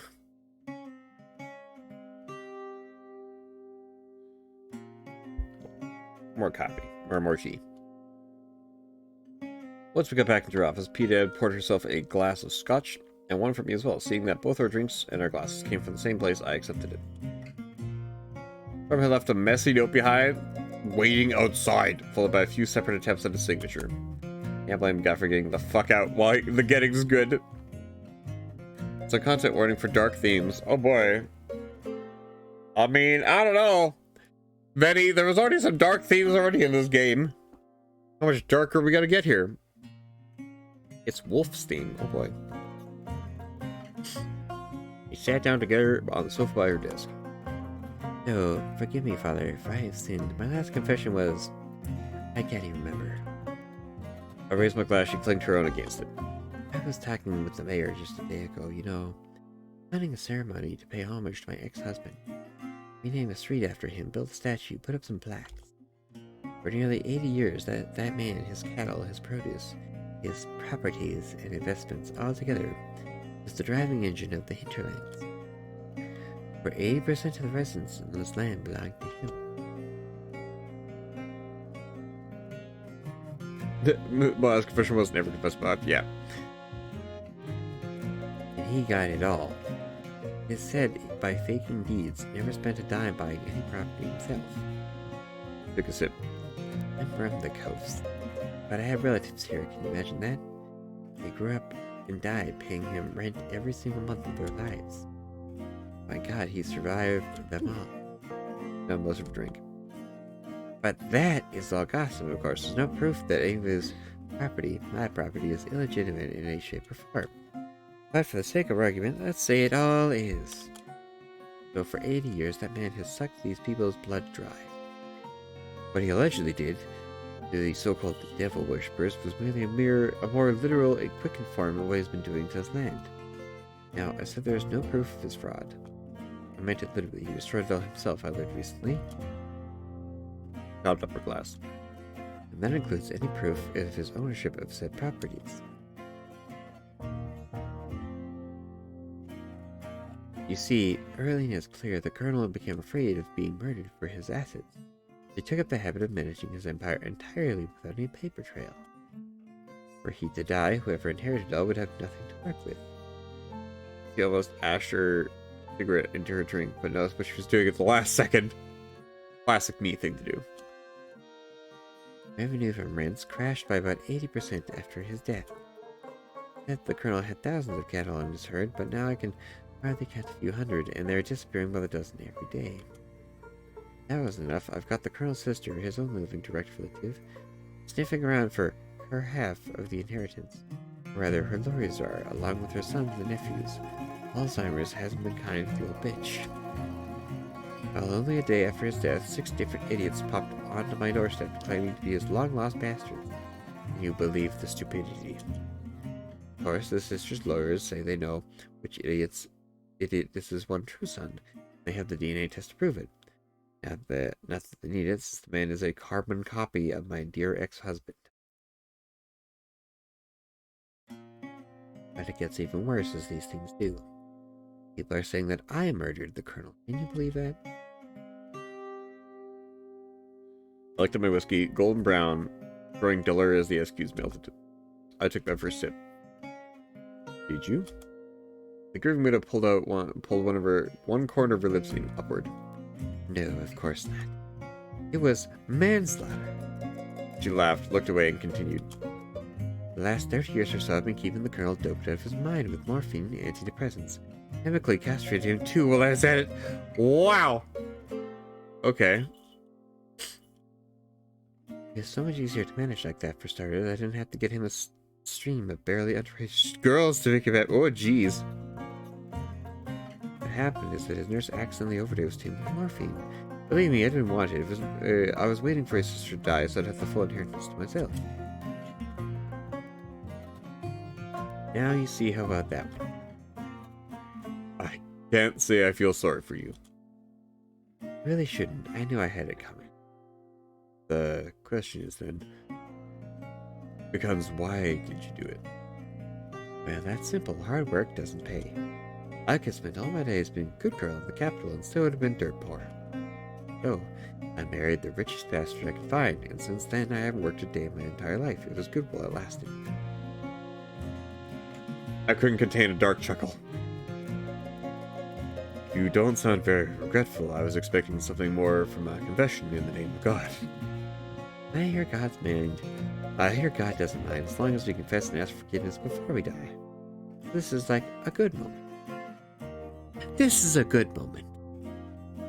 She slumped backwards. The weight of all her sins seemingly become too much for her a moment. Everyone wants me dead, and judging by the number of people involved, I'm thinking it won't be long before they get their wish. She's not even sorry. She's just saying it just in case. Yeah. You know, I am trying getting out of here, but no one knows the full extent of the colonel's assets, so there's precious little I can sell off. add insult to injury, it's all worthless. I can sell off every single appraisable thing here. All the Colonel's wealth, and only barely scrape enough to get a retirement in Europe. I'm taking my chances. I've made my bed, and I would rather make my last stand here as queen and go out than go out as a pauper elsewhere.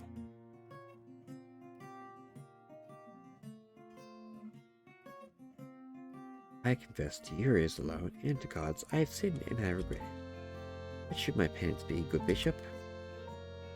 I stared at what was left of my glass, just a soulless, watery sludge. The sort of alcohol you only drink to dull your mind. I crossed myself and down my scotch. Pray 100 Hail Marys or something. You crossed yourself too, with a hand holding her glass. Good. For a moment there, I thought you told me to part with my undeserved wealth. Let's not get ourselves beat, Dad. We laughed, we both knew. She's the boss! So I took your confession and I want something in return. I want you to answer a few questions. Alright. You said you've been drugging the Colonel. That's right. And that I don't regret one bit. I reckon God must be proud I managed to shackle that demon to his bed. And you said something about... Girls, yes, he had a liking for the ripening fruit, you could say. Not that I had any issue with his infidelity per se, that's just how the men of the Hinterlands are. But getting the girls was a liability. Perhaps a city boy like you wouldn't know, but the Hinterlands has a chronic problem with children disappearing. Maybe a rotten bitch on my all the way down, but I have a bit of conscience. I was disgusted at the prospect of having a girl have been kidnapped, by consequence financing such an operation. So, you didn't have any connection with the children disappearing. How about the Colonel? I didn't either. I'm ahead of you there. I've conducted an investigation. It's clear to me he was never involved. Neither did he know who was behind it. Believe me, I tried finding the truth. There's one thing I truly regret. It's that. One thing I told myself I could do with all his money. One good deed I could take with me to heaven, and I failed. Or perhaps I didn't try hard enough. Deep sigh.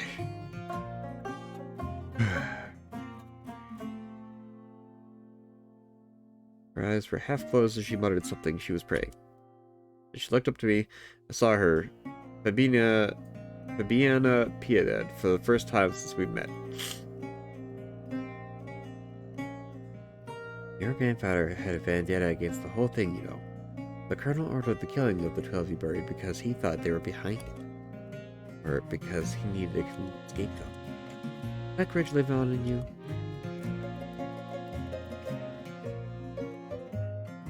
No bodies were ever found, so I thought they must be shipping these children somewhere for sex trafficking.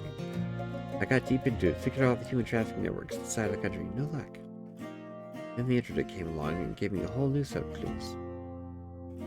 Whoa, jeez. That is a business. The degenerates are selling it have a very high return on their investments, oh geez. Yeah, you're not kidding about the dark themes. But whoever is doing this here are the sharing kind. Oh god. Yeah, no kidding. Parents seeking profit, let's put it like that. Take note, there are many men involved in this, women too. Oh geez. I think they have a leader. I'm no criminal profiler, but there must be some sort of serial offender with a profound form of antisocial personality disorder. He has a consistent modus operandi. He's an opportunist, takes children who are left alone, simple as that. Oh Jesus. Always one at a time though, even if there's more than one child, I think he likes leaving a trail of pain. Oh jeez. No grand, elaborate plans to get the parents away from the children. Mostly goes after fans that are chronically careless. Here and there, he'll take chances when families commit a rare mistake. Oh god. Yeah, recall I said nobody's ever found. By the way she emphasized they made me think, yes, the non-binaries. Oh jeez. Yeah, recall I said they found nobody's ever found. An investigation of human trafficking revealed for a fact they aren't leaving the Hinterlands. They aren't being sold to look ruthless. I investigated that too. In fact, the cabaret's owner was my greatest ally in this. See, sometimes a child escaped. It's happened less than a handful of times, but there's always two common factors. They're all older, and they all had white marks. Oh geez. Human villain has a taste for a calf's tender flesh. You know, Well, she's used a few different names over the years. Last heard she was going by Valyria. In any case, this is a whore who lives at the bottom of the hinterlands down in the Bloody Goat. 7 boys, all from different fathers, knows everyone money. I may own cattle farms, but I assume this is more in your domain. What happens she gave birth to a boy who's half bull, half man? Uh-oh. I'm paying close attention to the boy when I heard how neglectful she was. It didn't take long for me to collect dust. She was leaving him unattended on purpose. Kidnapping him would have been child's play if you pardon the rather tasty one. He was already running off to God knows where so often. It'd take a week or two for everyone to even notice. Everyone in the whole town, well, everyone in this hole knows about him. It's no secret. And no one ever came for him. I won't bore you with the details, but there was another mythical boy who had a bad family living in town a few years back. His guardian was not malicious, however, just a drunkard. He didn't get kidnapped either.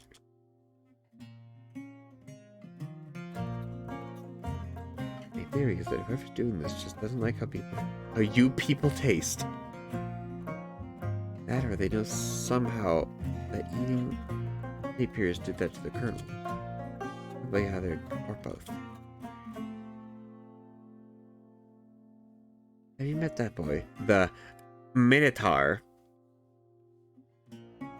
Yeah, everyone. You might know a thing or two that could help you. It's finally my turn to give her a knowing smirk. I'm ahead of you there. That young man has actually been my guide around these parts for the past few days. Yes, ma'am. She's sitting in her couch. Yeah.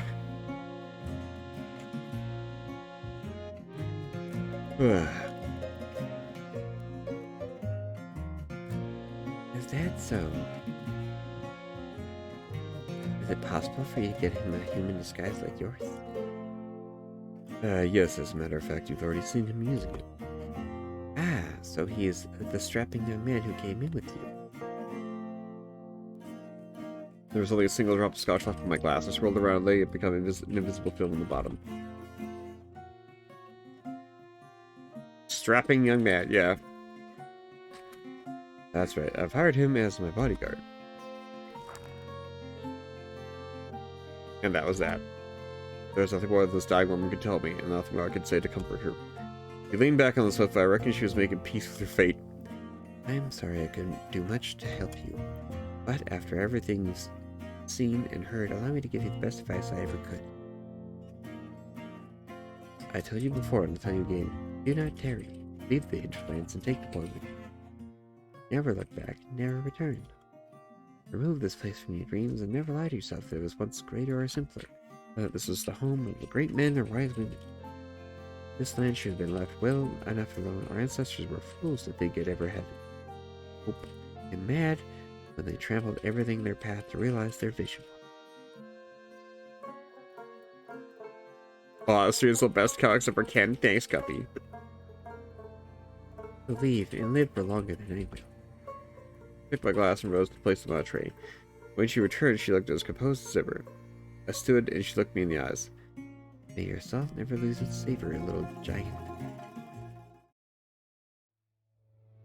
I mean, not be squishy, but it's so blushy and pink. Yeah.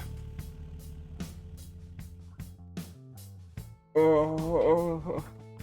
I just stretch.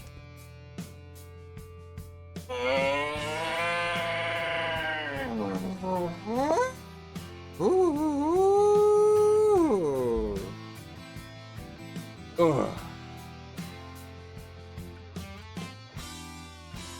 Sorry, I haven't stretched in like 4 hours. Oh. We're not done with Storm yet? Oh, okay, good. The early start must have taken a lot. Oh, Thank you. Oh, hydrate. Oh, thanks. Benny. Chapman, I just did one for free! I just did one for free! The fuck do you want me to do? Yell twice? Thank you. And hydrate twice, okay. Here, I'll just alternate things. If I don't pop a blood vessel and die, though. Oh, thank you for the head pats above my head.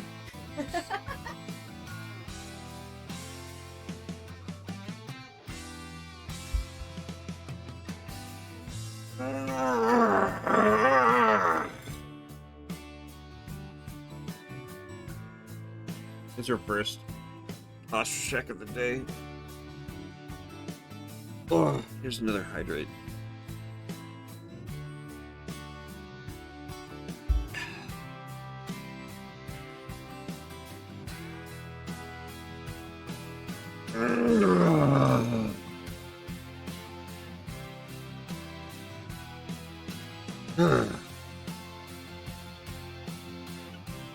Oh, there you go. You can use to hydrate yourself as well. Okay. I'm gonna grab a piece of chocolate because I can.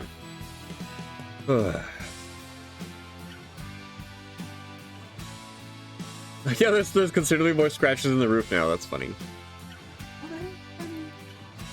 What copy? I'm agreeing to scratches. Yeah. Yeah, you seem a little bit thirsty. A little almost thirsty for some liquid storm. Damn, Benny, what kind of liquid you talking about there? I won't judge you for either kind you're talking about. But still.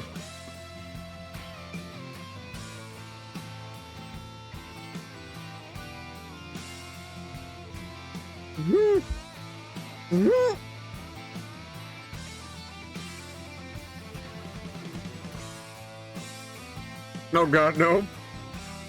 Mm-hmm.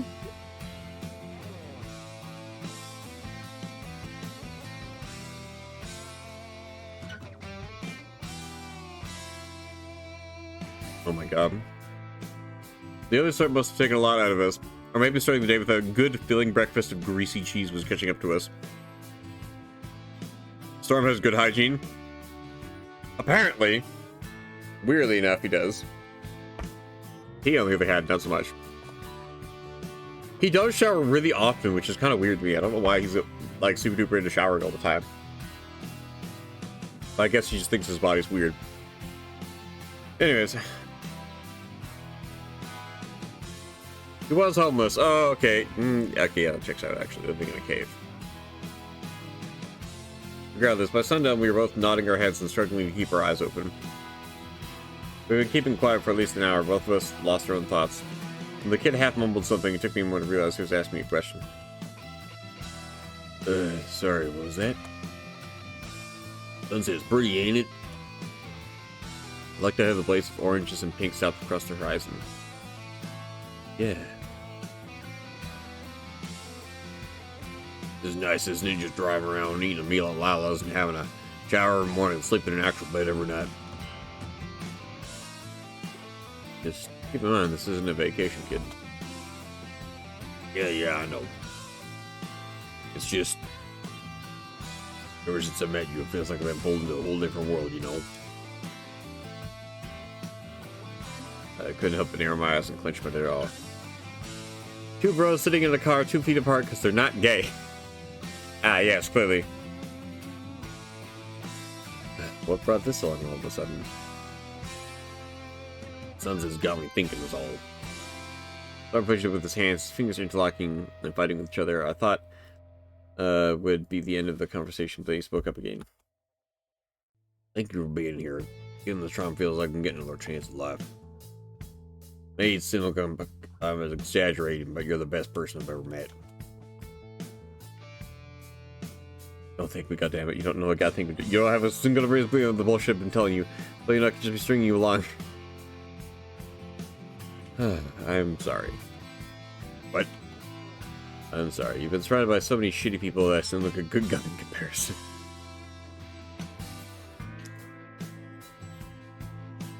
I don't know what I was expecting, but Storm laughed. But fear or shame, not really knowing anything at all, just a deep rumbling laugh came from deep in his chest. Your way to saying that kind of stuff, boss. You sure you're a cunt when you want to be, but your actions speak louder than any of the shit you've been talking. You're mean on the outside, but good on the inside. Believe me, I met enough people in my real deep inside, you know, definitely ain't that. You've been real decent to me, even though you didn't have to, and I'm grateful to you. On the road shoulder, I had to pull over onto the road shoulder. Wasn't sure if I was crying or not, but I turned my face away from him just in case. There were too many thoughts going through the head all of a sudden, and because of that goddamn bull. Stupid goddamn fucking, you don't even, fuck. Why did the kid make being nice feels so much like a punch in the gut. I couldn't stop my body from tightening up and trembling as I struggled to breathe past the knot in my throat. Aww.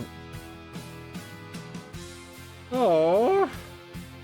But then Storm put his hand on my shoulder, and the only thing I could do to keep him from blubbering like a goddamn idiot was to reach out and give him a hug.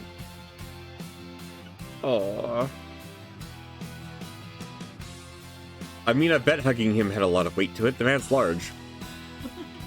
Squeezed the air out of me. It kept me from sobbing. Thank God he didn't talk more. I would have come completely undone. I squeezed him back as hard as I could.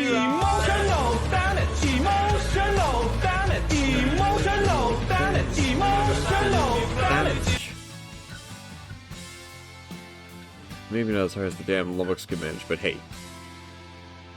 The emotional damage guy. Yeah, it's that one. We let go each other go after a moment. I kept my stinging eyes pointed at the car's dash.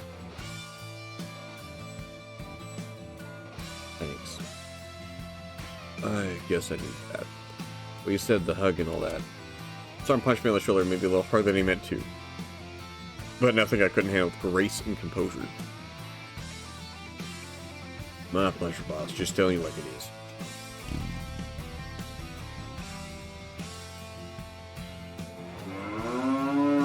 Steve who? Yeah. Then I put the car in drive, and with Minotaur at my side, continued searching for a way to the labyrinth of winding roads and salted earth. When we returned to the inn, Storm insisted I take a shower. We had had a whole discussion about how long it takes to dry my feathers. It was too late already. He said it wasn't because I wouldn't be sleeping anyhow, cheeky bitch. Yeah, actually, you fucker. The water is hard as stone here. I can't even get any foam going when I soak my hands. I'll be able to clean my feathers properly. I'll just get a fungal infection. Oh, whoops, that was actually, he was actually saying words. I just read that as if he was talking, or, like, narrating it. The water is hard as stone here. I can't get any foam going when I soak my hands. I'll be able to clean my feathers properly. I'll just get a fungal infection. In the end, we reached a compromise. He'd let me be if we went to a certain place first thing in the morning. We set it at 4:30 a.m. According to his directions and my estimation, it'd take us about an hour to get there. The fuck we doing at 4:30 a.m.? For half an hour, I drove through the darkness with Storm sleeping by my side in perfect silence. Oh, it's sleepy baby Storm! Storm was damn detailed about the exact way to go, at least. The landmarks came in just the order he told me. It turned out it wasn't actually in the valley, but just outside of it. Baby. Yeah, I can fall asleep anywhere. After being way down in there for about a week, climbing up the foothills felt stupendous, maybe even a little larger than life. The long shadows down below made the place seem almost dollhouse-like in the rosy dawn. Dried up trees and houses, just little playthings to be picked up, yet almost beautiful. When you're out of the ground, you can see the play up close. The lilac sky up ahead, the red heat of day on my feathers, seeing the barren wasteland in my rearview mirror as we climbed out of the hole. Felt like heaven. Storm stirred just a wiggle to get his neck into a better position. Storm. He was full of attitude throughout the day, but little angel in his sleep. He could even stay asleep during whatever noise I made during the night. All in all, he made for a decent roommate. They were just roommates. Some minutes later, I pulled out to a truck stop to refuel and grab some breakfast. When I returned to the car, he was rubbing the sand from his eyes while staring blearily around. Where are we? Almost our destination, at least from the directions you gave me. Woke up just in time, kid. I'll need you to guide me the rest of the way. Oh yeah, I remember now. Greedy gaze up to my cup of coffee. You'll get me anything. Yeah, sandwich and coffee. It's in the paper bag. Thanks, boss. Coffee vapor rose up to greet our noses.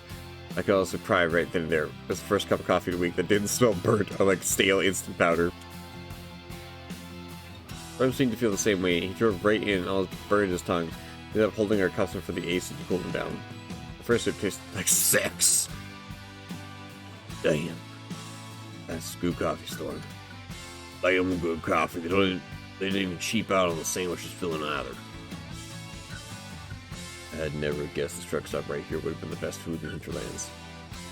Grim Guffin and spoke between chomps. Hearty bites, definitely chomps of his sandwich. Now we're outside of now, and the place I want to take is just further ahead. I hope it's worth our while. Well, we'll be. Maybe not for the investigation crowds are gonna love it. Yeah, the sun, moon in the sky, very nice. I was thinking last night about those rice job, paperclip, drinking and talking, mainly purification one. Seeing as you're all about getting rid of bad energy, I think you'll like what I have in mind.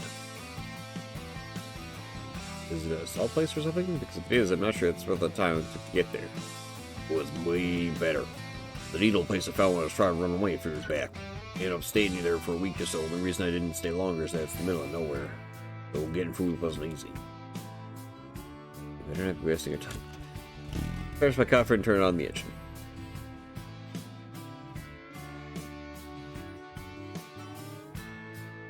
So, Storm didn't wait to finish chewing and swallowing before he spoke. The coffee and food seemed to have given him some eagerness as well as impatience. Just keep going straight ahead. I'll point you in the right direction. That we set off. Drove eastward for 10 more minutes before restoring instructions, taking it right down a bumpy clay road between two fenced-in properties. Hold on tight. A short while later, the field gave way to a quaint trail sidelined by wizened trees. Their bark was shriveled and rough, and their brushes still sported a brave covering of leaves. Further still, and then we reached a dead end. Yeah, there was no road, only brush. We got out and Storm led the way, and not even 20 steps in, I could already hear rushing water. I was tripped as we climbed down some craggy rocks. Storm's clacking hooves somehow held firm. On the underside of the trees, unusually green canopy, I could see the dappled reflection of a natural pool, or maybe even a tiny lake. I was after purification and running water, boss. More than that, this here is a hot spring of drinkable mineral water. Damn, I didn't expect to enter that inside the place. Thank God we put a pretty little thing in the scalper down this hellhole. I told you we ain't in the Hinterlands anymore, that's why. But down that stream there runs down to the valley, it starts stagnating, ain't much use then. Thing is, it's too out of the way to become a training place for tourists. And who the hell would want to visit a hot spring when the weather's so damn warm already? No one comes out here, save for some of the farmhands, and even then, only when it's dark and breezy. We shut the whole place to ourselves. The beach episode number 2, oh boy. Real living water, mineral salts, a pure and beautiful place. Maybe it was just because of my week in the Hinterlands, the sight took my breath away. So I'm glad I got a hand to you. This was well worth the drive. Well, that eagle's deal. I guess it's bath time for breeding. Is this a fucking elaborate scheme to have Storm look at this fucking bird booty?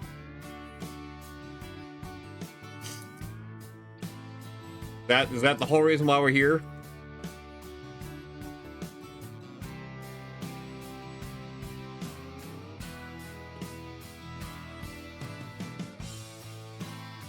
No. Mm-hmm. I'm holding X to doubt.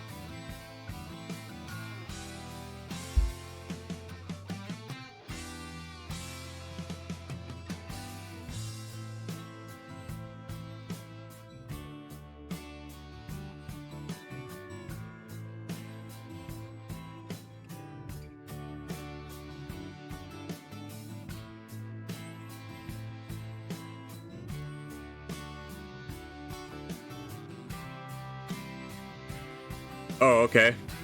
Pew can drop the F slur, but I don't think he will since it's variant dialogue. Alright.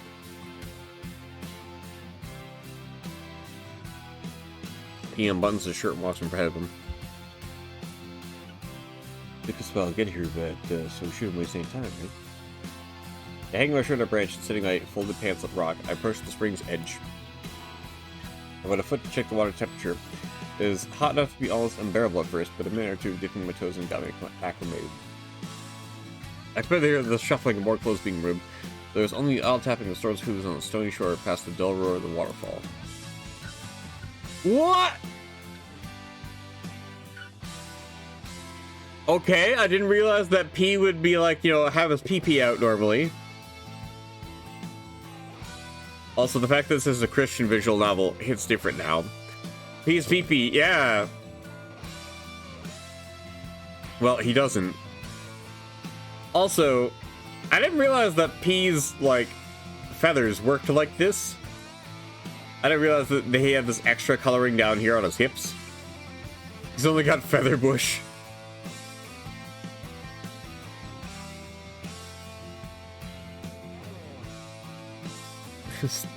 Storm was keeping himself half turned away from me, but every now and then his eyes would glance at me. Curious, huh?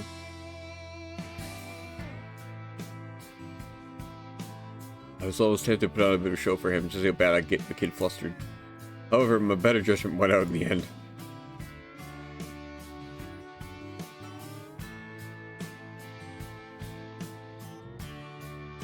Whoops!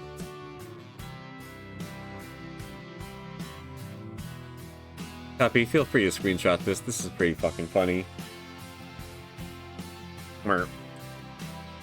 Last I stepped in and waded out, the water was up to my waist. This barb's wet.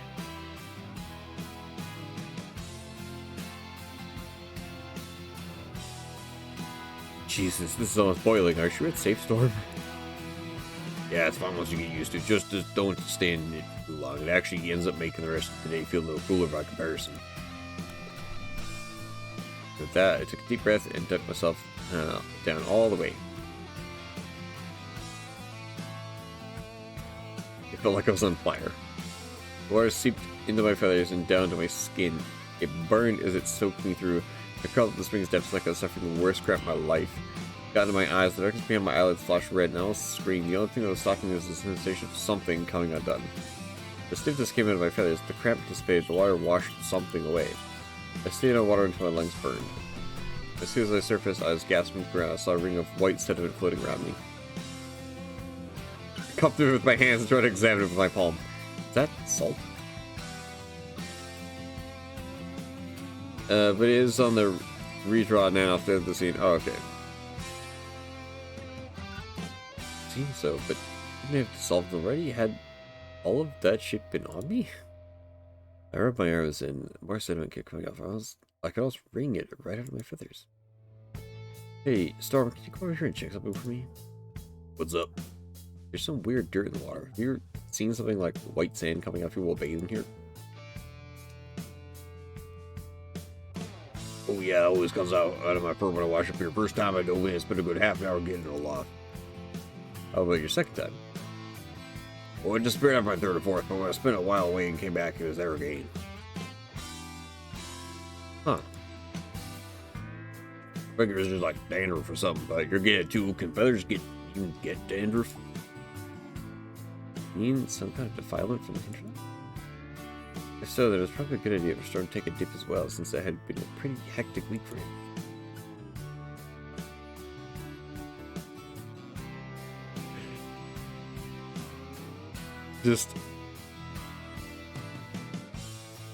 I think you should come in here and cleanse yourself too.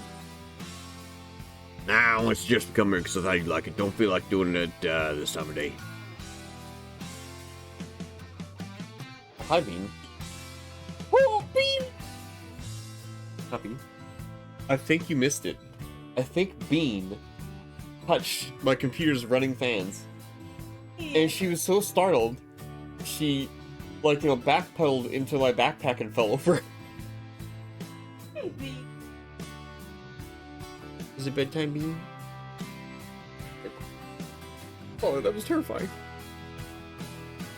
Maybe after the beach day here, I should probably call it a night for Minotaur Hotel, because I've done a lot. I've been here for like 4 hours. And I can read blue.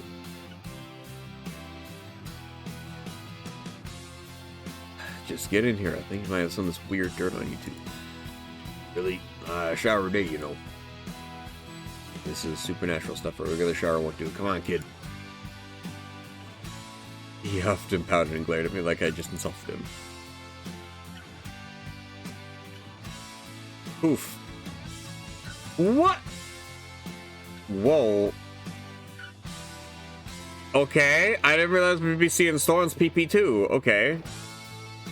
Damn, Storm. Also, I love how Storm's like, my body's weird, and I'm like, I don't know, Storm. A lot of people are into that kind of body. Alas, he shucked off his clothes, leaving them in an untidy pile on the rocks. I kept my eyes, all of them, above his waist as he splashed into the pool to join me. Yeah, that's not what he means. Yeah. He has a bull PP since it's covered up. A bull PP? Okay, well, to be fair, bull PPs are a little weird. But granted, I don't have the special version, so I don't know what his PP looks like.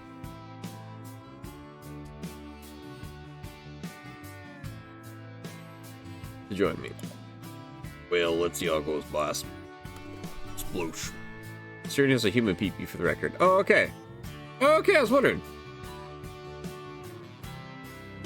Storm dunked himself underwater and then twisted back and forth like he was pretending to be a washing machine. It also been cute in its childishness if it wasn't for the weird white sediment flowing off his whole body. Storm heated himself up with the water. He shook his head and blinked his eyes and then stared at the ring surrounding him. Jeez, this much you're right, boss. Alright, to not shower so much if you're still gonna get all this crap on me. Just told you it was supernatural. You need to be a good boy and shower so you don't start stinking worse than you already do. The unruly calf splashed me and bellowed out a laugh. I know boss needs to be full of shit. Guess we must have gotten that from somewhere. I noticed that the splash had washed off a little more sediment from my neck and chest. Oh, sure, go for it, Chapman. You feel free to put that in the not safe for work channel because you have access to it now, so you can do whatever you want there.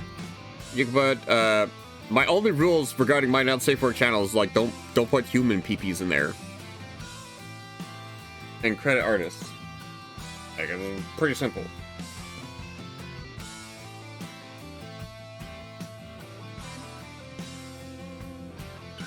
Oh, Chapman, you made the laughing bird just for me.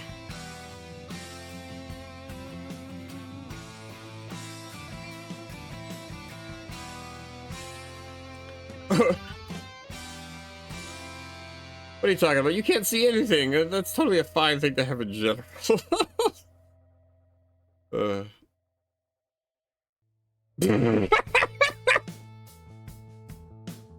Benny, all you did was just... God fucking damn it.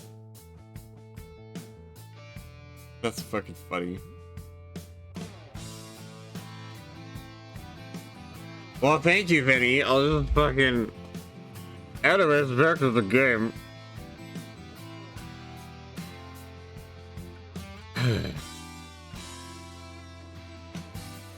we spent so long while just wringing ourselves out with the occasional splash between us. Of course, he was still a kid after all, and I didn't mind letting him have his fun as payment for bringing me to this place. Still looking for the pick, of course. Oof. Whoosh. Soon enough, we weren't letting off any more defilement. So, how do you feel? Better, I guess. Coming here has always been good for getting myself relaxed. How do you feel, boss? Right as rain. Thank you, Star. This was really a good way to start the day. We went back to the shore together, hoping that the cleansing would lead to good fortune in our search. Of course, that was when we realized neither of us thought to bring a towel. Uh-oh. Sounds like someone was having a wet-ass car ride. Guy. Shit, I almost forgot. What? September 7th. Yeah, you're right. I've been so long, brother, remember which days are holidays anymore. That means some spots around town are going to be closed, just something to keep in mind. Oh, now that you mentioned it.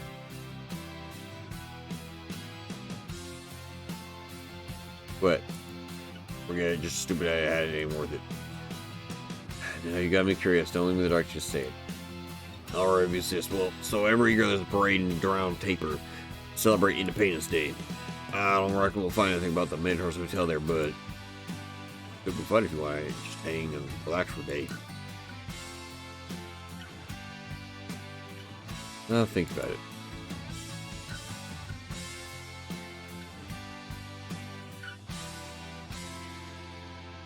Assuming that'd be like the town plaza? Septembro.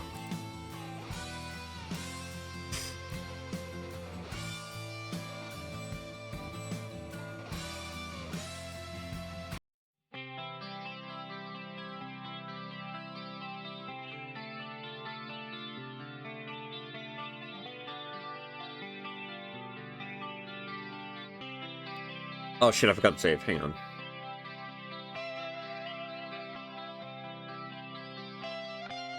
Oh shit, I can't back it up. Fuck. Okay, well. Shit. Hits. I guess we're going without a save. I don't know. You found it? Oh, okay. Spoiler. Oh, wow. Okay. Jesus, Chapman, man. Thank you for, giving me the grace that is Asterian's naked body. Asterian is a very cute cowman's. His penis looks fine. Buddy, what did you do?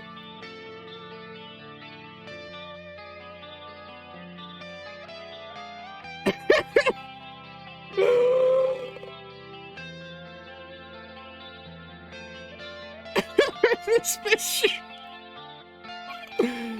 Wow, okay, yeah, no, that is a picture, and I gotta read out any of that.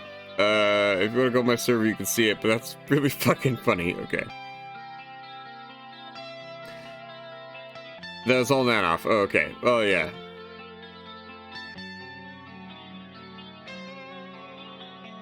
And Chapman's posted, the naked versions of Asterian and Storm.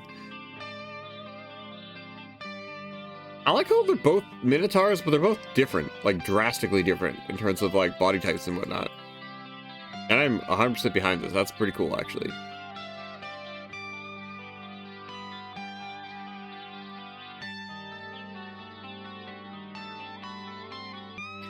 Very cute either way.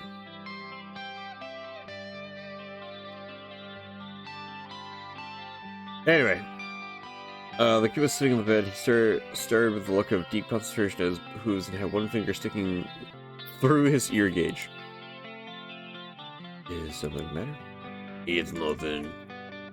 How droopy his ears were. I was expecting him to tell me he had some terminal disease. It's clearly something, kid. The charm always works, right? I mean, I'm not gonna lie and say always, but we're both like cats. Look, I don't want to brag, but I'm good at making charms. You didn't even have a lot to work with, and I made yours, but you won't be finding anyone who can craft one as good as mine. Besides, with the Latin writer performed, yours won't malfunction that easily. Hell, I told you the main downside of charms made like yours that you'll be forgotten quicker than normal, which is a plus if that's what you're worried. Okay, so like in a crowd with someone brushes against my shoulder and stuff, they'll still think I'm human. Won't see my horns or make some big deal about it. Like, you know, it's like a lot of people and a little magic, so we'll just run out. Relax, it's going to be alright. It's going to notice anything. We'll have loads of fun. Plus, you know, I'm pretty sure we're having a full moon tonight. That makes the charms extra strong. We're not of anyone having theirs malfunction under these circumstances. It's said that a cow's eyes were most beautiful, such that Hera was lovingly called cow-eyed. And with a wet cow-eyed anxiety, he looked up to it with... Oh, pee-pee. Although somebody who works with cows all the time, or not cows, but simulators of cows, we do have to make the eyes for them, and the eyes are pretty. Really? Can't blame for telling a little white lie to make him feel better. I promise, nothing bad's going. But if you really want, we can stay away from the crowd and watch from afar. Would that make you feel any better? They got cute black beady eyes? Kinda, yeah. Kinda? I feel like their eyes are a little bit elliptical, but I could be wrong. Like their pupils, sorry. Oh, and I get what you mean about Sprite being more bison-like before. I get you now. Such a quick flash.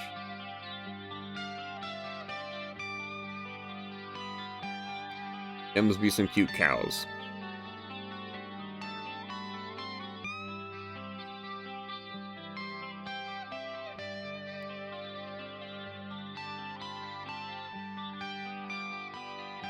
Huh.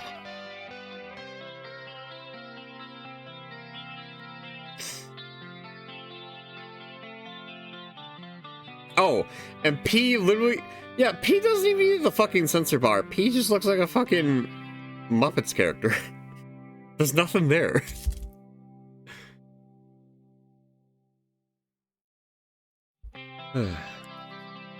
Good grumble as affirmatively as a grumble could get.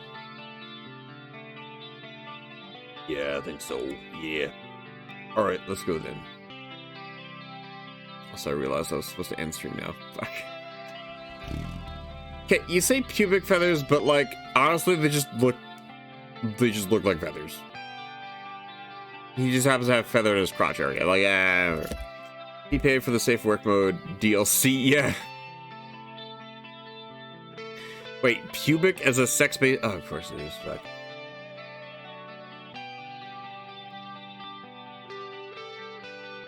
Oh, then pubic feathers, okay.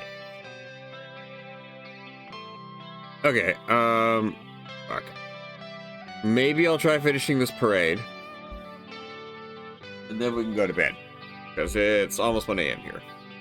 And I'd like to do some shit tomorrow. It's my last day off before I have to go back to work. And it already feels like it's gone by so fast. You can save here. Okay. That's the other map. Alright.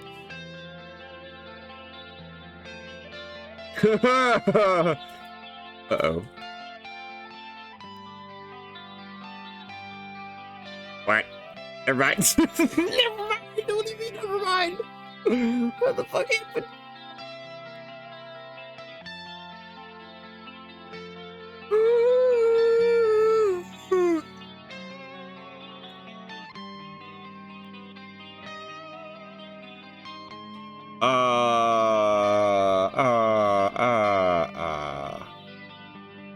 Fuck, what did I do?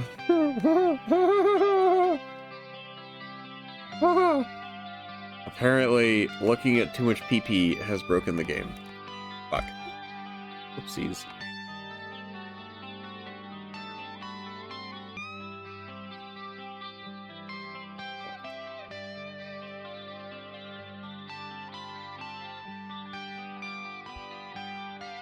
Oh, okay.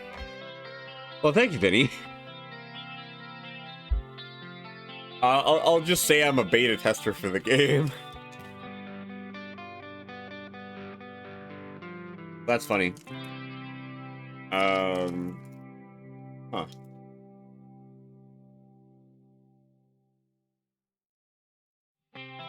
Huh.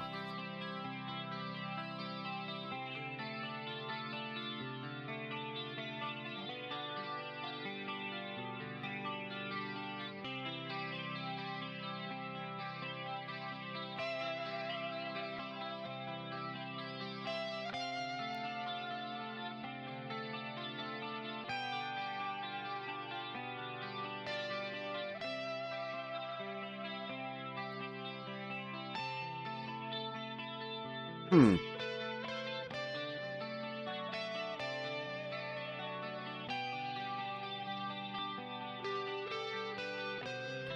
Well, shit, this isn't good.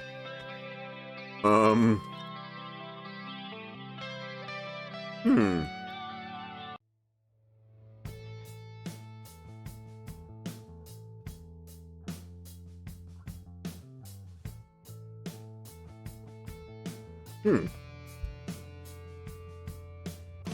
I can at least save here.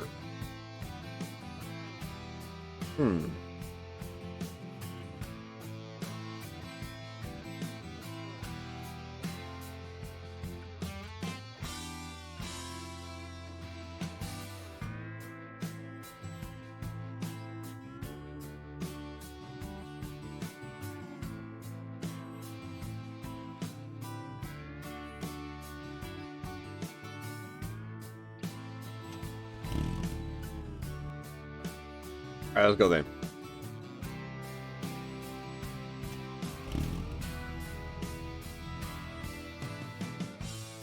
Okay, good.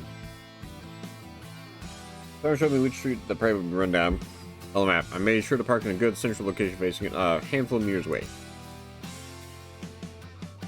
Completely unnoticed with the crowd between us on the street, in which the storm's delight. In the distance, there was a sound of stomping and marching. Storm leaned forward in anticipation, only back from a relaxation of the long week. The first and only real float in the procession was what I assumed to be the mayor and some other town official standing on the back of a pickup truck waving. Storm craned his neck to watch them as they puttered by. Cute. Afterwards, a brass band passed right in front of us, making damn well sure the whole Hinterlands could hear them. Same old parade standard renditions of the national day anthems, plus a few of Foru songs from local radio. Then I caught something out of the corner of my eye. Tom's ears kept wiggling, readjusting, just moving around while he had his look of consternation on his face. Something wrong? Just, the instruments Are all out of tune.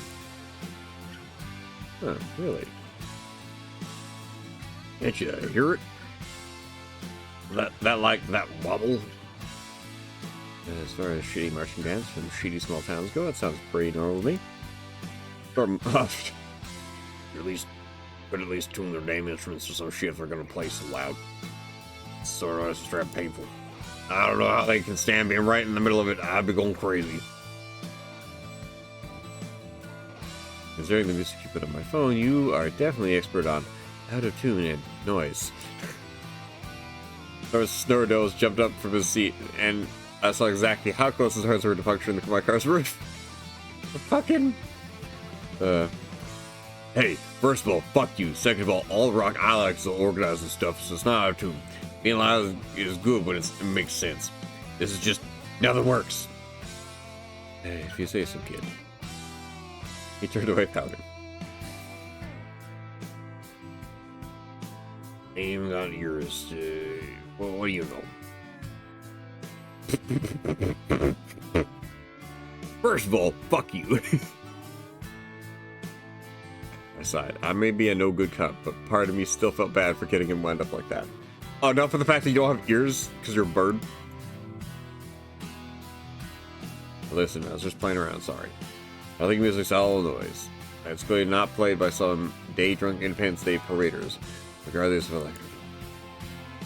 I wasn't really trying to get under skin. I don't even like this music either. I just don't have the ears to flop around when I don't like a sound. Guess you're lucky that way. To make you feel any better, we could roll up the windows and put one of your songs on instead. How about that?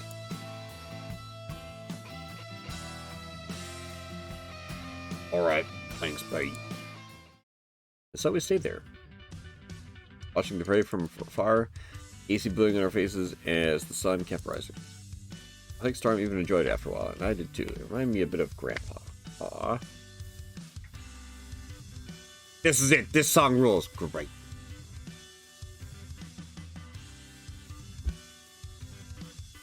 Storm must have figured out I was lost in thought. He kept looking at me, smiling, tapping his little hooves on the rubber mat. As for me, I suppose I got in a bit of a talking mood. I saw the parade here once with my gramps.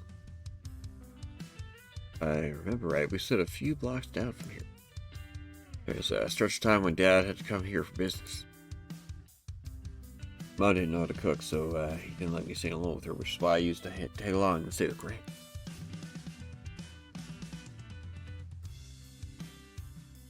I was 6 years old when Grandma took me to the parade. I know it was then, sure, when I started shedding my baby feathers.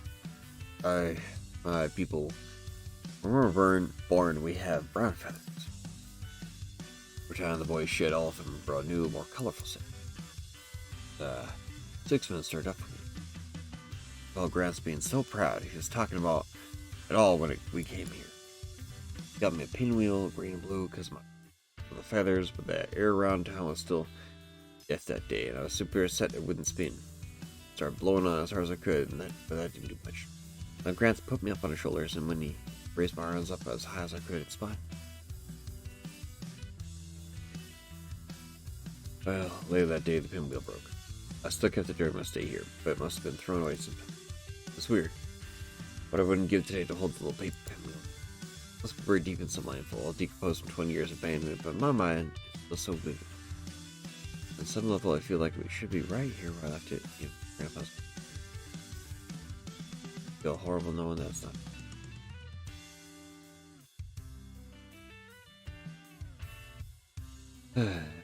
Gramps. At a closed casket funeral, you know, so I didn't even get to see one last time. And the last time I saw him alive, I had no idea if we were finally together. Sometimes I find myself so sure he would still be around somewhere.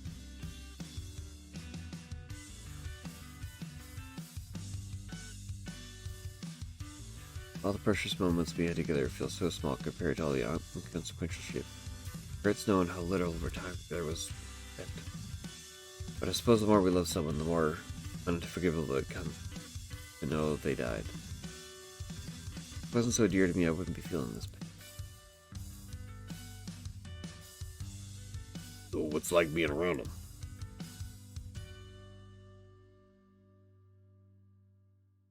I was happy.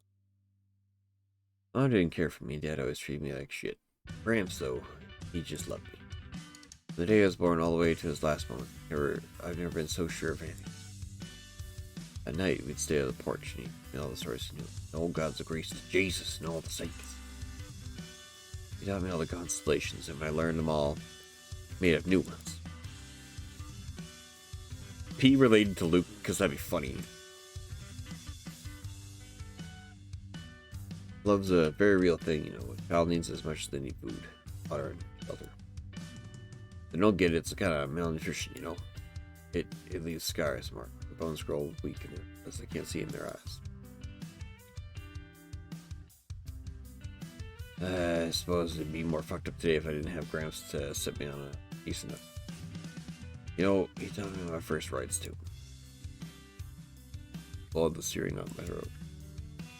There's a special bond between a rite master and their apprentice.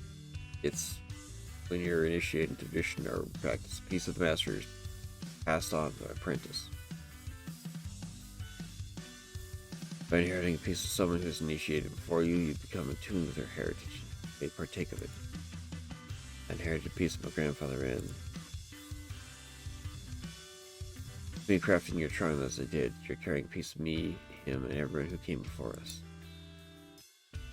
I gave you something very dear to me when I made you that charm, so take care of it, please.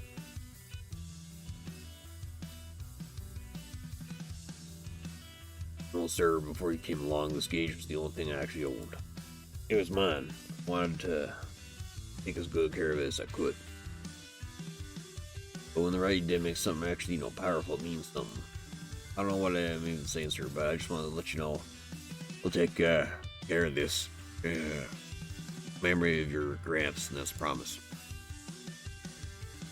God damn it, it wasn't just the sweetest thing.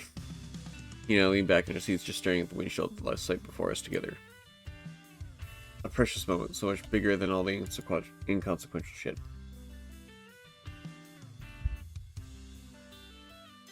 And in the middle of the crowd, I saw him. A little flash of color. He was right in the middle of the advancing crowd. I couldn't waste a second. Am I here for any? There's something I want to do outside. I didn't wait for Star's answer. Just unblocked my suit, pushed myself up, and was stripped. And Christ almighty, I felt like hell when I plucked myself a feather that got caught in the door. Oh no! Fucking. Left back and sort of eyes wide, not knowing a thing what was going on. Just right there. Around the crowd. As much as my ass hurt after that, I guess there was some value in being able to see what Storm got up to when he was left to his own devices in my car. I could make sure he was still enjoying his first parade. He did keep me pretty distracted though, while I bumped through the crowd of revelers with their flasks of popcorn. Taking every opportunity to be a damn voyeur, I grunted, shook the thought away, and tried to maintain my split attention while hunting for my prize. From adjusting the AC, in doing so, he caught a glimpse of my green plumage, still stuck right where I had left it. Then casting worried glances towards the driver's side door, when I ran off. With a swift movement, he leaned over, opened the door, and slipped the trap feather into his grasp. With a careful eye, he ran the soft fur on the back of his hand across it, removing some dust. Careful of the new dormant crease. Then curled it in his hands, like something so precious and fragile it could break apart at the slightest disturbance. Brushed over on both sides, held it up to the sun, seeing what the light shining through it was like, tied it with his fingers so gentle. Then he laid it on his chest and let his breathing sway up and down. like the sea's flowing weight sliding up to my feet, half sunk in the sand. Feel the tip tickle his neck as he ran his fingers along the fuzzy parts. Then I saw him. He saw me walking back and almost jumped out of the seat, shoved the feather onto the dashboard.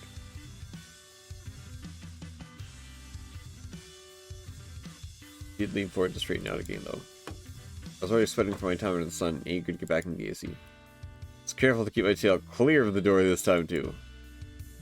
Rather than to bring up what I saw while I was away. Besides, I'd gone out for a reason. You get the pinwheel?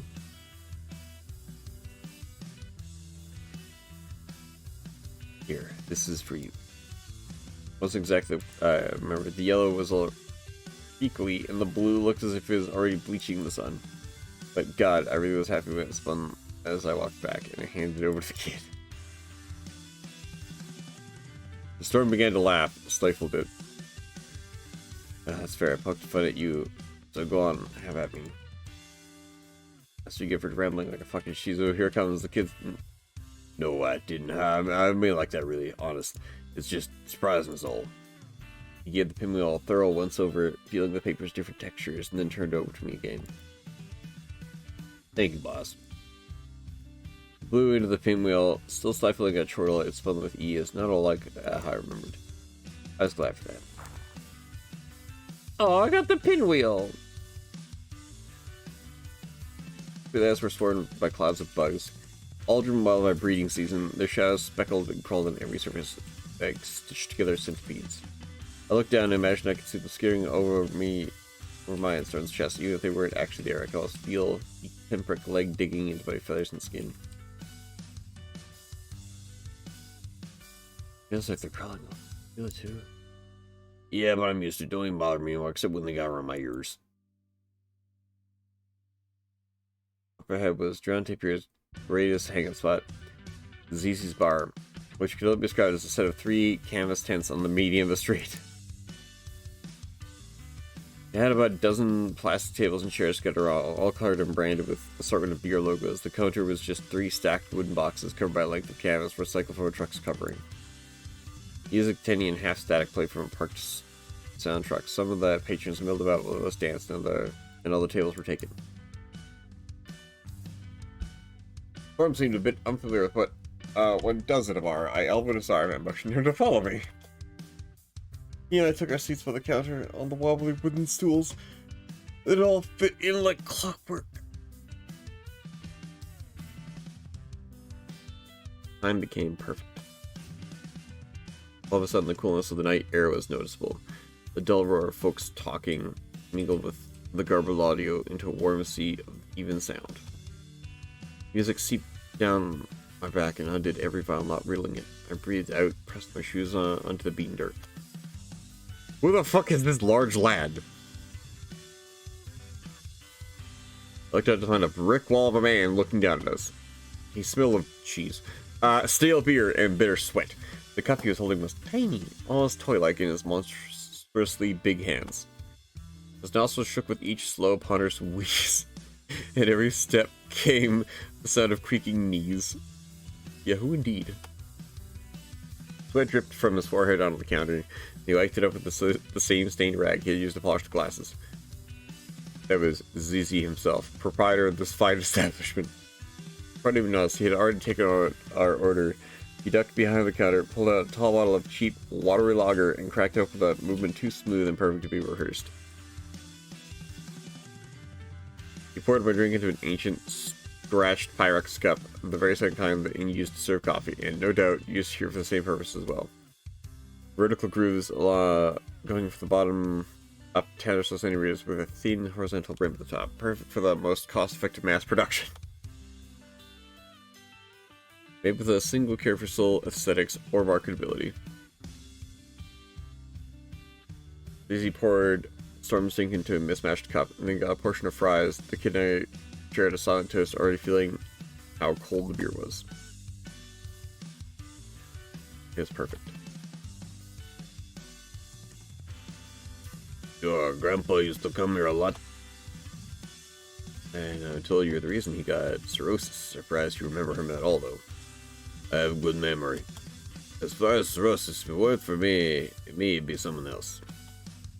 At least I watered his drinks down. That would be worth something. And not that it mattered much in the end. I tried to follow the conversation as the proprietor and I talked, keeping his ears vaguely in my direction. Once the buzz started hitting him, though, his eyes and attention began to wander. I glanced over and found him looking a bit satisfied with himself for finally sitting at his corner, just another unremarkable face in the crowd. So you're working for the Cornell's widow now? No, sir, I don't want to get involved in anything.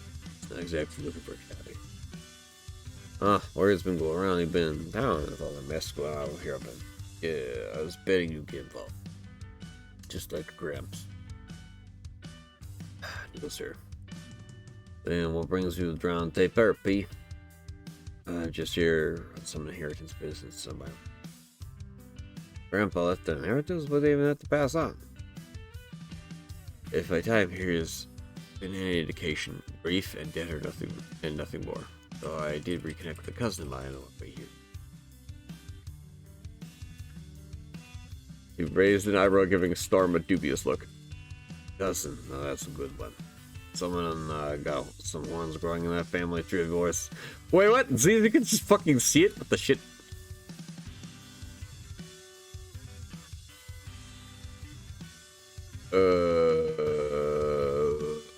My eyes stayed locked onto him over the rim of my cup as I took a slow sip. I racked my brain for everything I heard about ZZ, either from my grandpa himself or my dad. If they'd ever told me he was like us, a mythical, I didn't have any recollection of it. I suppose you're right, Storm. Here does look a bit different for me, assuming you have a keen eye. Well, I do, or so I like to think. I continued looking up at him, staring at his face, trying to notice any tickle at the back of my mind or strange fuzziness in my vision. Even the best made charms aren't completely perfect. If you know what to look for, there's always some kind of tell, some way to make it malfunction. You never mind, it would seem. Considering you knew my dear old Gramps, would you happen to know anything about this? His search for a certain hospitality establishment? Laughed in perfect intervals. The humorless sound of it tightened the knots in the back of my back right up again. Oh, you bet I do. I spent a dozen years telling your Gramps all about it, but you never listened. Now, this is my chance to save you from his madness. Not madness. Give up, go home, stop chasing the madman's dream. Take it back down. He's so close to. Wasn't it enough for one brother to waste his life on this lie? You're young, you have a good future ahead of you. Play your cards right. That's what I'm supposed to do. And even if it don't, that's even better than down alone and hated by like a Gramps. Whatever your reason for coming here, look for the hotel, let go. Stop searching for a magical fix for your issues and solve them yourself. So I don't know exactly what sequence of events triggers it, but depending on what you do, you get to see through his decisions in the scene slightly. Vinny, what the fuck?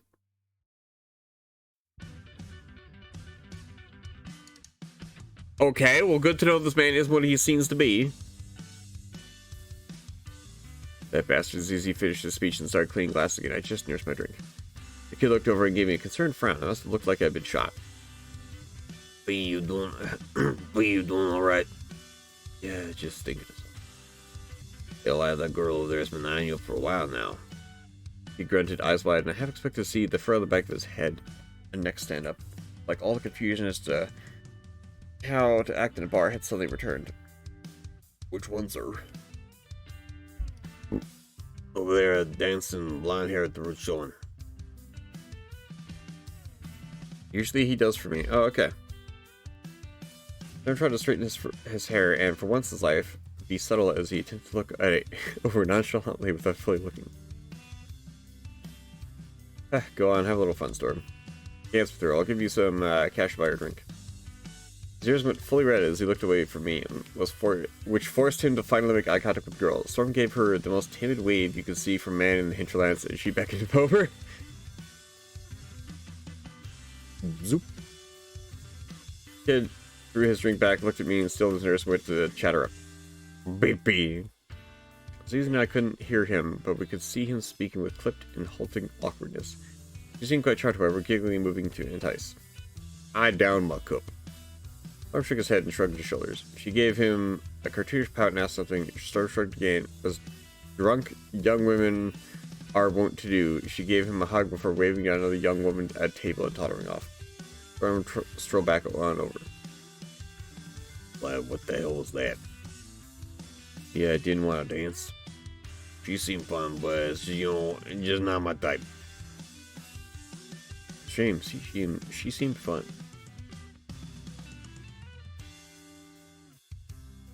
What if you did the skinless quest? The fuck? Alright. Please, I'm wrong. Across my vision, I saw ZZ make himself busy at the other end of the counter. Bastardine offered me another drink. Storm. No, I'm not crazy. I know my grandpa wasn't lying, and I know this place exists because I've seen it. I'm having visions of it at night, just like Gramps used to have. It's everything he described down to the last detail. Spent a whole week digging around this shit. We're no closer to finding it, man. No idea where to go from here. Now, do we even have to show for it? Well, I figured out the whole mess with the 12 tapers, didn't we? Might not be have gotten us a close to the hotel, but boss, we put their souls to rest. Ain't that worth something? Did we? I'm not even sure that. Give him a proper, respectful burial, and that was worth something, at least to me. No matter what, it's a way of burying and staying in a pile of bones inside chest and mansion. Pretty good, okay? Not sure that's what we wanted. We should brought it, boss. Stop burning myself, son of a bitch. I'm gonna start saying the exact same right thing. Get me welling up. The big elf ZZ let out a huff and shook his head while putting away glasses. Fuck, don't lose it. Where every goddamn one can see you. It's fine. Fuck ZZ and every goddamn everyone goddamn else. Thanks. Thank you, sir. Thanks for putting up with my shit. He laughed and gave me a pat on the back that nearly knocked me off my stool. It's why you're paying me, ain't it? Plus, we got a whole another week before we have to go back to the city. Right? I'm sure we can find something at the hotel we can do that time. I'm gonna do this in the first place. Say it yourself. You know what's out there because you saw it.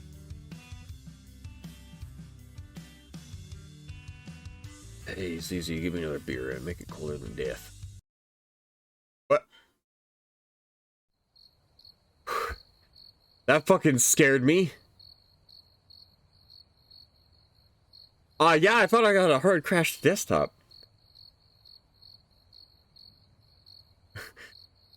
Can't believe you got drunk that quickly.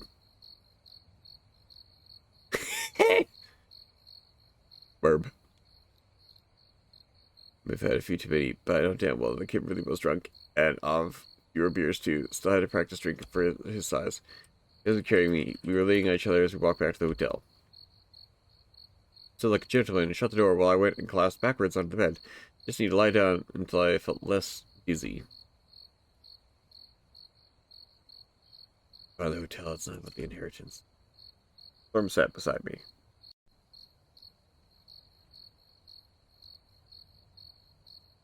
Then what's it for? Yeah, myself, I mean.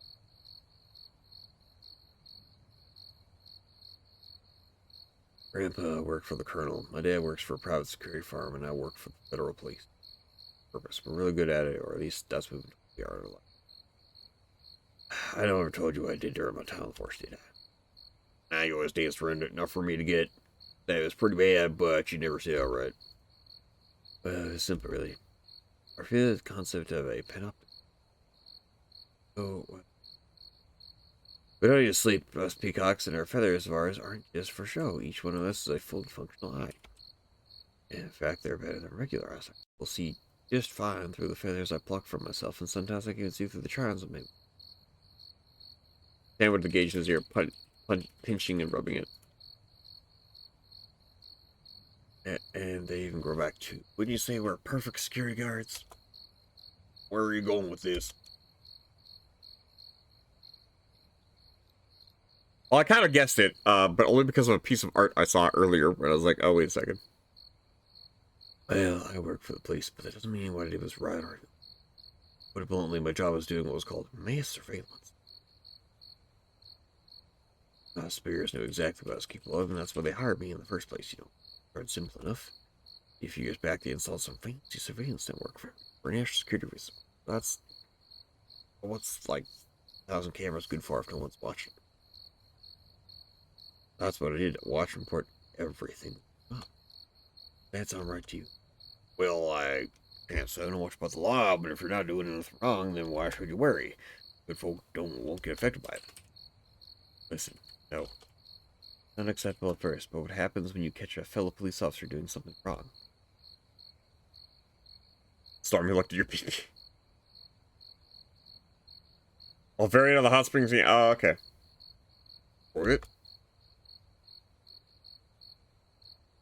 Oh, Storm. You delete it and make it look like a computer error. That was the next step after I settled into that position. What do you think happens when let's say someone on the force just gets a feeling that someone's doing something wrong? You go to a judge and get a yeah? No, you get me to talk him. Officers make it as extra when an investigation is a strong case. They ask you to go look for a few recordings, or maybe a few recordings you. Asked that, he did look at Sir, but I could feel his eyes on me.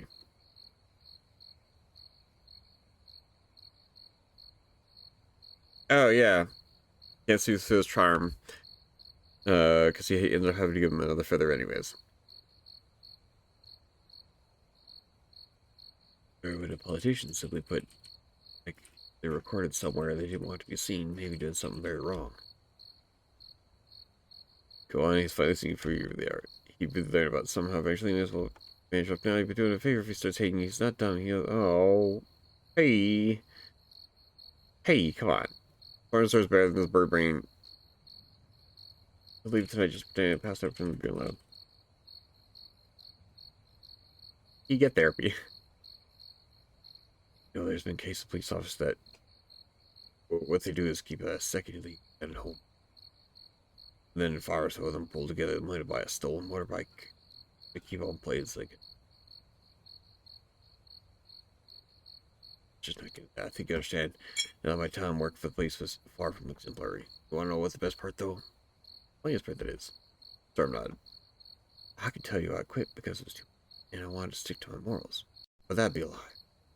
It's because they bought a fancy artificial intelligence system to do my job at a fraction of the cost.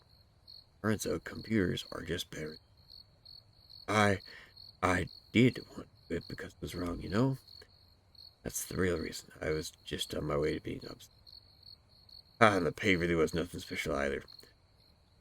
The ugly squawking laugh. Again, it's as if you weren't enough for a deplorable piece of shit. You could kill anyone's eardrums with that.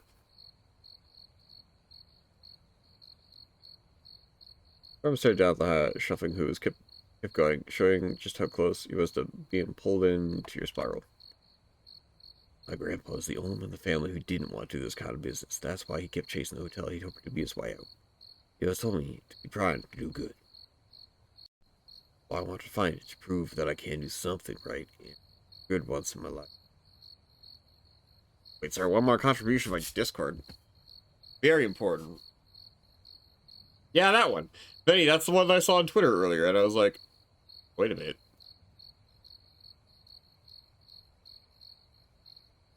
Oh, okay.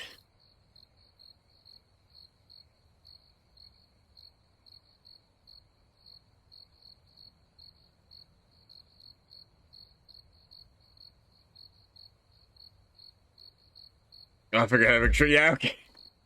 So I was like, oh, huh.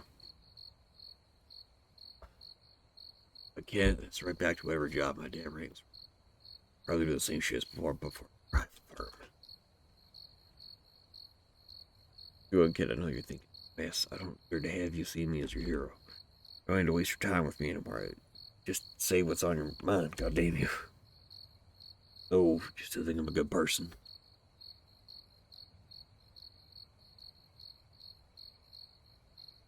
Why'd you take that? Why'd you take that job? Because everything else I tried failed, but I had bills to pay. I actually had a better job before all this.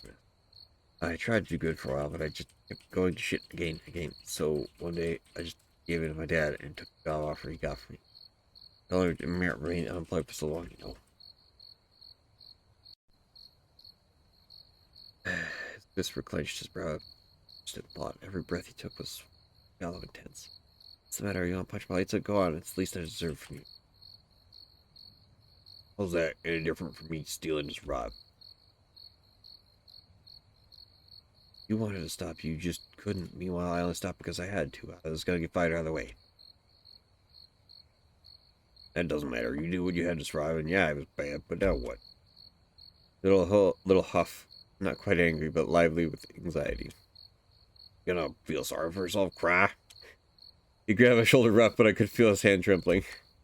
Look at you, piece of shit. You're so up your own ass for those bullshit like your grandfather at the hotel doing something right, but look at me. First me look in the eyes, glaring but reddening and watery. I was ready to die because my life was and would always be hell, but then you came around, and in a single night you gave me a future. After all this is done, I'll be able to hold a job, go to school, maybe even get a degree or some shit. Ain't that good enough for you? What are you, some emperor or something? Had a little life like mine, didn't matter one way or another to you? You did a bunch of fucked up shit, sure, but you ain't doing it anymore, and I'm real, damn it. Helping others matters, and you help me, and I'm living fucking proof you can do right.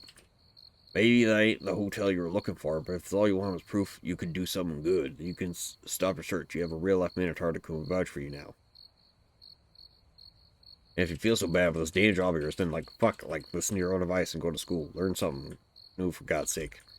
For the love of God, for all that's all, stop with all your fucking bullshit. Just try to be normal for once in your life.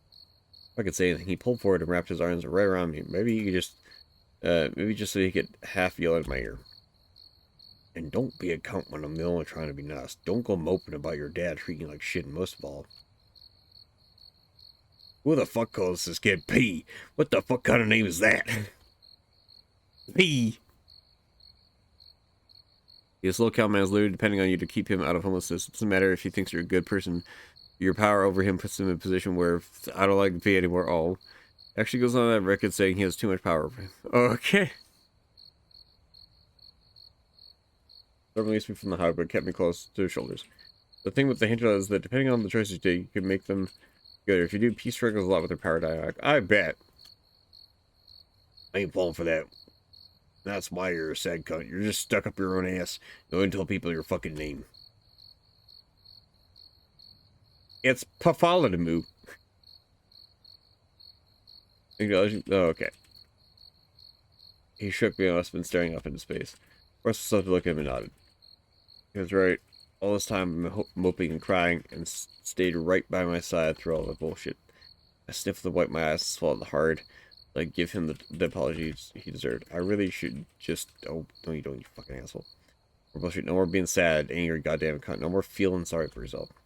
You're right by him? You want to be the kind of mentor he deserves? Then pull your head out of your goddamn ass unless somebody's telling you this time. I'll get touched later. Oh, okay. You're right. Damn right I am. Storm paced a few steps.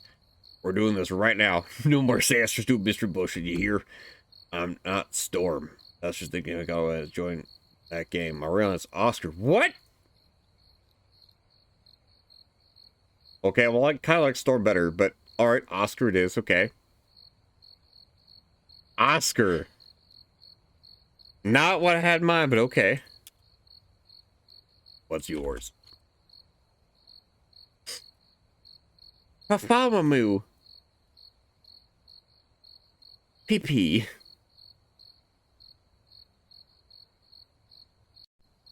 Have a way with wieners, but oh my gosh.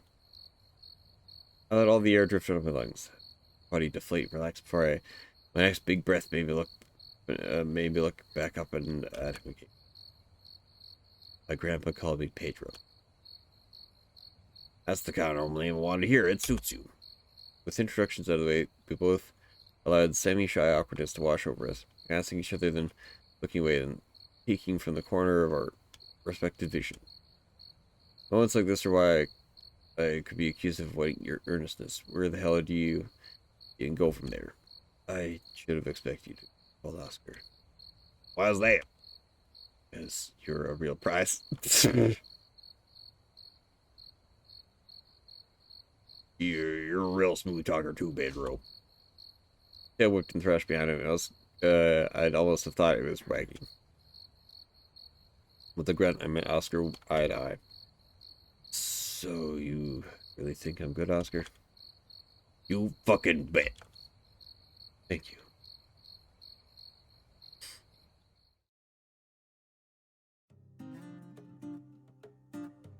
It was about 8 a.m. I returned from eating some crackers in the restaurant. Crackers. I was ready to head out, but Storm was still in the bathroom. I could hear the shower and the clopping of hooves on the tile floor. Oscar, I made you some coffee. You almost done? Hey, just give me a minute. Check out my notes. The bathroom door opened and a cloud of vapor poured out. Oh, this is the exact scene you were talking about. He's looking himself in the mirror, fiddling with and fixing his bangs.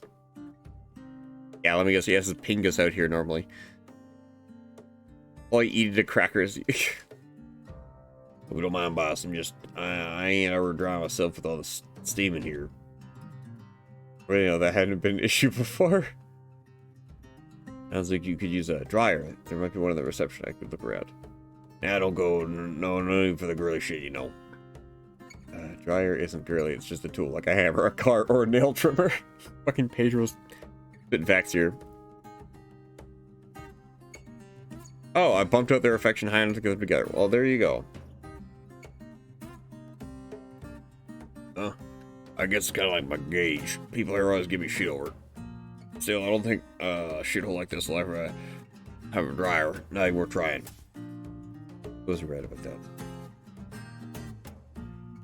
You could at least put on some clothes, you know. But it's just us guys here with the problem. Have you ever seen another guy naked? You did already. You see each other naked at the fucking pool, kind of, sorta. For this job, I need a lot, so no, I don't mind. And that's not even touching on the fact that I've already seen your junk. Oh, there you go.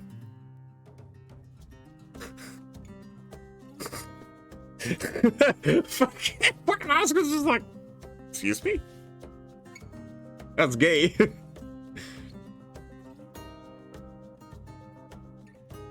I'm back to rereading the notes I've taken over the past few days. In the corner of my vision, I could see that the kid was hesitating to restart his towel, patting, and hair fixing. He is still taking the occasional passing glance back at me, though. Nothing hesitant here. There. Yeah, that's right. You know full well now I can see everything even if I ain't facing you. Luckily, Nick, you spent all 7 days with him. Otherwise, he just comes out in his underwear. Doesn't do this if Oscar is interested. Okay.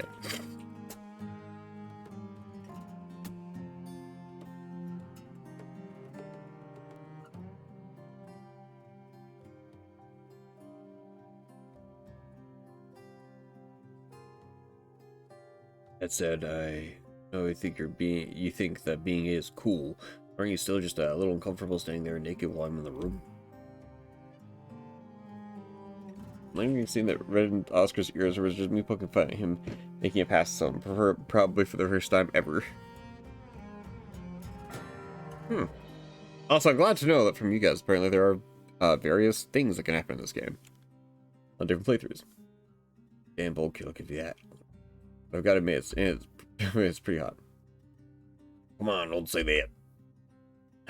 You go taking the car, I really am glad he trusts me that much, and maybe go focus something with your dick. He is being responsible here. Oh. But it is the truth. Look, I'm not gonna hit on you. I'm going to respect your boundaries, seeing as I'm your employer and all. But if knowing I'm gay makes you uncomfortable, then you really should put on some clothes. It'll just take a minute, my fur is still wet. I see. Then by all means, proceed. I turned my tissue back to the mouse and left to it. Can't believe you did that. But That wouldn't help me. Come on. Hey, I look good, don't I? I didn't have to look up to see that he turned towards me, leaving nothing for the imagination, but still, for his sake, I did. You like guys, then we're talking about. Don't lie to me now. Are you sure you wouldn't hit on this piece of beef? Oscar squared his shoulders and puffed out his chest, even hiding his attempt to show off to me now. And that, along with his flicking ears and tail, it's like, oh, God, no, goddamn, what the fuck is wrong with you? Let him down gently, don't destroy the self-confidence he's built up. Although maybe giving him a little shit is in order, you are kind of after all. That's a tough question. Never saw myself as a beef kind of guy. If I'm being honest, and my search is for more than the hotel than it was for the Minotaur. Regardless, I'm not all that looks right. You have a mean attitude, you're stubborn as hell, and good guy, you stink up the place. Plus, you ain't cheap. Now I take into account how much you eat. The shoulders near started to droop as I spoke. It took me till then to notice that he wasn't in the mood for returning barbs. That said, well, gotta give credit where it's due. Your whole attitude you have being a punky piece of shit, I can get behind it. It's fun having you around, even more when you're all happy and cheerful. As for your appearance, again, I never saw myself as being a beef lover, but yep, sure as shit, you're a damn handsome fellow. Guys nowadays really do love the whole, pardon the pun, grass-fed body you have going on. Strong in all the right places. Yeah, that's definitely how I refer to myself now in the public. Grass-fed body.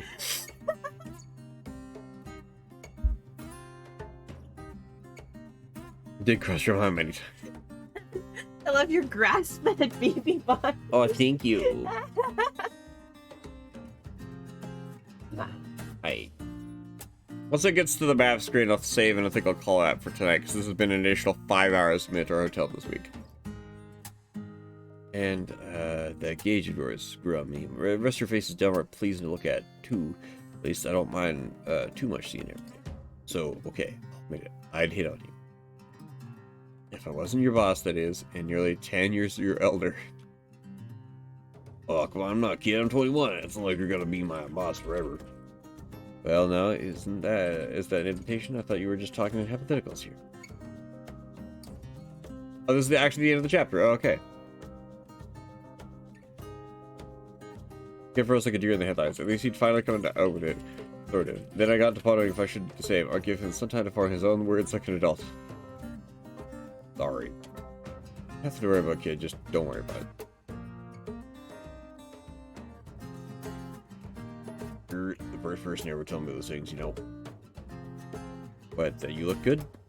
They have a charm. People will tell you more often. It's unfortunate that they can't look past you being a Minotaur. Most humans aren't too fond of us.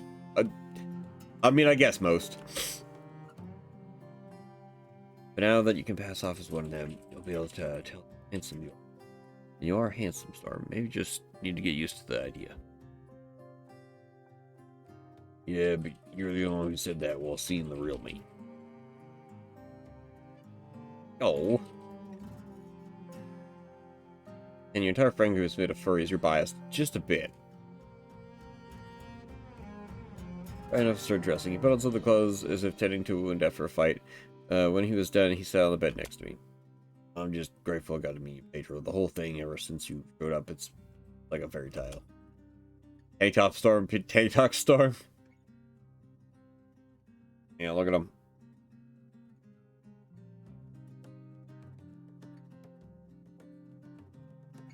I was just living in a hole, then you show up on or give me this charm so I can pass off as human. I dreamed of something like this my whole life, and you just make it all sound so nice and easy. And when I'm with you, it really is. I don't know what's happening after this whole thing. I can go to the city and find a job or go back to school. But do none of that before you came along. But even if anything goes well for me, I'll still be me. I'll still be this, even if everyone thinks I'm a regular person. Oh, I am. It's all pretending, ain't it? It's good being able to pretend, but I ain't what I really am. But you know the truth. You've seen who I am, and you ain't bothered by it. So I don't know what to say. Okay, just happy to have you. Real happy. Sorry. I'm sorry. Let's do it. Sorry. I'll ask you right now. I can think of any stupid bullshit before I go there. I'm doing. Aww. I get it, okay? I get you, don't worry. Don't got a thing to apologize for, I understand. But shit, kid. Don't call me kid, you're not much older than I am, damn it. Oscar, he is 10 years older than me. That is still a considerable amount older. Like, at that point, Pedro's here basically just a DILF.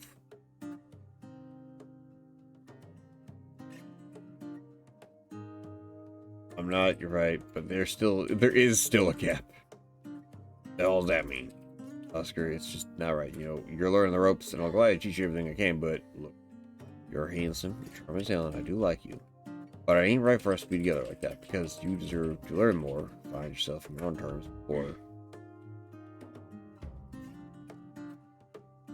before you're stuck with me, you don't know how to find anything better. Before you learn hate me, before I learn to hurt you by being mean, by the fucked up piece of shit myself. They don't romance. P is more paternal in their relationship. Oh, okay. Oh, hi, Kalfira. Hello. We're almost done here for today. I can be a bad person. I'm not saying. I'm not. It's not that you're a kid. The issue here is that I'm my own kind of fucked up. Weird that he can romance his adopted out. What? Well, I mean, yeah. Because I don't give you the chance to ruin you. You have anyone else bring your family to help when you don't seem to have any friends around here. I know you were saying, Oscar, but I can't be everything for you. Not when I've got this much power over you. Not when you don't have anyone else in your life. Just, it's not fair to you. If you keep a certain level of distance, it's easier for me to be the person you need. I can be your friend and provide guidance for you. Provide improving your charm, and I can even take you to get a passport when it's all over. Hell, maybe I can even get you a real job somewhere, something you can do while going to school. But if we get too close, then I can't promise you any of that, because I'm not nearly as much of an adult as you think I am. The Lumix finally wrapped his arms around me, holding me like I was this long-lost teddy bear. Just give me a chance, you cunt. No. Not today, at least. Then tomorrow. Sorry, kid. He clutched me even tighter, and there was a whimper in his voice as he spoke, but he did his best to hide it. I ain't taking no for an answer, bird brain. Ew, excuse me, started to hurt. The little shit rubbed his cheek against the side of my head, and his horn softly bonked my scalp. Whoa. Him being a petulant child has started to grow on me. Or I couldn't hear you. Okay, someday. What? Someday I'll give you a chance. When? I'm not a fucked up son of a bitch, but it's easier for you to leave as soon as things go south. Oh. You know what you really want. You can stand on your own two legs, feet without me there. Something like this might actually work between us. Oh no, when you're ready. Actually ready. When you're life together. When you're not my employee. When you ain't need me to babysit. See, as long as it's not Oscar's problem, it's his. And I'll give you. Like to let me out of the hug, but still held my shoulders in his needing grip. Oscar looking the eyes real deep, and I was trying to measure something, and finally he nodded with earnest enthusiasm. I can live with that, I guess. Good. I'm not giving you a minute more of my time for 2 weeks to carry your own damn weight. Like a rowdy pup, he pushed me away to pick up his dukes. You're just welling up all over your crush on me, and now you're back to horseplay. Rejecting you really was the right call. I'm not rejecting him, I'm just treating him right. See that? Like I ain't twice as strong as you already. Not the kind of strength you meathead. Now go and get ready for the day. We still have a job to do. You're still working for me. He is being responsible for putting the boundary on the relationship. Yeah. Alright, boss. Or Pedro, or Pete. I'll show you how grown up I am. You better, otherwise I'll keep calling you kid until you're gray. Now fuck off and get ready, damn it. I rolled his eyes and finally moved the full motor, knocked him from the door, started to look down at himself. Get rest till you get that. He still has the bull pee-pee. And I went off to the steam-free bathroom and shut the door. When I answered the knock, I was greeted by a nun. Good morning. You're the one who called about scenes, you yes? Alright, the day she came in to help her brother with the reception, I hardly got a good look at her back then. I could recognize her stern and dry voice. And looked much more particular than she had that morning. And she was holding a brick of cheese in her arms. Yes, and how's he doing? He's okay. He didn't die thanks to you. pretty sure he wouldn't have. Oh, really, he could have died, and he's finally going to get himself into rehab, and I just want to thank you. Pay back the favor, you know? God knows, he ain't gonna think some angel like bird came to him when he was stoned to save him and tell him to stop. At least it might get him to come back to church. Anyway, I brought you this shortbread. She brought us the sizable mass of grease and fat and lactose. All wrapped up nice and neat in a plastic zip-up bag for me. God was so stoned the charm had no effect on him. That's funny. And ain't much, but maybe a tourist would appreciate a local delicacy souvenir. I'd be delighted. I'm just really quite glad I could help. When I put my hands on the cheese block to accept it, however, she didn't let go. Her free hand shot to mine and pulled me down closer. This is the real way I'm paying you back, brother. I came here to warn you. Last night there was a shootout at the Colonel's mansion because of an inheritance dispute, and I can tell you there are corpses. I have it on good authority that someone will come over here and you'll have to leave now for safety. She leaned back again. She smiled at me with eyes full of anxiety. I nodded. Thank you for... My pleasure, city boy. My father knew your grandfather, actually. They were pretty good friends. Took me a while to recognize the resemblance. I'd say come again sometime, but considering what's happened now, won't come back. Yeah. Be safe, and make sure that beefcake you told around stays safe too. I'll make goddamn sure of it.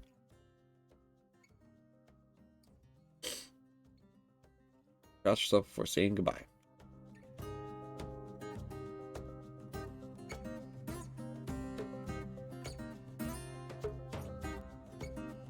Now I'm starting to go to the bathroom. I was shoving the big plastic bag block of cheese into my suitcase.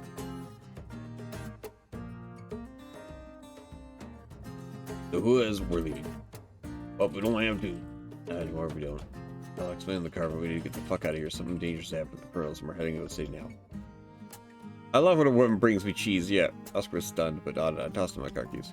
Let's finish up gathering our stuff, put it in the car. I'll pay for the room and meet you there. Chris took a deep breath, squared his shoulders, and gave me another nod. I'll take this now and then do a final sweep of the room, sir. Cheese is the most important character in the game, clearly. Daniel tore my suitcase right out of my hands, pressed over eager or over nervous from lack of explanation, stopped out through the doorway. He halted just aside, however, and felt around his pocket, took something out of it, wiggled it in his fingers, and tossed a handful of little wire fragments over his left shoulder. Only then did he continue tromping off to the car.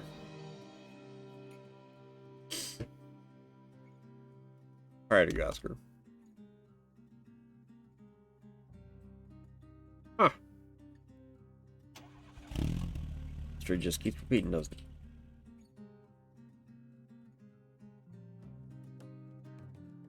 Proud escaping from the Hinterlands years ago, and that's how he found the Minotaur's hotel. And on that morning, I couldn't stop my heart from racing as I looked on the horizon, hoping it might reveal itself. There's nothing save for the emptiness of the desert, stretching as far as the eye could see and dotted with the husks of trees long dead. I was panicked when we left around Ticker with all the thoughts about the hotel running around, but a single look at Oscar was enough to put everything in order. I knew exactly what to do and where to go. Our destination was my apartment. I never told anyone where I lived, and I was careful to put a fake address when I checked. I knew we should be safe. Just as we were leaving, a cloud of butterflies flew overhead and dove down onto us. I pulled the gas and tore through the last stretch of the Hinterlands. Only after I felt all its evil letting go of me that I did allow myself to breathe easy. The kid took notice of it. Pedro, what's going to happen now? We're going to my place. Right there. What about the hotel? I don't know. Our safety comes first. Figure the rest out later. Shot down. He looked down and twiddled his thumbs. Dad, shouldn't you be happy that we're getting a hotel hold? The fucking butterflies. They're gonna give me PTSD. Miss Pia did the boss. More than likely did. Probably.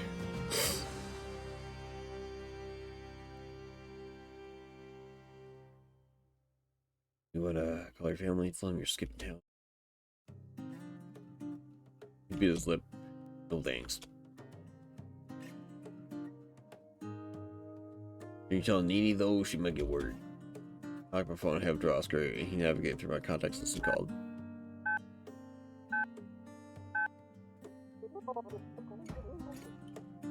Hello, who's this?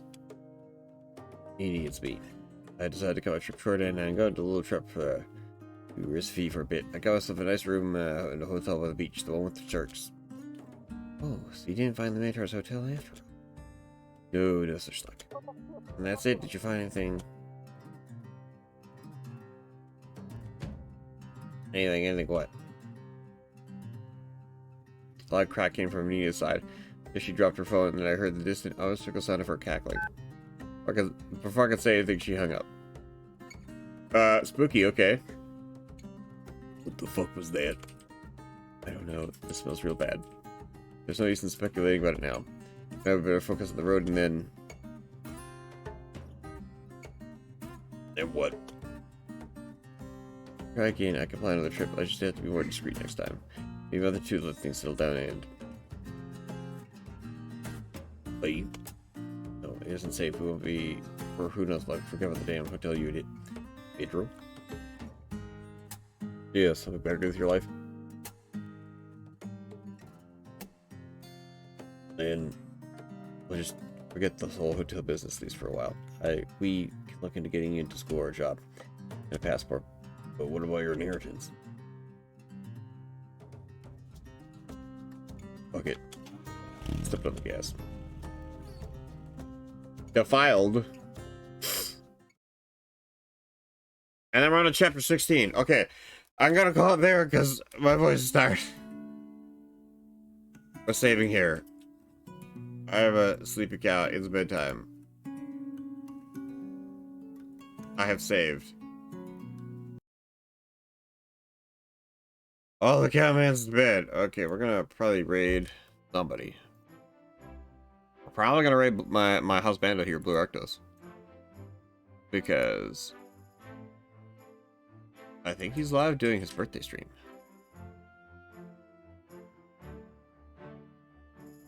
Go for it. I just need to find Blue Arctos though, because I want to be there. Oh, and Chickens is live playing Dark Tides right now. Yeah.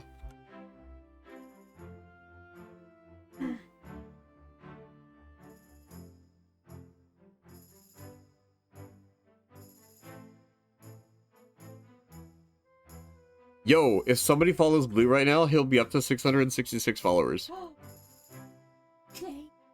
Blue could have a funny number. Oh yeah, do you want the raid message to just be greasy bull cheese? No. So, Ken. Yeah? Apparently earlier, Blue, I think that, Yeah? I think our raid message, so you don't like men. And you would need to call him out because you're his husband. Alright, that's gonna be the raid message.